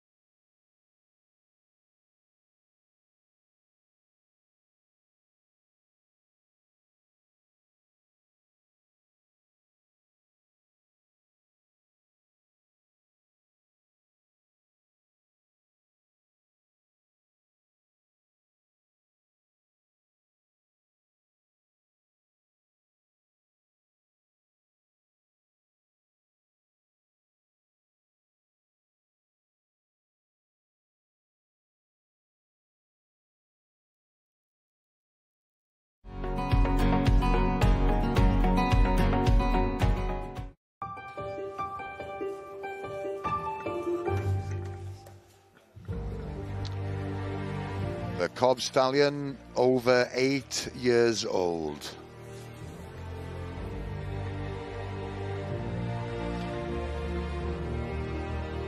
Menai Sparkling Imperial. Dyma chi'r march hyn gore yn y sioe eleni. O'r wobr yn mynd I Sir Fôn. Trefais Black Flyer. Mae'r het wedi ddio. Mae'r wobr gyntaf mynd I Meirion Dian a Caleb Evans, Gwynfais Seren Wledig. Y Cymru sy'n In the last 5 shows, the Welsh have won this championship. Ond mae'r Saeson... But it's also gone over the border several times in the past. Trefalian Black Harry yw'r march hyn gore yn y sioe frenhinol yn 2010. Croeso nôl ato ni I faes y sioe. Well, we're going to head now to the main ring, and there's quite a crowd gathered there. Grandstand once again full to the brim. We will now join Lisa Evans. Thank you. We're now in the main ring for the main stallion class, the 8-year-old and over class. They are now arriving into the main ring. This is the highlight of the show for many people. The atmosphere in this ring would be electric right now, seeing the Welsh Cob senior stallions entering the ring. Mae'r dosbarth hyn yr meirch dros wyth oed yn tipyn o rhywbeth. Mae fe rhywbeth I weld am ar dorf. It really is a spectacle to see. Sicr bod nhw'n gytuno.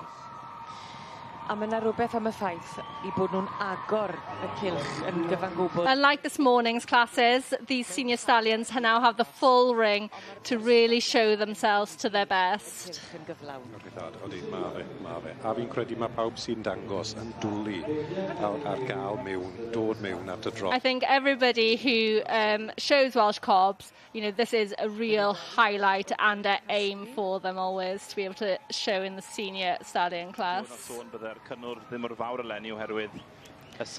There are 22 catalogue entries for this class. This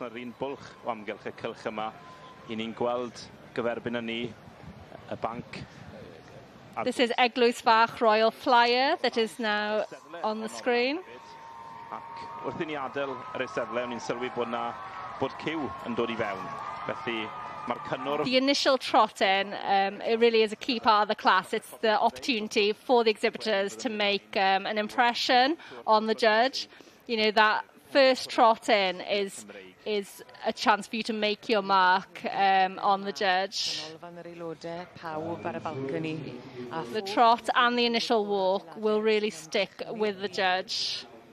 Yn llawn, mae pawb yn manteisio ar y llefydd uchel na hefyd yn dos. It also helps when the grandstand gets behind them all and cheers. It really helps the fire of the Welsh Cobs in showing themselves off to their best. A mae'n codi calon, fel o ti'n gweud, Owen, oedd na falle chydig bach o sybrydion mai... You'll see here sometimes the different styles of showing the Welsh Cobs. Some will trot them out on the longer line, and others will keep them close. Sydd wedi casglu amgylch y cylch yma. Pob un a'i sylw ar y cobiau Cymreig. Dwi'n meddwl bod yna'r un sioe arall yn y byd sy'n wedi denu y fath gynulleidfa. There's still some coming into the class now. A maen nhw'n parhau I ddod... There's 11 Cob stallions currently in the ring. Some are still coming in. That's the Merricks, Brynithon Kensington, just shown there. And Powys Ali Maxen just giving a show in front of the grandstand. Gei ddim ddo mewn, a mae'r boes y Cobs yn digon da yn fod yn hwyr yn dod mewn. Mae pawb yn moyn cael yr spotlight. You see some coming later into the ring there, and that's really to make an impression. They want the spotlight on them. They want the crowd behind them. Mae'r rheol I gael, mae'r gart ar to try and give that good first impression to the judge. Mae ni, a chyfo beth, mae'r sioe a mae'r heini sydd yn dangos So Ernest Gant of the Norfolk stud is judging this afternoon Section D stallion class. Angen rhywun sydd ddim ofon, perfformio. Oeddi, drama yw i fyd, ie, drama yw i ar hyn o bryd, ie. Gwerth gweld o. Wel, dyna ni am sioe gallai prynhawn i bethau. One show to begin the 13 yn y cylch. of the Wednesday afternoon. I believe they're all now in the main ring. So the judge Ernest Gant will now be having an initial look at them, walking around. Sydd yn y dosbarth yma ac fel nath Owen Grybwyll, byddwn ni wedyn ni yn mynd at y pencampwriaethau. This is the 8-year-old Nova stallion class. A cwpan siwr Tywysog Cymru yn goron ar y cyfan. Dyna ni y beirniad, Ernest Gant. There's the judge, Ernest Gant, having a good look at the exhibits in. Yn cael yr olwg gynta ar y meirch. It's likely that he'll be looking for an old-fashioned stamp of Welsh cob, deep-bodied with a leg at each corner, with bone and feather and short cannons, with a quality Welsh head, with a good eye and small ears. He'll be looking for them to move in a powerful manner, straight and correct. Ar hyn o bryd. Ydy e. Ydy. Ac atgoffa ni y cryfder yna yn y cefen, y penôl. Cryfdel, digon o bonôl oedd y geiriau. Y geiriau ar beirniad hwnna, dim yn geiriau ni. Ie, tro da, dim bach o asgwrn, ti'n meddwl bach o'r sgop na. Dim byd rhy stoci fel, mae eisiau rhywbeth gall wneud job yn y waith. Ie. Yn amlwg ti eisiau cydbwysedd, yn wyt ti oherwydd, gyda cydbwysedd, wyt ti'n... He'll also be looking for a balanced Welsh cob. You want it to look a picture, an overall picture, not as if it's a horse of two halves. Ti eisiau'r hyd o'r clusti'r trwyn i fod yn fyr, oherwydd dyna yw'r bryd Cymreig. Ti eisiau'r ffroenau fod yn fawr. You'll be looking for that quality Welsh head. Cymreig. Maen nhw gyd wedi deillio o'r adran A. Felly wyt ti eisiau gweld peth o ansawdd yr adran A yn yr adrannau... Without a coarse head, you don't want to see any Roman noses. Ti'n meddwl am y pennau pert y llygad mawr o'r cluster bach. Wel, wyt ti'n gweld yr ansawdd hynny wedyn yn y copiau Cymreig oherwydd yr adran A yw dechreuad yr holl adrannau Cymreig. Ac yn mynd nôl yn bell. The Cob Stallions now are preparing to do their individual trot-ups in front of the grandstand. Hefyd yn dywe Owen. Cymdeithas y cobiau'r merlod Cymreig. Wel, yn amlwg... Yn hynod bwysig. That was T-Hen Brennan, the black Welsh cob that was just in picture there. Fydden ni ddim wedi medru cadw a chynnal y bryd, oherwydd nhw sydd wedi sicrhau bod y bryd yma wedi parhau. A pan byddwn ni'n meddwl am gwpan siwr Tywysog Cymru, a rheswm am y gwpan oedd mi nath y brenin siwr gwario 50 pint i brynu'r cwpan, oherwydd mi oedd rhaid i'r ceffyl hynny fod wedi cael ei fagu yng Nghymru, ac mi oedd rhaid bod o wad Cymreig hefyd, felly i ni wedi gweld... The judge will be looking at something that maintains and keeps its spark throughout the class. You don't want something that trots in with its tail up over its back, but then goes flat straight after. This is 1095. This is Bryn Meillion, the Senator. Property of A. Davis. Y tywysog siwr ar y pryd wedi rhoi'r cwpan yma i adal... Here is Eglwys Fach, Royal Flyer, shown on behalf of Eglwys Fach Stud. Dwi'n meddwl am y hacni nawr, dyw'r hacni ddim o'r boblogaidd ar Coping Cymreig, felly ni'n ffodus iawn. He was first and supreme champion at Lampeter Stallion show this year, and has previously been fourth at the Royal Welsh Show in 2019.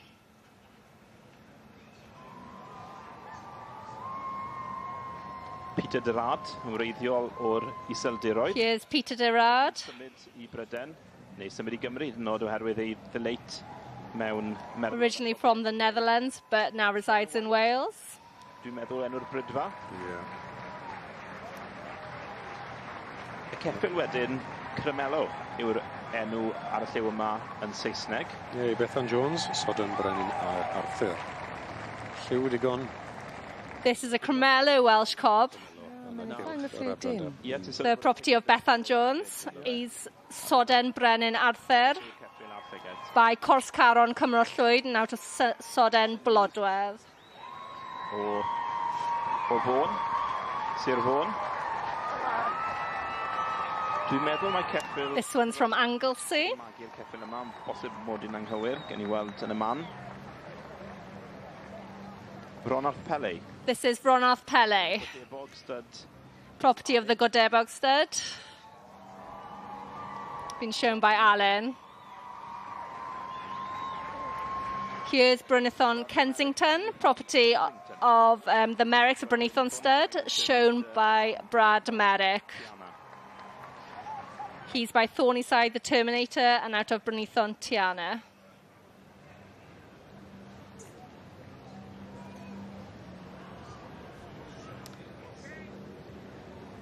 Ar nesa, yn cael tro bach o flaen ar ei steddle, tipyn o frwydr. Gareth Lapping. Next to go is Gareth Lapping. Y Cobyn a Gareth. Dwi'n meddwl mai... Tipyn o ffefryn. Lewis Valley Maxon, dwi'n meddwl. He has the support of the grandstand behind him there. Teulu Denning. Property of the Denning family. Danwy Tango, ag allan o Powys Valley, Miss Molly. Symud, mae hwn. Powys Valley Maxen, who's by Danaway Tango, and out of Powys Valley, Miss Molly.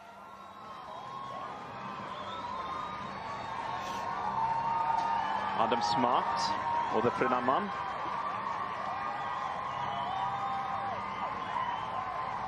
I'r gŵr bonheddig yma.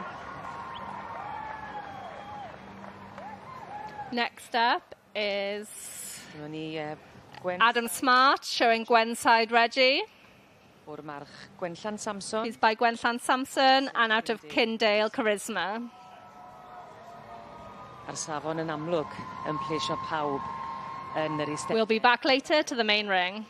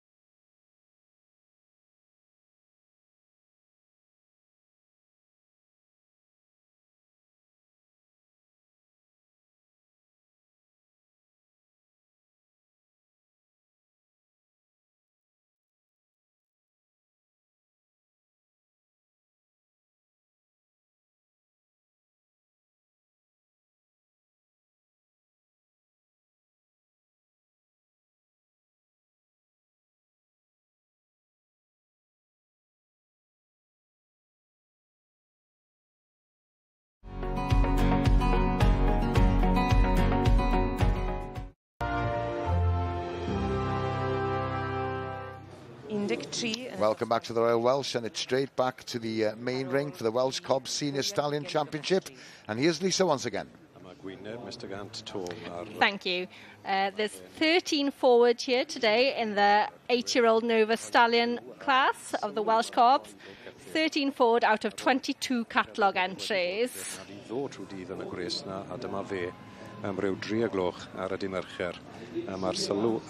Ernest Gant has had a busy 2 days of judging. He is now having a look at the Welsh Cobs walking around. Just on screen there was a Cremello Welsh Cob Stallion. Na, dim gormod o Palominos. Dyw'r lliw ddim yn wneud dim gwahaniaeth wrth gwrs, ond mae fe'n sefyll mas, yn dwi? The judge, Ernest Gant, has seen each animal trot up individually in front of the grandstand, and has now taken a final look over the class before doing an initial pull-in.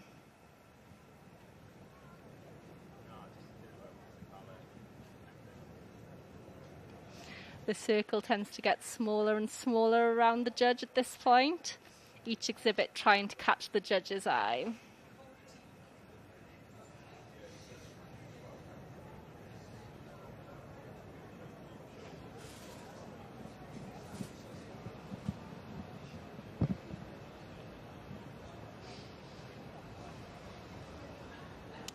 He'll now be weighing up and measuring what he's going to pull in first, and for the rest of the placings as well. Symud yn dda iawn.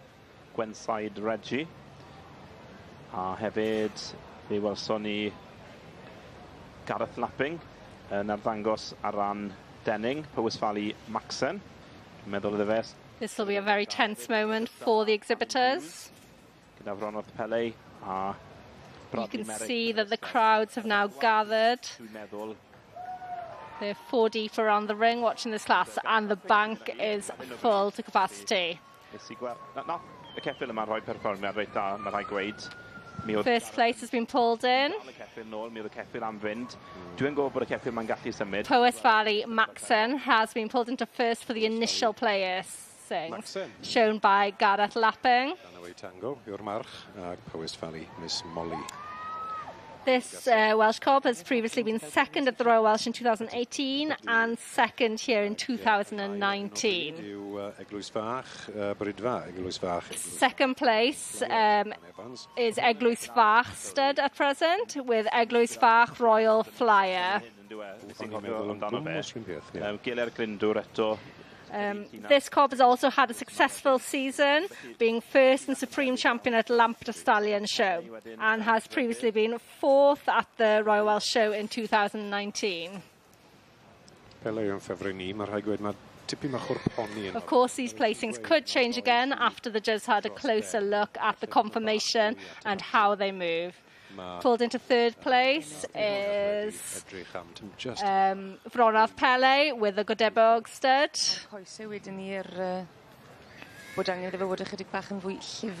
Fronwrath Pele was first at the Royal Welsh Autumn Show last year and has previously been second here at the Royal Welsh Show in 2015.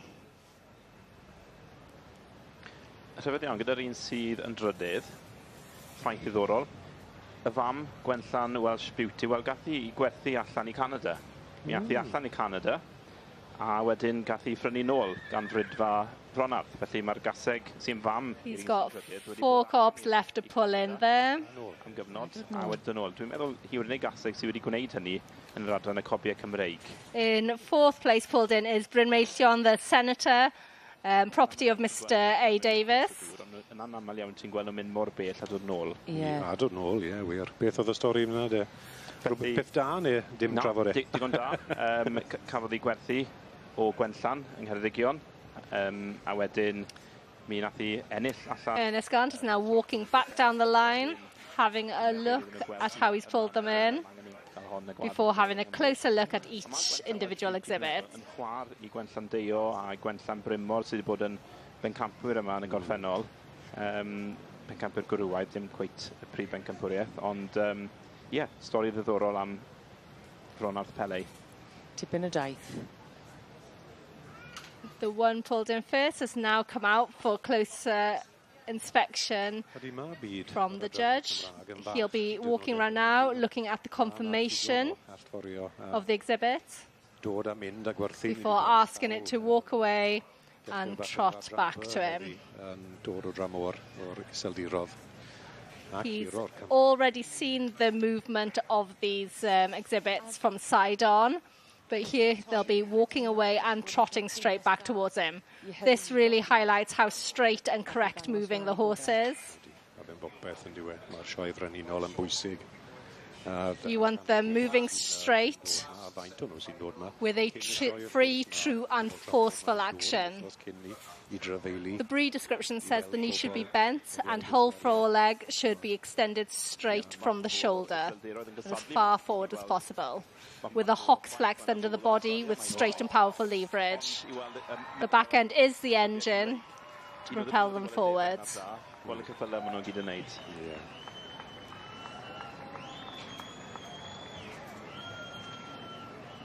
Odych chi dal I weld y bryd Cymraeg mor... That's Powys Valley Maxen now giving his show for the judge. Giving a really nice show for the judge and the crowd. Peth ansicrwydd gyda Brexit yn amlwg. Mae'r costau wedi mynd I fyny, ond gyda rhai o'r pobl mas I nhw ambrynu, maen nhw ambrynu'r gorau, a mae rhaid I nhw dalu'r pris, sef... Now out for closer inspection is Eglwys Fach Royal Flyer, the property of Elgan Evans, who's by Geller Glyndwr and out of Eglwys Fach Charisma. Lot fwy o waith papur, ond eto, os yw pobl ambrynu'r ansawdd, mae rhaid I nhw dalu'r pris.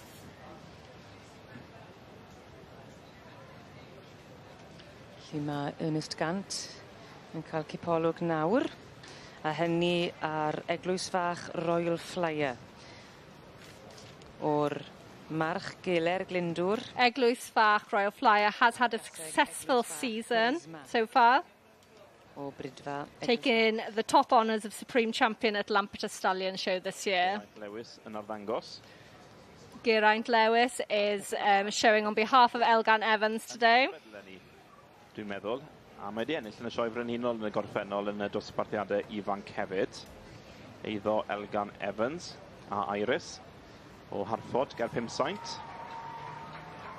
Now a chance for the judge to see how straight he's moving.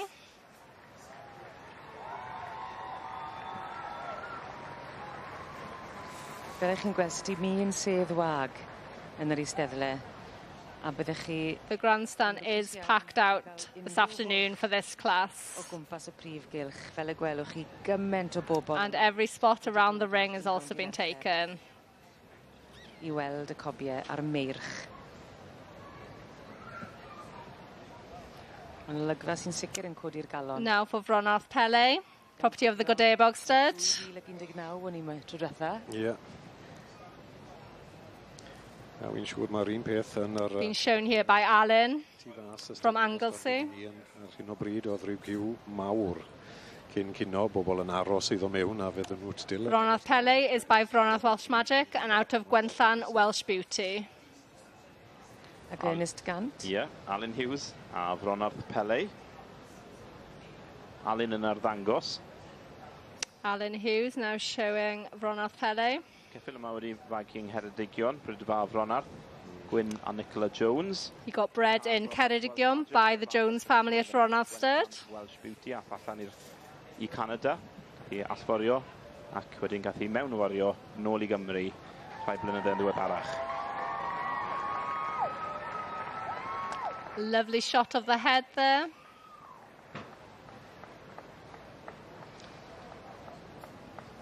Chi Fronarth Pele wedi cael y cyfle I rhoi sioe o flaen y beirniad Ernest Gant sydd yn beirniad... We will be back later to see the results of this class. Gyda'r wythnos a mwy o beirniadu o'i flaen. Yes, indeed we will. On the other hand, if you want to continue watching the Welsh Cob Senior Stallion Championship, then you can watch uninterrupted coverage on our website.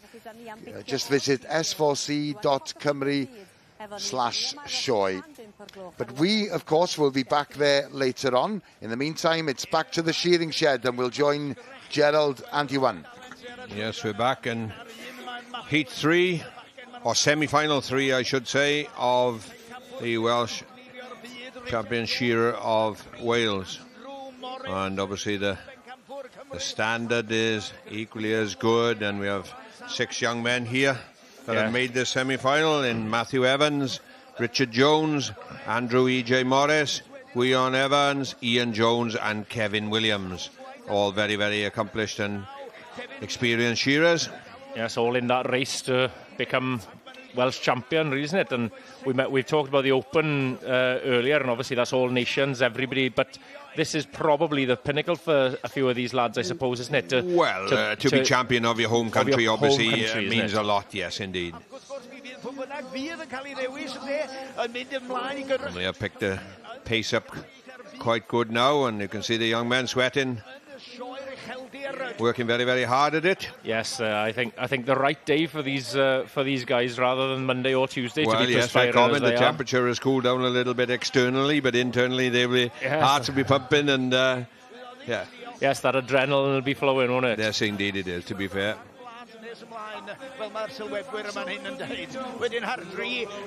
So Andrew Morris from just down the road here in Aberedo. We featured him earlier on in one of the heats, and he's come through very well so far. He's hoping to make the next step and get into the final. The 6 out of the semi-final will make it to the final. So yes, I believe it's 18 here for the semi-final. That's quite right. So we're on the top 6 out of this will go into the final. Yes. So as you mentioned earlier, Gerald, this sort of last heat or semi-final, obviously, but the last lads to go sort of know what they need to do in a sense. That's quite right. Yeah, quite right. So be that an advantage or a disadvantage to them, they know the measure of what needs doing. There's 12 guys already gone in front of them, and that's quite right. And they'll know where they need to supersede those guys. And as we stated before, these lambs are shearing exceptionally well in very, very good order, and presented for these young men to have a chance to qualify on. Number 4 there, we're looking at Gwion Evans. Featured there again, Andrew Morris. And I know we've already mentioned the number and volume of lambs that are going to get shown here over the course of the week, and the consistency of quality. But that's credit to the guys that are going around sourcing them, and the guys supplying them, isn't it? Richard Jones from going in for another lamb. And on number 5 is Ian Jones going in for another lamb.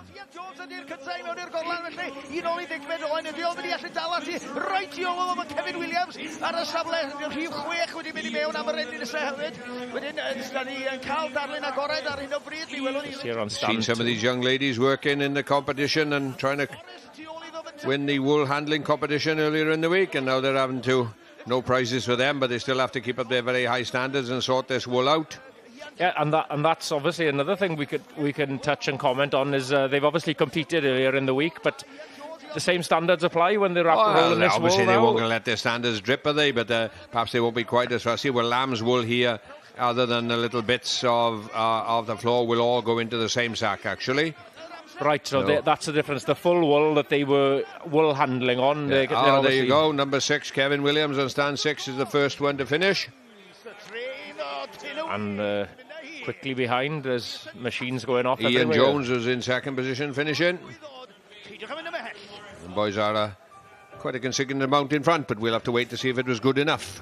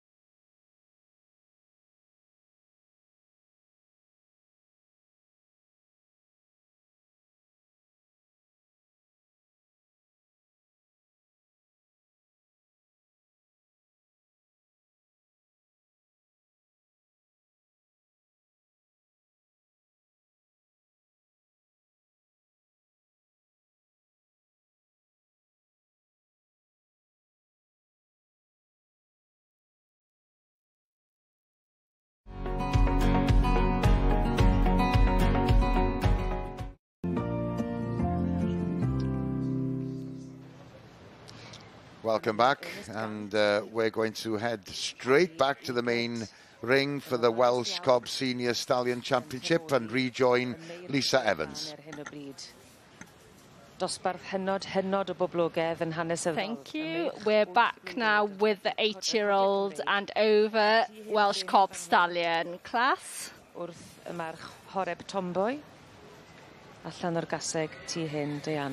This is a T-Hen Stallion.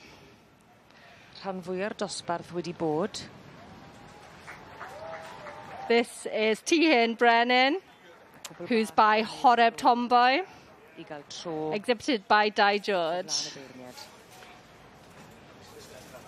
Dim ond un bach fi'n deall, ni'n dod I ben 'ma. This has been 4th at Glanach Stallion Show this year. The sire Horeb Tomboy has also had a lot of success previously. Peter Derard. Here's Peter Derard, exhibiting Soden Brennan Anthem, the Cremello Stallion, on behalf of Bethan Jones. The sire is Corscaron Cymro Llwyd, and the dam is Soden Blodwedd. The sire is Dun Stallion, which is based just outside Tregaron, Ceredigion.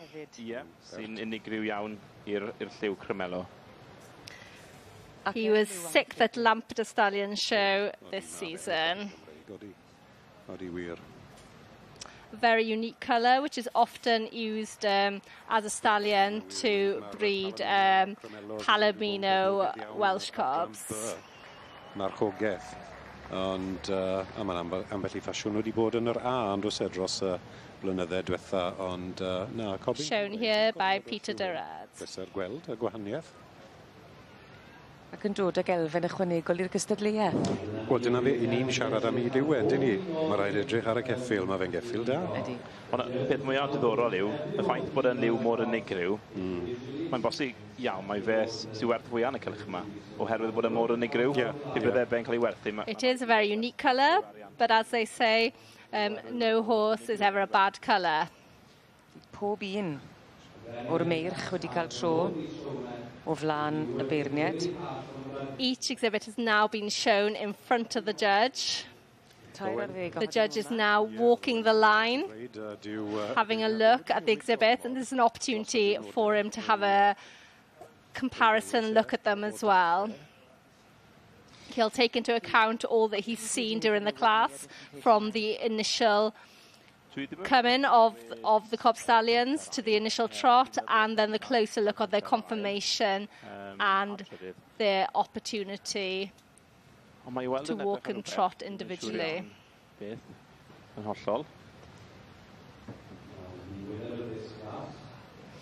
You're at a very unique position as the judge in the middle of the ring, because often you will see things that people outside the ring do not see. So this is an opportunity for Ernest Garn to change the order and move some of these stallions around. A pob un wedi perfformio yn ogystal â'r rheini sydd yn ei dangos. This is a quite nerve-wracking time for those exhibits, especially those at the top of the line, waiting to see whether they'll hold on to their positions. Just I wneud yn siŵr bod dim byd eisiau newydd. It's nice to see a judge looking at each exhibit within the class and not just focusing on the very top few. Nawr te. Di'n mynd at my het. Now taking everything into consideration before the moment where the het comes off. Ie, fi'n credu bydd Owen yn iawn, bydd ddim lot o newid gobeithio. Ond pwy sy'n gwybod? He's now walking back up towards the top of the lineup.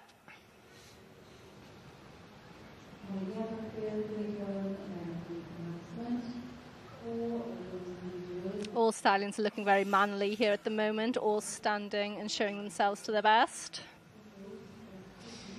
Dod tuag at ochr ucha'r cylch.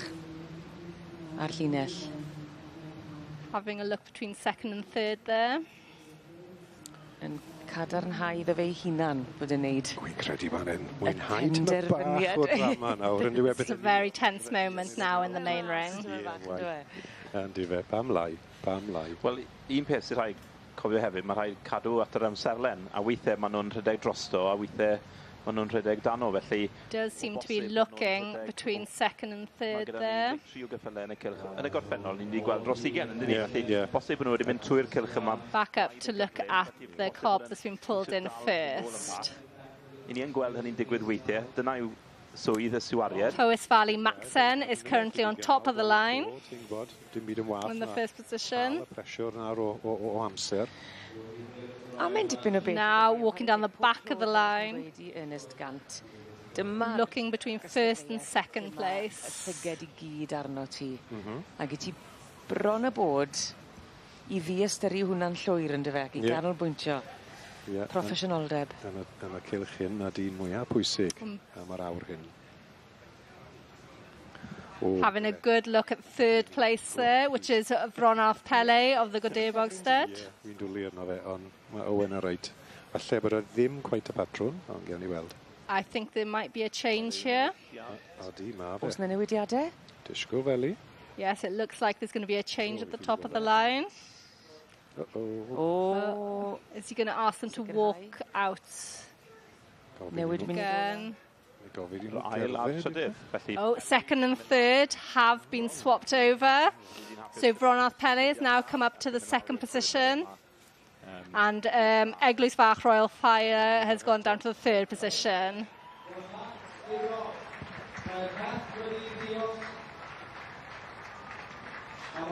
Just waiting to see if the hats come off to make it the final decision.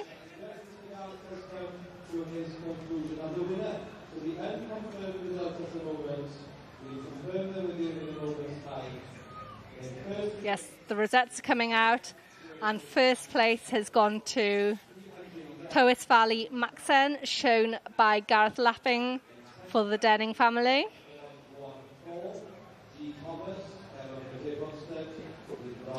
Second is Vronarth Pele, shown by Alan Hughes, property of Godebogstead. Now that's a moment of relief there for Gareth Lapping there, to have kept that first position. Wy'n gallu gytuno, wy'n gallu credu bod fi'n gallu gweld ond yma'n farn I yw. Mae'r ceffil allan yn ail, mae fe'n ceffil da, ond mae fe tipyn o boni bach. A'r beirniad hyn falle yn bersonol yn edrych am rhywbeth mwy, a mae wedi bod digon teg yn farn I. Mae'r ail just wedi... So first place there of Powys Valley Maxen was second at the Royal Welsh Show in 2018 and second in 2019. Yn driw iawn i'w deip yn dywe, wedi cadw'r... Third place is Eglwys Fastad with Eglwys Fach Royal Flyer. David yn mynd â hi o fan hyn. Ond Gareth Lapping sy'n arddangos. 13 entries forward in the stallion 8-year-old Nova class. Dwi'n meddwl maen nhw wedi byw yn Hwlffordd, Peter a Jackie Denning. Dwi'n mynd siŵr os nhw dal yn byw yno, ond Powys Valley Maxen sydd yn mynd â hi wedi fagu gan Jackie Pugh. Y tad wedyn Danwy Tango sydd wedi ennill, lle mae'n y gorffennol. Ar fam wedyn... Powys Valley Maxen will have been bred here locally by the Pugh family. He's by Danaway Tango and out of Powys Valley, Miss Molly. Sydd yn enw cyfarwydd iawn i'r sioe fan hyn. Second there, Alan Hughes in the picture with Vronarth Pele. Tlws. Tywysog Cymru. Third is Eglwys Fachstad. Rhyw deir gwaith, dwi'n meddwl. With Eglwys Fach Royal Flyer. Dyn, maen nhw'n ysu I fynd. Falle bod am I rywun arall I rannu yr wyliau. Kerry, I partner, yn hapus iawn, yn amlwg. Gareth y bosib mas o wynt. Kerry, Gareth's partner, now coming into the ring. Kerry Powell. To take the reins, possibly, for the final lap. Iddo fe gael cwtch. Mae hwnna'n dangos pwy sy'n bwyd. Dyna fe, cysa bach iddo fe. Oh, these are lovely pictures to see. It shows how much winning this class means to the exhibitors. Eiliad hyfryd i'r ddoi ohonyn nhw. Maen nhw'n bar ffein iawn. Treuliodd Gareth cyfnod yn ei Africa yn bwrw Brentis hefyd. Gyda brydfa allan yno. Felly Gareth... You can really see the pony quality in the head there of the winner.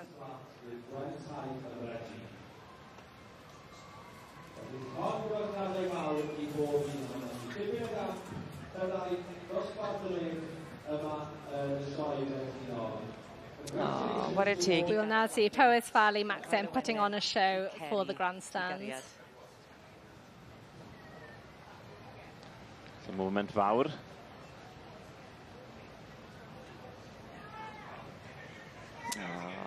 A mae'n dangos beth mae'n feddwl I bawb sydd wedi bod yn rhan o daith y meirch. Chi'n meddwl am yr holl gefndir.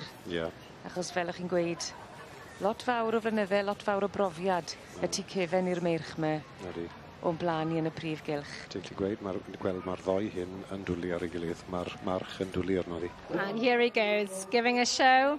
Congratulations to Powys Valley Maxen.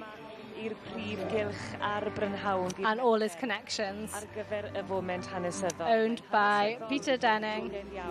Diwrnod y meirch un gyda... Shown there by Kerry Powell. Ac enillydd yr adran yma yn 2022 yw Powys Maxen. A big congratulations to the winners. Powys Valley Maxen, the winner of the 8-year-old Nova Stallion class. Yn rhedeg wrth ochr y march.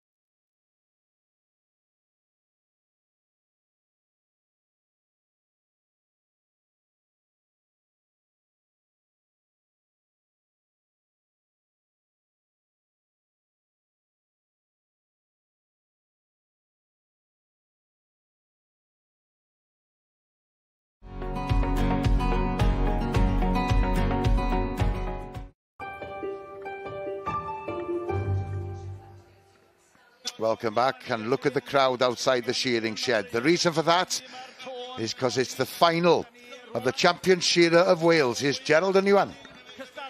Yes, we followed the semi-finals all the way through, and sounds odd, but there were 3 semi-finals to culminate to 6 competitors, and the 6 competitors are as follows. On stand number 1 is Richard Jones, stand number 2 Matthew Evans, stand number 3 Gwion Evans, stand number 4 Alan Lloyd Jones, 5 Ian Jones, and number 6 Lloyd Rees. So as we say, we watched it yesterday through the junior and intermediate competitions, and now we see the pace has hotted up Ewan quite a bit. Yes, certainly. It's evident we're at the cream of the crop, and a lovely clean clip here in front of us as well.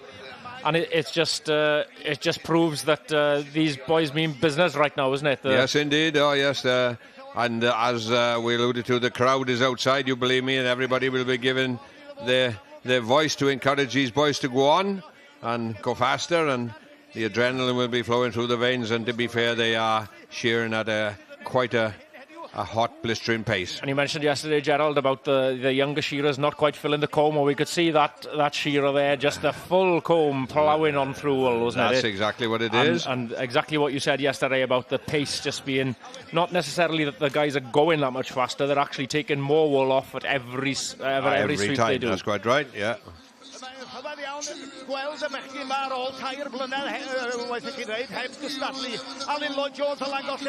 You see there Matthew Evans on stand number 2. Young man from down the Gower originally, but I do believe he's moved to North Wales now. He has moved to North Wales, and well, it's actually his brother-in-law to be then. That'll be on stand 1 next to him, just out of shot. But Richard Jones, and I believe they were first and second 3 years ago when we were last year doing the commentary. So a bit of family rivalry going on there. But I'm sure the other 4 will have something to say about it as well. That's quite right.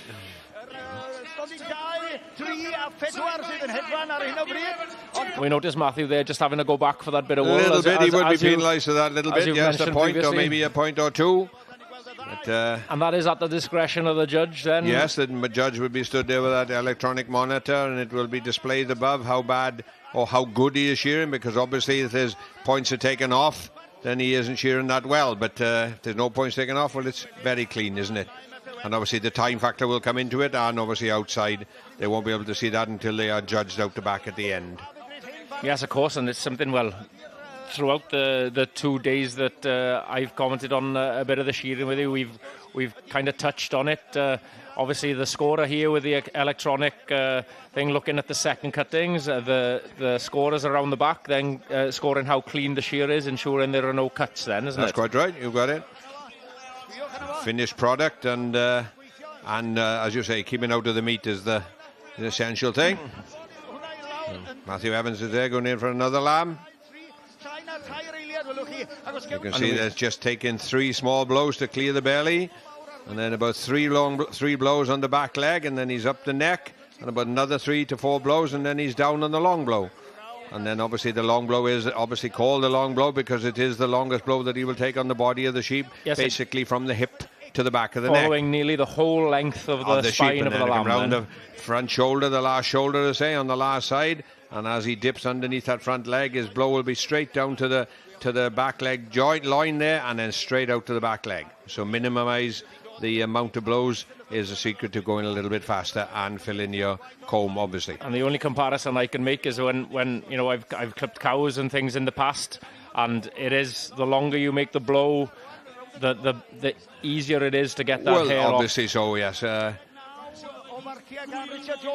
These guys would prepare their equipment and their combs and cutters. They'd be extremely sharp and very smooth, so they would actually glide through the wool with great ease.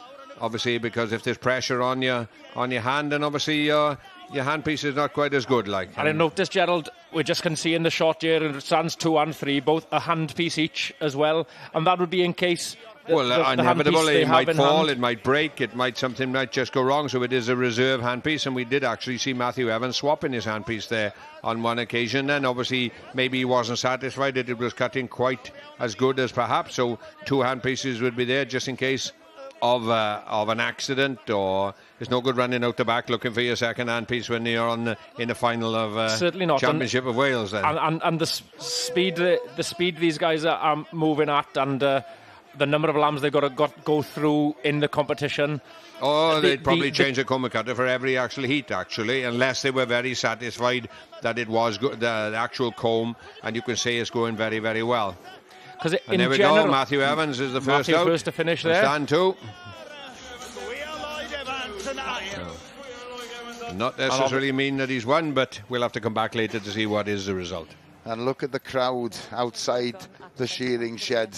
And there's a bit of a crowd as well around the main ring. The grandstand is full. The bank on the opposite side to the grandstand is full.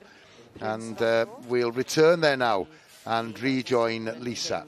Jodie Halliwell.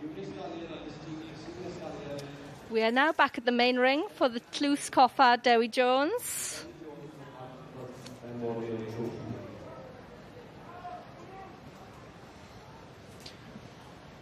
This is for the best stallion. On screen now is Bryneglir Prince Rambo, who won the junior stallion class earlier on in the day. Bryneglir Prince Rambo is owned by Simon Pring and Jodie Halliwell. Powys Valley Maxen.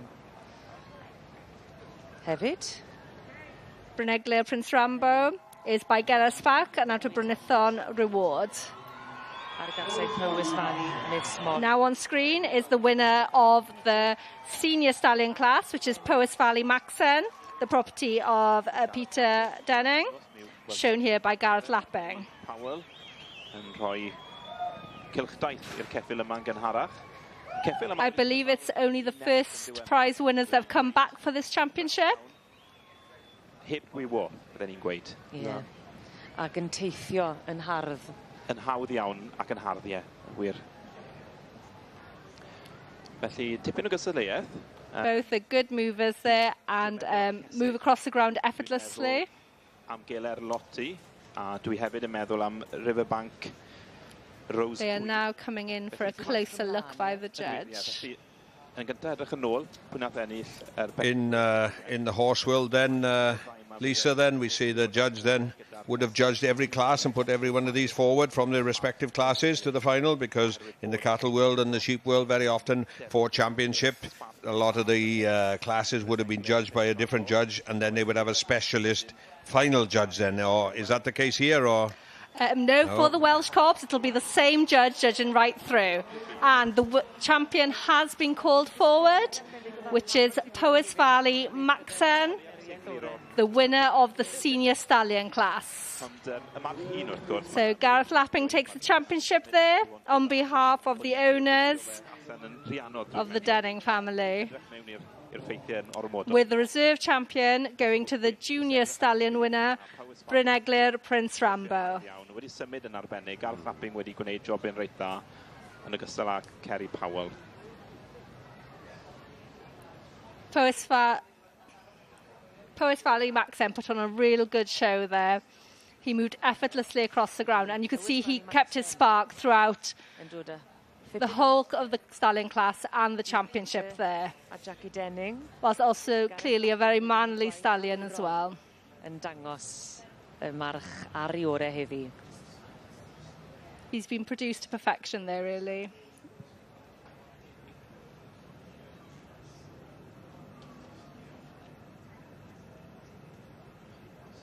Lovely shot, headshot there of the winner, Powys Valley Maxen.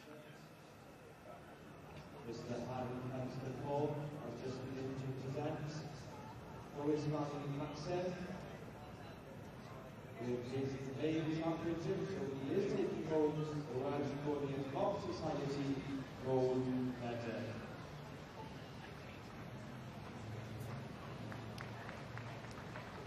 Following this championship then, we will be going on to the Best Stallion Colt or Gelding Championship, and then the big championship of the Prince of Wales for the champion Welsh cob exhibit. Wel, fe enillodd I ddosbarth. Here's the winner. Powys Valley Maxen, senior stallion winner, and now champion stallion of the Welsh Cobs. Congratulations to all connections there. Peter a Jackie Denning a Gareth Lapping wrth I fod yn dangos y march ar I orau o flaen yr eistedlau sy'n dal I sang y flwyddyn yma unwaith eto.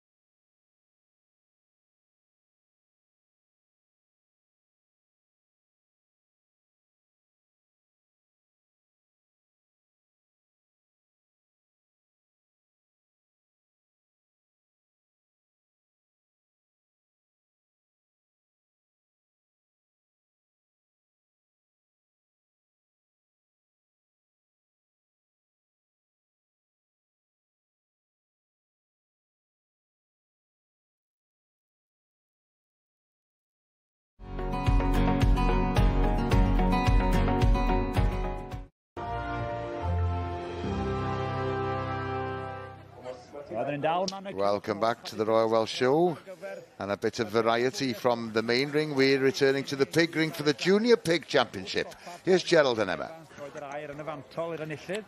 Yes, we're back here with the multi-breeds in front of us, Em. Yes, we've got, as Gareth said, we've got the Junior Pig Championship, and this competition is for the best pig born on or after the 1st of January 2022. The champion junior pig from each section is eligible to compete. And we have some quite large pigs on display, don't we? Yes, they're very well grown. Pigs do grow fast, you know, they are a fast growing breed. But that Welsh pig in the background there now, absolutely super young gilt, isn't she? Yes, she is indeed. And that's from the Evans family, Troederair. And a lovely young saddleback gilt there as well. We see the young Gloucester Old Spot boar there.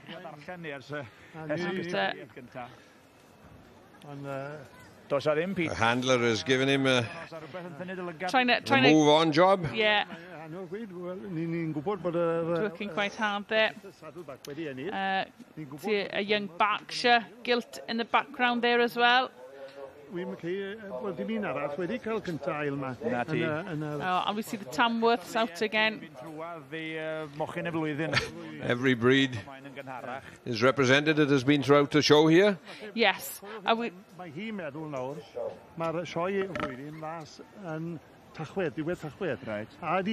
But this competition is for the younger pigs. We did see the Duroc out taking the Pairs Championship earlier today, so maybe they didn't have any pigs qualifying for this competition. Oh, that's right. Well, it didn't have any large entry of Duroc pigs in the show neither, no, there is there? isn't. No. So. The Welsh pig. Little Welsh gilt here is, as we stated, very well grown for him and very compact and very nice, appealing little pig, isn't she, to be fair then? It's hard. It'll be hard to beat her power. You see, just in the background there, I just caught the number earlier, was the middle white pig, just in the background there. Yeah. So quite a big difference in size. I know that their mature size would be a lot different as well. Maybe. She could be just a month or so younger, She could be very young as well. The judges... Actually, she was February born, end of February born then. That little middle white from Dyfodol pedigree pigs. The judge has collected her. The judge has collected the rosettes and will be making her way toward the prize. We're just waiting the direction in which she heads in. But it might be different to the time she looked round. But I think we'll have to wait just to come back to see what decision she has made. Oh, it goes to the saddle. A very sweet young gilt there. Yes.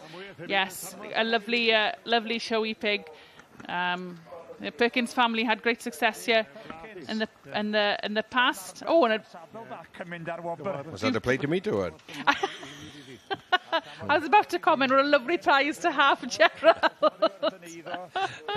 No, it looked a very nice plate with a picture of the pig on. And I do, looks like the yes. Tamworth there. Tamworth is taking reserve. Lovely for the... older breeds, perhaps. Yes. Traditional breeds. Breeds. There we go. Gwyndy Lottie, 34, for David Perkins, the Perkins family. So, once again, the prize going to a very well-experienced exhibitors here. It's a very sweet young gilt. Wel, we di sgwyd wrth chi hefyd. Dim llawer, ond diolch beth bynnag. Diolch fawr iawn chi. We now look forward to the Prince of Wales Cup for champion Welsh Cob.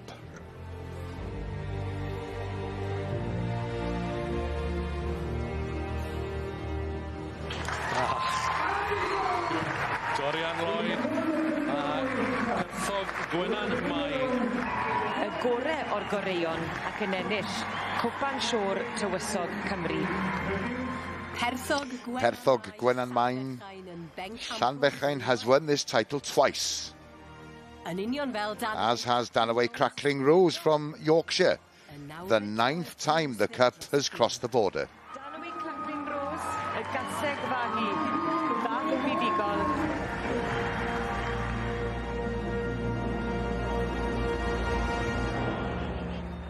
So let's return to the main ring and join Lisa once again. Thank you. We now join the main ring for the Prince of Wales Cup Championship. Everybody has their eyes on this trophy. Doing her show in front of the grandstand now is Geller Lottie, the female champion, the 13-year-old broodmare winner for the 8-year-old plus class. Rambo, Ie, enillydd y march ifanc. Powys Valley Maxen wedyn, enillydd y march hŷn a'r pencampwr gwrwedd. Wedyn ni pencampwr Benywedd, Geler Loti.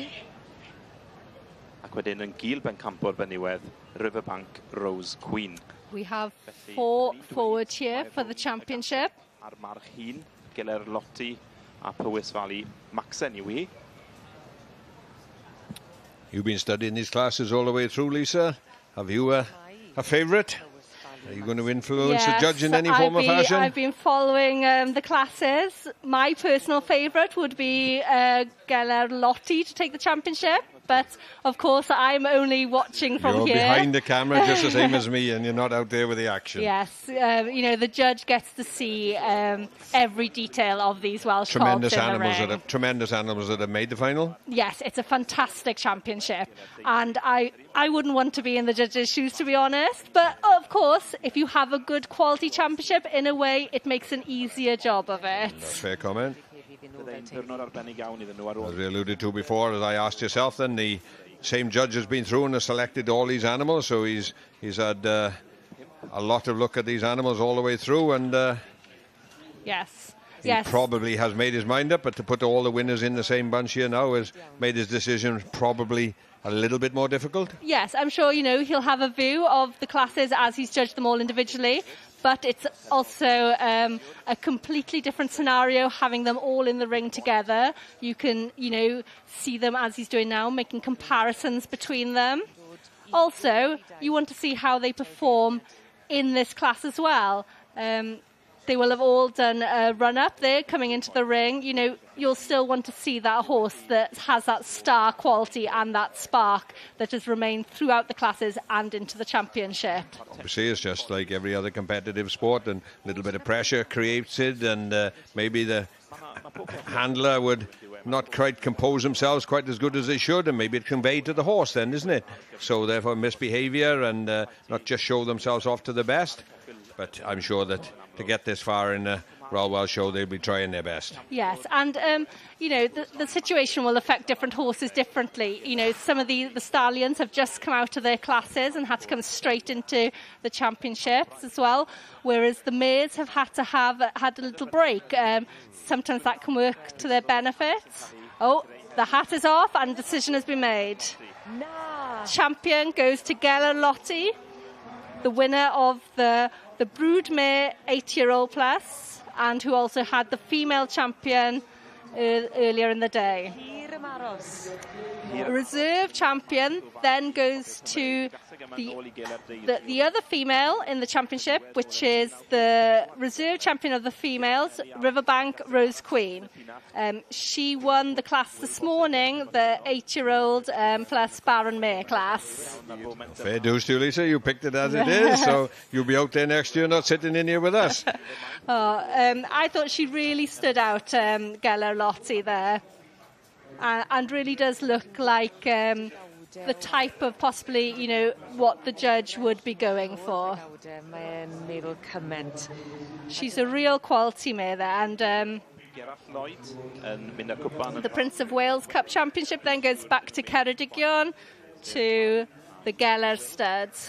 Will Lloyd there holding the foal, and Gerard Lloyd, his son, handling the mare. Cynta I Brydfa Geler hawlio'r cwpan siŵr tywysog Cymru. Y gwad wedi bod... And we can see the reserve champion there, Geler wedi dod i'r... who is Riverbank Rose Queen. A'r hufen mwyaf yw Geler Loti yn amlwg, sef y gaseg a ddap o'r stabal Geler ei hunan. So Geler Loti, the champion there, she's by Llechfryn Ffrwydryn and out of the dam Geler Hetty.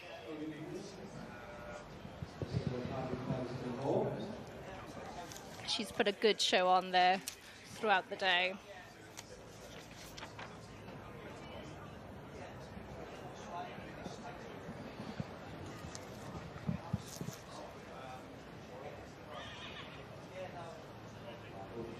Wel, mae 'na hanes yn perthyn i'r cwpan. Geler Loti has also been shown very successfully here in the past. She was first and reserve female champion in 2015. Derwen Princess, Derwen Dameg, Cytur Tylynor, Nebo Daniel ac yn y blaen. Ond Lenny am y tro cyntaf erioed, mae Giler yn ymuno ar enwau cael ei ysgrythu ar y cwpan yma am y tro cyntaf erioed. Ac yn gywaith deuluol rhwng y mab. Yn wir, Gerallt. You can see how much it means to these exhibitors here. Felly Will yn y cylch darebol yn rhywle.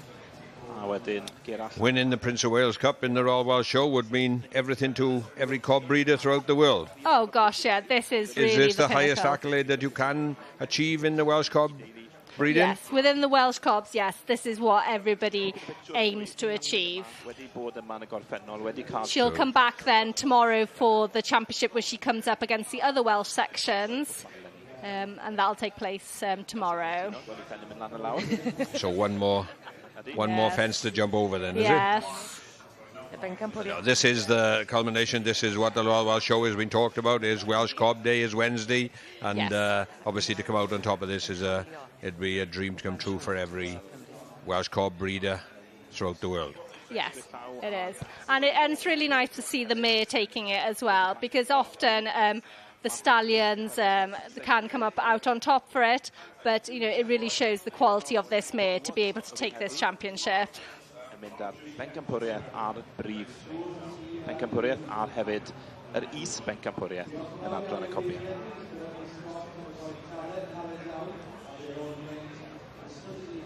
A Rob, mae di bod yn dipyn o ddiwrnod, mae di bod yn wledd o brynhawn. Ydy. A ni'n heb yn siomi. Na, mi'n bles iawn I weld. You can see the crowds have remained for this championship because this really is a highlight of the Wednesday afternoon.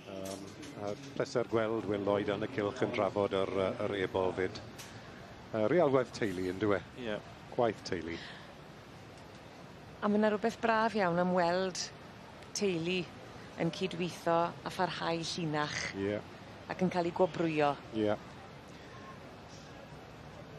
Ar mab a digon o diddordeb. Gellerstead has been so influential in the Welsh cob breeding as well. Wel, dim byd yn wath fel teulu o magu a wneud yn dda a meddwl bod dim neb I gymeryd y drosto, ond mae hwnna'n beth anodd I feddwl. And it's really nice to see the family, all the family who are having an interest in it, and you can see that that Will Lloyd, they're handing the foal and his son handling the mare. Fel y hifen, o'n I licor.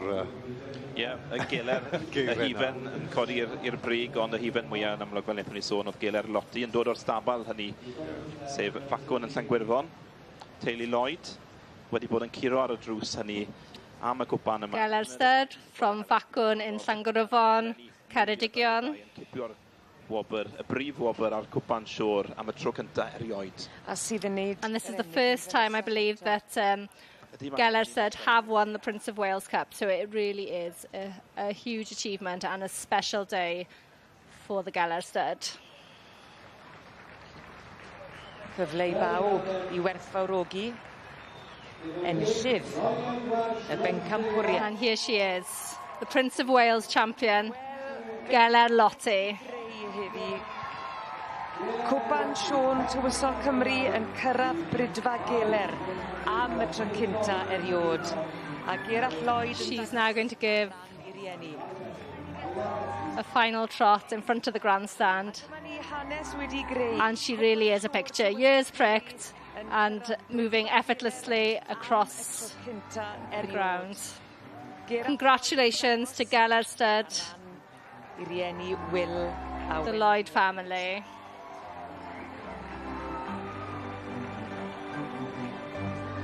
Llongyfarchiadau mawr iawn I Geler Lotti.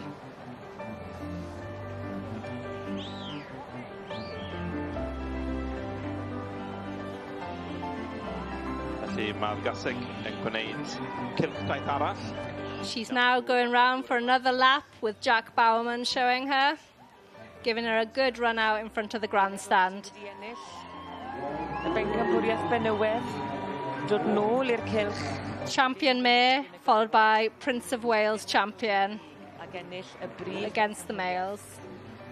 a hawlio cwpan siwr Tywysog Cymru yn ôl. Taking the Prince of Wales Cup back to Ceredigion.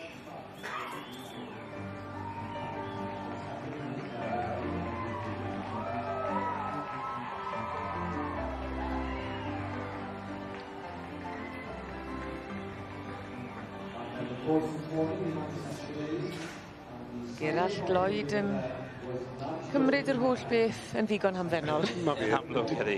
Odi, disgwyl digon cool yn diwe.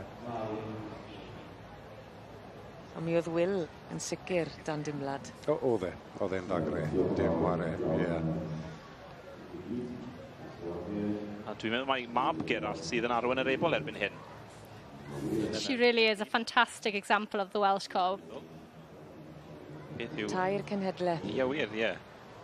Ann Lloyd, Gwraig, Gerallt. Ann Lloyd there, Geralt's wife.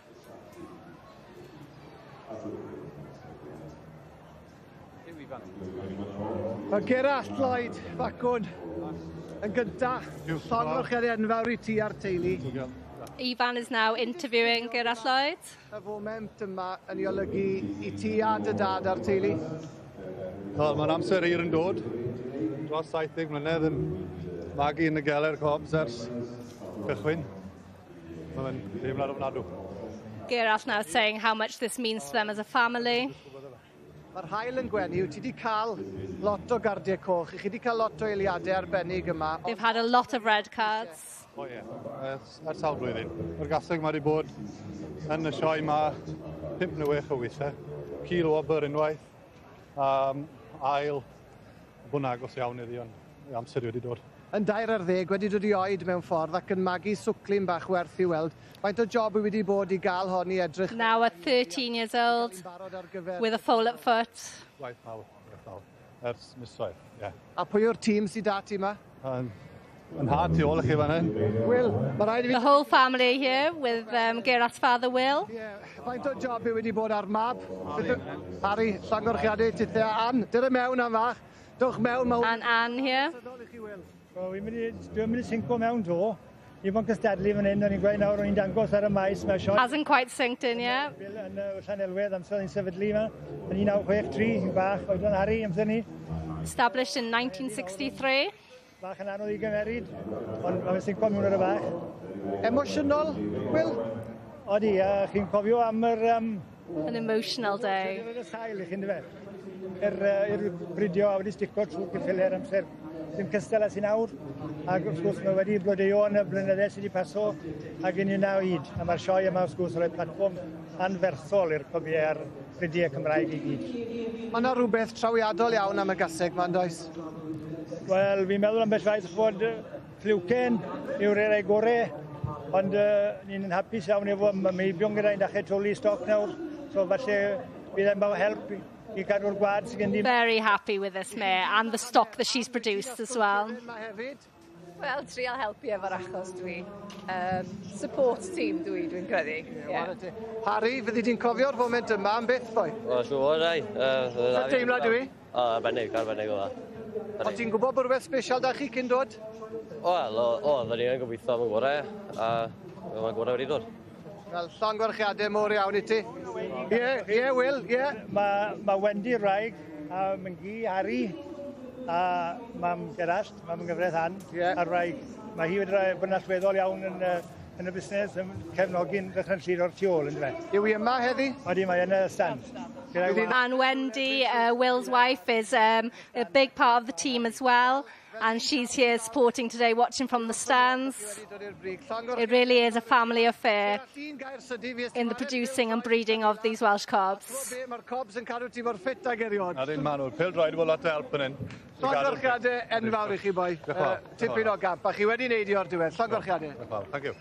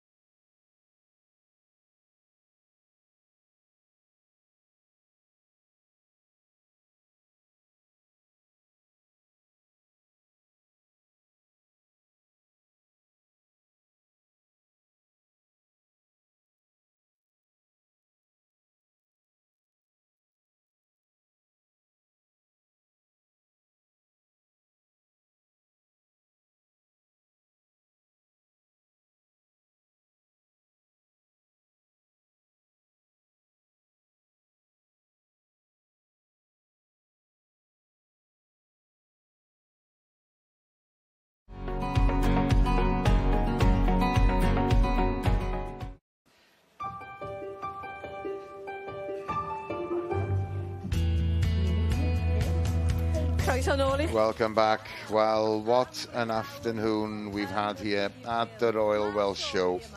All the action in the main ring, and well attended, of course, today, the Royal Welsh Show. And it's been a very, very sunny afternoon here as well. And the highlight in the main ring, of course, was the Prince of Wales Cup for the champion Welsh cob that was won by Geller Lottie. But the focus now turns to the sheep ring. So we'll join Gerald and Emma. Thank you very much. Yes, we're joining our first of the individual interbreeds, the native hill and upland breeds, and it looks like our judge has been doing a bit of whittling down already, Gerald. Oh, indeed, more than whittling down. He's selected his winner already. So we missed a fair bit. But anyway, it's the Kerry Hill that has come forward and been selected champion of our native hill. And this is a ewe from Eleanor Owens, number 4904. And we see the Kerrys coming to the top quite often here in the show ring, don't we? A very, very smart animal, an attractive animal, and well, in fact, that is a tremendous attraction in it. You know, to ears facing north, and the clean white is white and black is black. Absolutely. Distinctive markings, isn't it? Yes, yes. Very attractive. Nice sheep. top line on the sheep, on that ewe there. Yeah, well very turned out, isn't she? pictured ewe. Oh, there we go. It's the... Yes, we've seen this family a lot. Hill Speckles have had a very, very good show, I would describe. Fantastic, haven't they? Won a lot of major prizes right throughout in their respective breed, and now becoming reserve in the native hill upland. So, congratulations to Eleanor Owens from Hereford. That has won. Ifan, wyt ti'n modd newid y dad? Dwi'n gwybod wir, ond mae rhaid oedd wedi sefyll allan reit o'r dechrau. Ond na, chwarae teg, wedi mynd ymlaen wan ar gyfer. Super sheep and very well behaved there in the ring with all the fuss being made of her, very rightly so. And this ewe then will of course go forward to the overall championship later on as well. Yes, which will be held tomorrow. I can't really believe it, to be honest. You didn't expect that? No, I didn't. She did show herself well. I did think it was going to plan, but yeah, I don't think you ever expect that in the Royal Welsh, do you? Yep. She was stylish, wasn't she? Her 2 years were right up. Yeah, she's quite classy. She knows what to do. Yeah, probably better than I do. She's easy to show. Why is the Royal Welsh so special to you?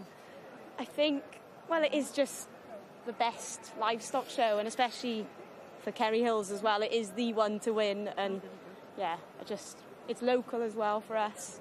And yeah, we've been coming since I was very young, and it's a dream. Well, I'm still a bit of a tut, but yeah, it's definitely a dream. Yeah. So fantastic. Thank you very much. Well done, you. Thank you. Yeah, put in a nutshell, it is the best livestock show and the one to win.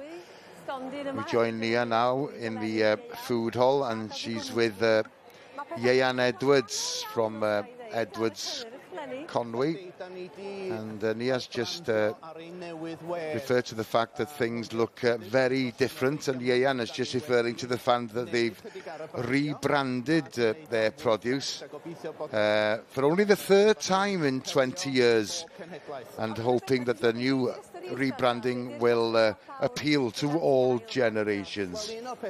And one reason why they've decided to rebrand their produce is because they've changed the recipes for their produce and gone gluten-free.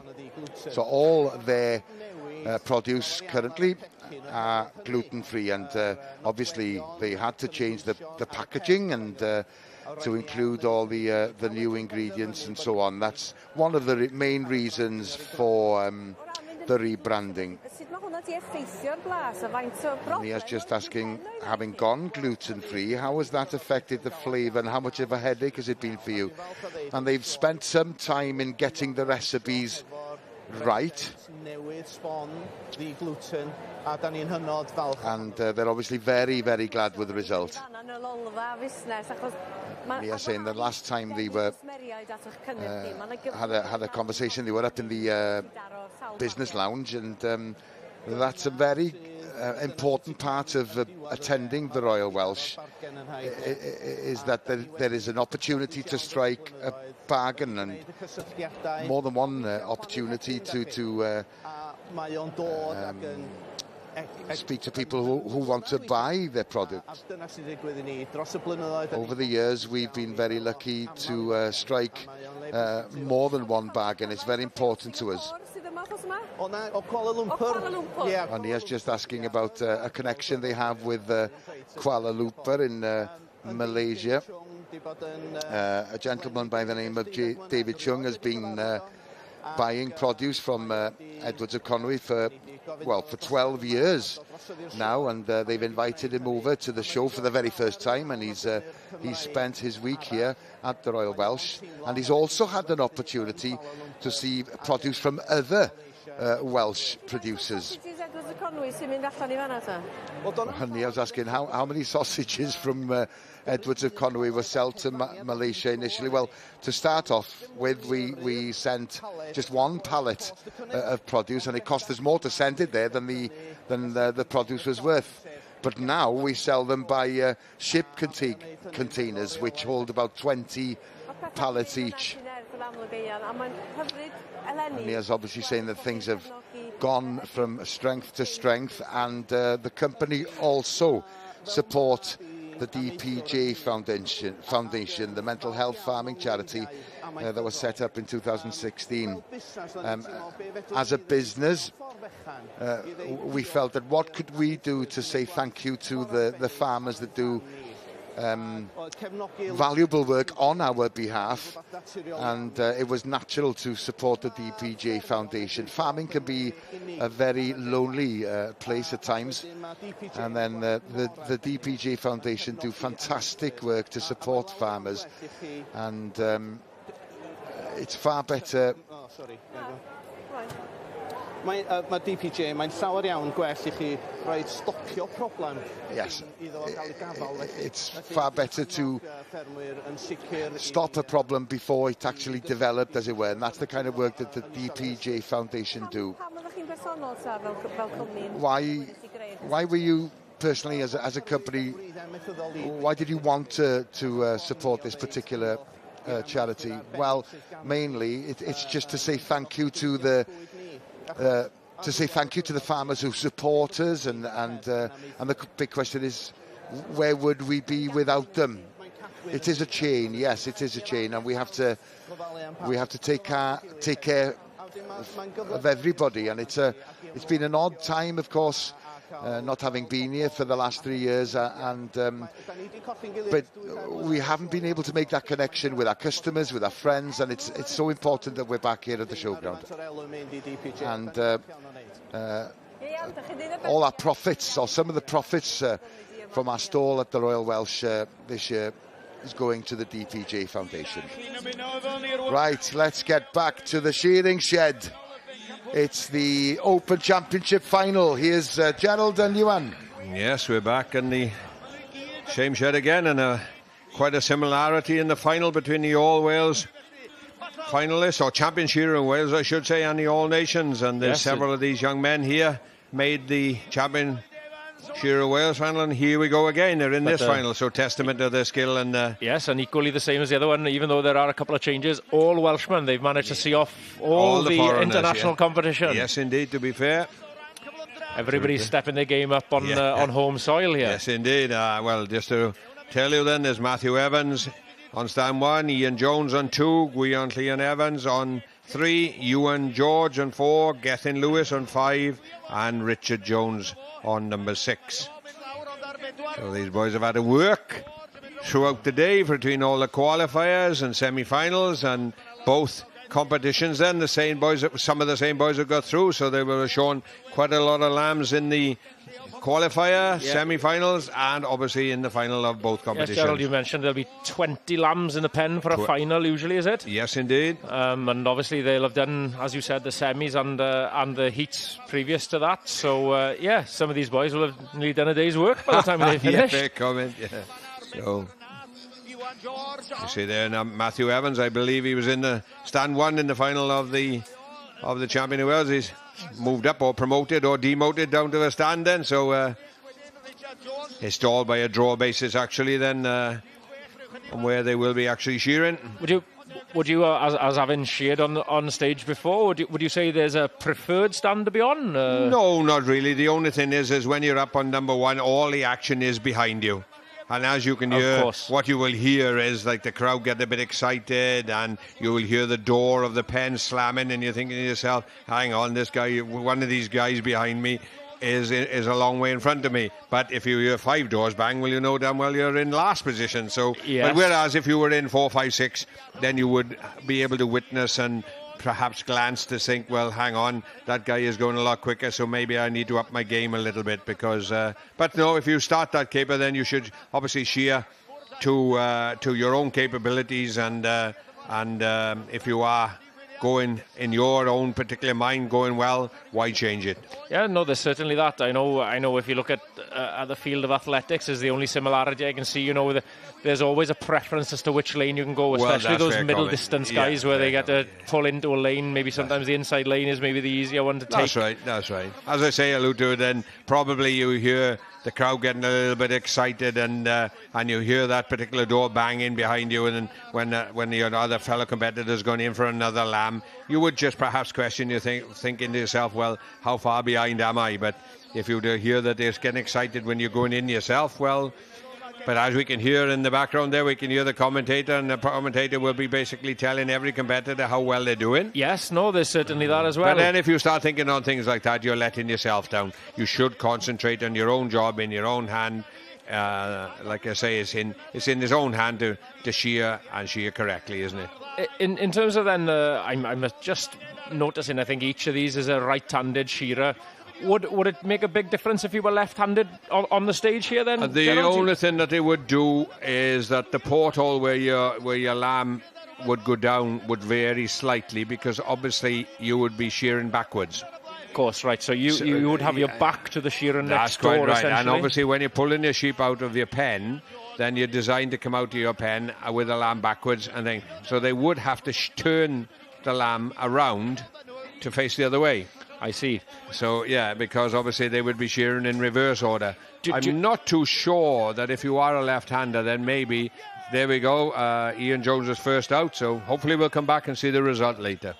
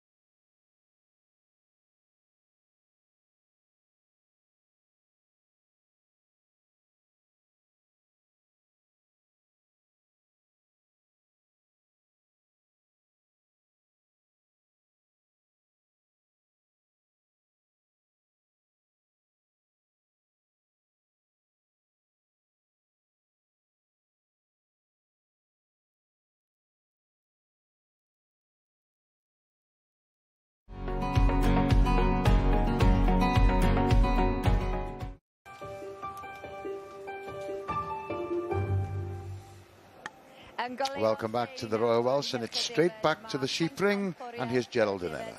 Thank you very much. Yes, we're moving on to another interbreed competition now, and we've joined the Continental individual competition here, and it looks like we've got in front of here now the Texel, the Beresham Ram in the middle, and then the lovely Charolais ewe lamb that we saw win for Adrian Davies yesterday. We have, as we stated, a lovely ewe lamb, to be fair, that has come forward from Adrian, but she perhaps is just lacking that little bit of power. But having said that, she beat her own Charolais ewe yesterday that we've seen, was a very, very powerful animal. Two but super ewes out yesterday. The Texel ewe there is, she is well, an outstanding animal. And she really looking is. from here, and and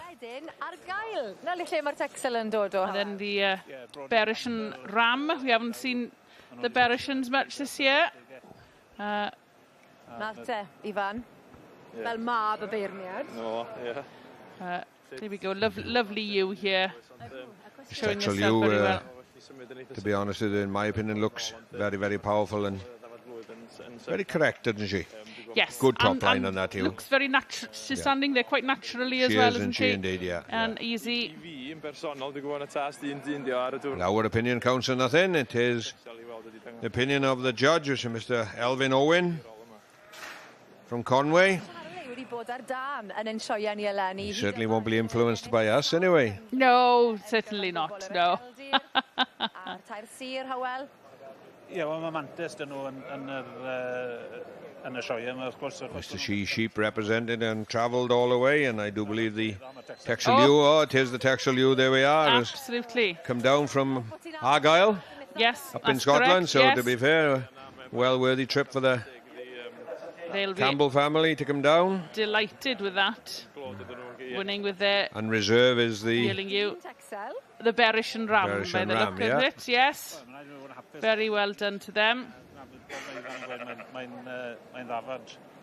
Looking at the Texel ewe's head there, the Texel Society has changed it slightly over the years now, haven't they? They're not quite as I don't know if they try to go for a bit more attractive head or whatever, but more alert prominent head perhaps, isn't it? Yeah. But she does very sharp sheep, isn't she, to be fair? She holds herself very well. Yes, indeed, to be fair. Good animal. Yes.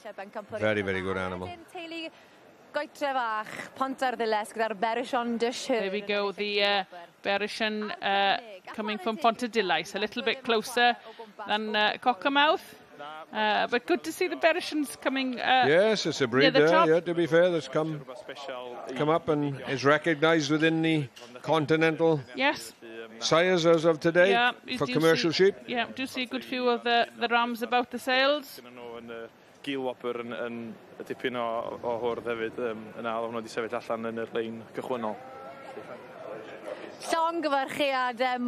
I think just comparing the two of them there, he's a cracking ram, but she just seems to have that little bit more style about her, doesn't yes, she? indeed, yeah. Very much. How are you feeling? Very, very proud to come to this show and win this class. It's amazing. What's so special about the Welsh then? Well, it's my first time ever here and I heard so much about the show. I was coming, so I thought, bring two sheep. Never expect to walk away with this. I heard it's a very social show and I can agree that is it. But is it a social show? Yes, but great stock for people to see. So no, credit to everyone who's brought them, especially under the hot weather. Fantastic, and a credit to you as well. She is a stunning ewe. She is, thank you. She's got a lot of favourites. Well, good luck to you later on as well. Thank you very much. Thank you. Yes, there's more to come from the sheep ring now then. This certificate has been awarded to the best stall at the food hall at this year's Royal Welsh Show, and it's been awarded to Mornar Louis, a company run by Helen Holland, and they've been attending the Royal Welsh for about 15 years.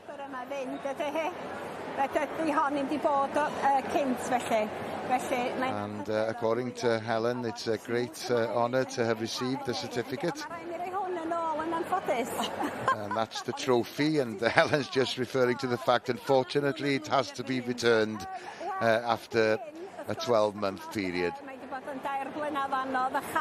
Helen, once again, as we've heard before, it's been a very tough 3 years for the Welsh producers, and but we continue and carry on using local produce. There's a young company on Anglesey, and they milk Jersey cows, and she refers to the milk, obviously, as Aur Morn, Anglesey Gold. It's so fresh. So if the milk is good, of a good quality, then we add the relevant ingredients, and the quality is always of a high standard. And as a food producer, in this case an ice cream producer, she has to be very careful of what she uses as ingredients with the ice cream, with people obviously have certain allergies to certain things. And this year we've developed a vegan ice cream, the summer fruit ice cream. How much of a challenge is that, sir? Well, there's a lot of work involved. It's not as easy as you might think, but we have succeeded to get the produce on the market, as it were. There is a demand, obviously, for a vegan ice cream, and obviously in the last 2 days there's been an even greater demand. A finna yn clodfori llefrith. Ie, na, dwi'n gwybod, ond da chi'n gorfod atab pob galw, dydach? Wel, dyna di peth, ie. Felly, y ffefryn o ran y blasaws os yma, beth sydd wedi mynd ora? The favourite flavour this week? Well, the coconut flavoured ice cream has been very popular this week. But the vanilla is still a big favourite. Ydy, cant y cant gytuno efo hynna. O, Helen, braf dy weld i ar ôl bwlch. Ie, hir iawn, mae'n fendigedig. Yes, and once again, Helen is seeing it's so nice to see familiar faces and new faces, of course. And once again, many congratulations on winning the Beth Stall Award at this year's Royal Welsh. Well, we now return to the forestry area, and Aaron is on the lake once again. He was paddle boarding yesterday, but today he's in the old traditional curricle and is joined by Rod Bowen. And as Rod Bowen is saying, curricles have been in Britain since the days of Julius Caesar. And at that time, one of Caesar's chroniclers had said that there were curricles to be seen on all the rivers in Britain, but mainly now seen on the rivers in Wales, even though sometimes there are curricles to be seen on the River Severn. And the curricle that Rod is sat in is the traditional Tavy curricle, and the one that Aaron is sat in is the traditional Towy curricle. The Tavy curricle, we go fishing on water that's well,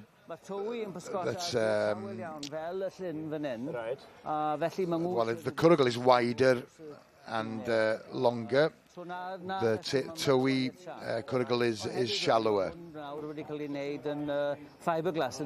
And the Towy one is made of... The Towy one, by the way, is made of fiberglass, but the Tavy one is built in the traditional manner. And Aaron's just asking, how many of you are there on the Tavy?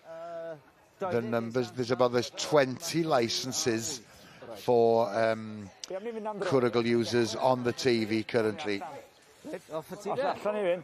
Symud dreifio hyn, allan Aaron saying, how do you drive a Curragl? Can't find the engine.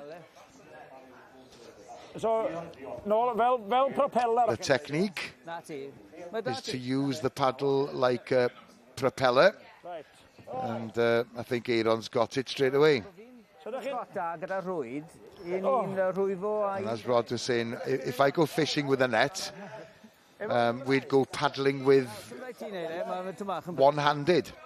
But it's far easier to do it two-handed. But as Rod's explaining, if I was to be paddling one-handed, it's far easier to hold the net with the free hand, and you'd have one Curragl either side, so it would be easier to control the net, as it were, and easier to catch the fish. Right. Wel, wyt ti'n mynd yn erbyn y gwynt nawr? Mae'r gwynt yn effeithio ti. Well, Aaron doesn't seem to be moving much. I'm going to stay here. You go somewhere else. No sense of direction, Aaron. That's it. That's easier. That's the way to do it. Right, lle da chi'n mynd rwan? Wyt ti'n neud yn iawn, Echan? O, ma'n i, wedi deall i. Wyt ti'n neud yn iawn? Dwi'n mynd i roi fel man, wela chi eto. Actually, in fairness to Aaron, he's not doing too badly. And it's not an easy thing to do, steering a Curragl. Mae'r cwn yn ddod i'r dŵr.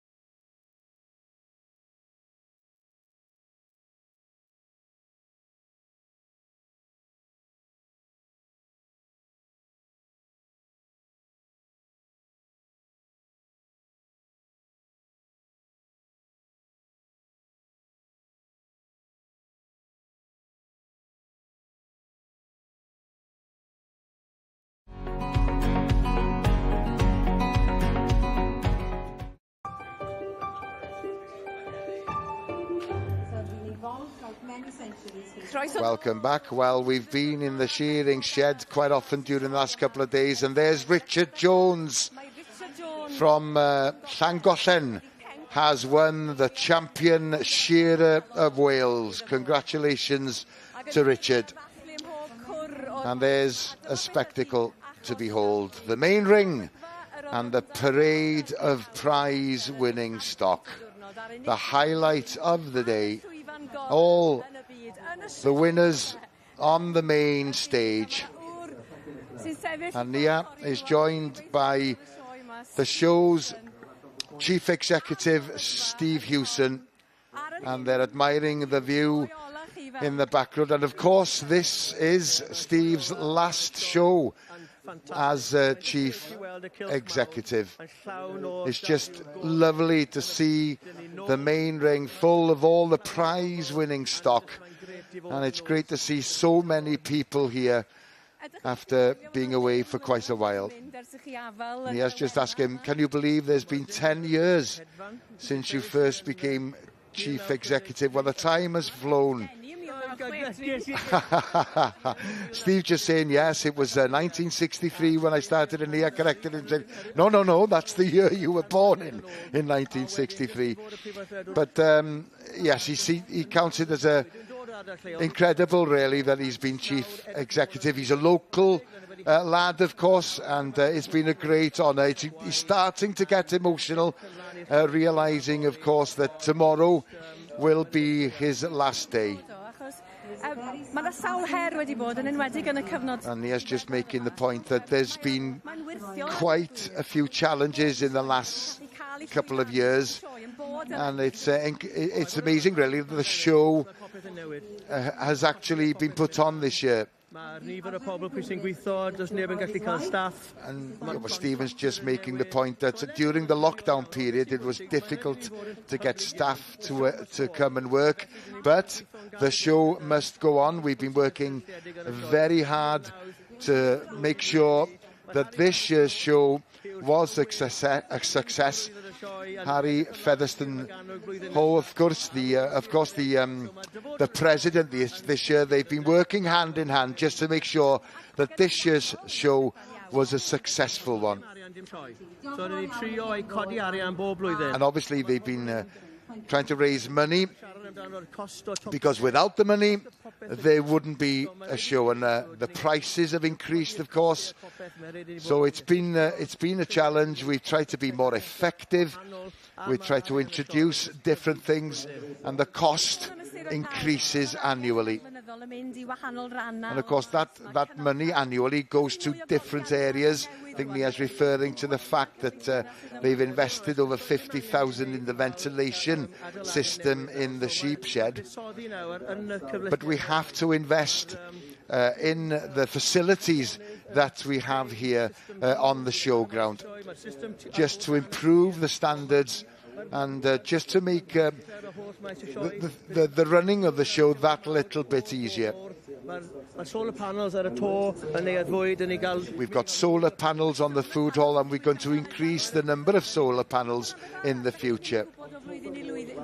And of course, you don't know from year to year what the challenges might be. And this year, of course, you've had the added challenge of the extreme weather that we've had. The numbers were a bit lower on Monday and Tuesday, which wasn't such a bad thing because we were a bit rusty after the pandemic. So Monday and Tuesday was a bit of a tester. The numbers today have been up, and of course tomorrow we're looking for another bumper crowd.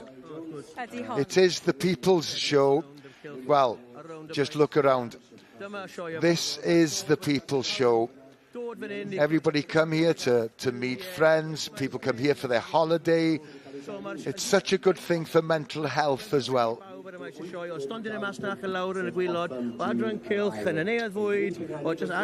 In all four corners of the showground, there's something for everybody who come here to visit, and I hope it continues in the future. This year, of course, you're retiring as a Chief Executive and Aled Jones is taking over for the future. What What would you say to him as somebody who's taking over as a chief executive? Well, he's a young guy. We're going to make sure now that we can speak with people of the younger generation, because the future is very important. We're looking towards the future. Aled, do it your own way. Social media such as Facebook and Instagram is very important. There's 2 5G masts here on the show. We have to move with the times. There's a lot of young people who converse on Facebook and Twitter. We have to make sure that we're still relevant to the younger generation. Well, as you look around, especially at the main ring behind you, what are the feelings as your time as chief executive come to an end? Because in fairness, you've done quite a good job. Well, I'm so happy, and I'm very, very proud of having the opportunity to be the chief executive. And just look around you. You know, the main ring is full, the showground is full, especially after the pandemic. My job here is done. I can remember, Sydney, that I can remember the first time we... well, the first time I interviewed you, your Welsh language wasn't the best, but you've improved so much over the last 10 years. Many, many congratulations, and I hope you enjoy next year's showground. I hope you enjoy next year's Royal Welsh show, rather. Right, we're with you till 5 o'clock. Our time is drawing to a close. So quickly going to go over to the sheep ring. So let's join Gerald and Emma again. Yes, we're back for another championship here in the Welsh show, as it is, and it is the native lowland that's sheep right. that is represented. And for the first time this year, we've appeared in Lowland. We have this Mighty Visner and non-Mighty Visner section, and our judge has to work a little bit harder than per normal, because he has to go from one ring to another. That's and obviously right. Cleanse his hands and that on the process, and before he will handle the sheep in the one section and then return to the other section. That's right. So on this side then we have the powerhouse, that is the Suffolk ewe there, the South Down in the middle. I'm not sure if it was the Dorset then on the left hand side. She is something else, isn't she? That is a strong sheep, yes, Suffolk sheep indeed it is. The judge is instructing him to go a little bit closer, perhaps. So. Yes, and she took the reserve champion at the Three Counties show in the interbreed. So she's proven success in the show ring. Well, wow, mae wedi rhoi David Brongoy ar y rhestr feri fan. O ti ddim yn bell ohoni? Wel na, os ydy'r Suffolk. So this you then from David Jones, Aberystwyth. She's showing herself quite well as well, especially for the Suffolk. It is, as we alluded to Kerry earlier on, we've seen her come into the fore. The similar traits, obviously the power of this is outplaying again, but they do stand with their head high, like a tremendous bone and conformation, to be fair. So. And then is he going to pick his reserve now then? We Not have reserve the then, but pick Coloured his... Ryland and the y beirniad and Rydredus. Forest. Isn't she well turned out? You'd be hard to find and the Blue-Faced Leicester then. So a nicer turned out ewe. Oh, there we go. He's selected the Forest to go forward. Clipped to perfection, isn't she? Not a strand of wool out of place. No, absolutely not. Very, very nice. Suffolk has taken absolutely. Well, what a lineup for our interbreed championship tomorrow. The Suffolk versus the Texel versus the Kerry. 3 female sheep. 3 female sheep, absolutely, yes. I might be brave and say that a ewe will take the championship tomorrow. Yeah, you've always been renowned for your gambling, yes, fair dues too, yeah. What were you going to say, a safe bet, is it? But to be fair, then, 3 very, very good sheep, and we'll be privileged to watch the hopefully watch the final and see one of them come through from tomorrow. No, she's super you, isn't she? Absolutely. Fantastic. Sioe Frenhinol Cernyw. Sir Elfyn Owen Y ddafad yma yn ennill from up there in North Wales, Conway, North Wales. sir. A fi fi yn beryglis Had yn y the brif. honour of judging these animals. Nawr te, beth ti'n meddwl hwnna? Wel, sa'n siŵr, ia, fe gweud o. Oh, bless him. He's not too sure what to say yet. A mae hon wedi wneud yn dda o'r blaen. Yr un thon yn Free Counties fi, rwy'n mis nôl, so. Ac good show fan ni, so, ie. Yr bencampwriaeth yn y llesti fyna. Ti'n meddwl allu gwneud un yn well? Wel, sa'n gwybod ti di, ond y drew yn eidl. Well, very much looking forward to the interbreed overall champion competition tomorrow. Diolch yn fawr iawn. Thank you, Emma and Gerald. Well, the only championship that we haven't been able to feature during our broadcast today is the Supreme Sheep Champion. I just remind you that you'll be able to see the winner of that particular championship on our highlights programme later this evening at 9 o'clock. Well, our time here is drawing to a close. The champion dairy cow was the Holstein. The dairy cattle pairs were the Jersey, and the team of 5 championship went to the Holsteins. And then, of course, in the main ring, the Welsh Cob Senior Stallion going to Powys Valley Maxen, who was second in 2018 and 2019. And, of course, the Prince of Wales Cup for champion Welsh Cob going to Geller Lottie. That's the end of the third day. We will be back tomorrow. Till then, goodbye.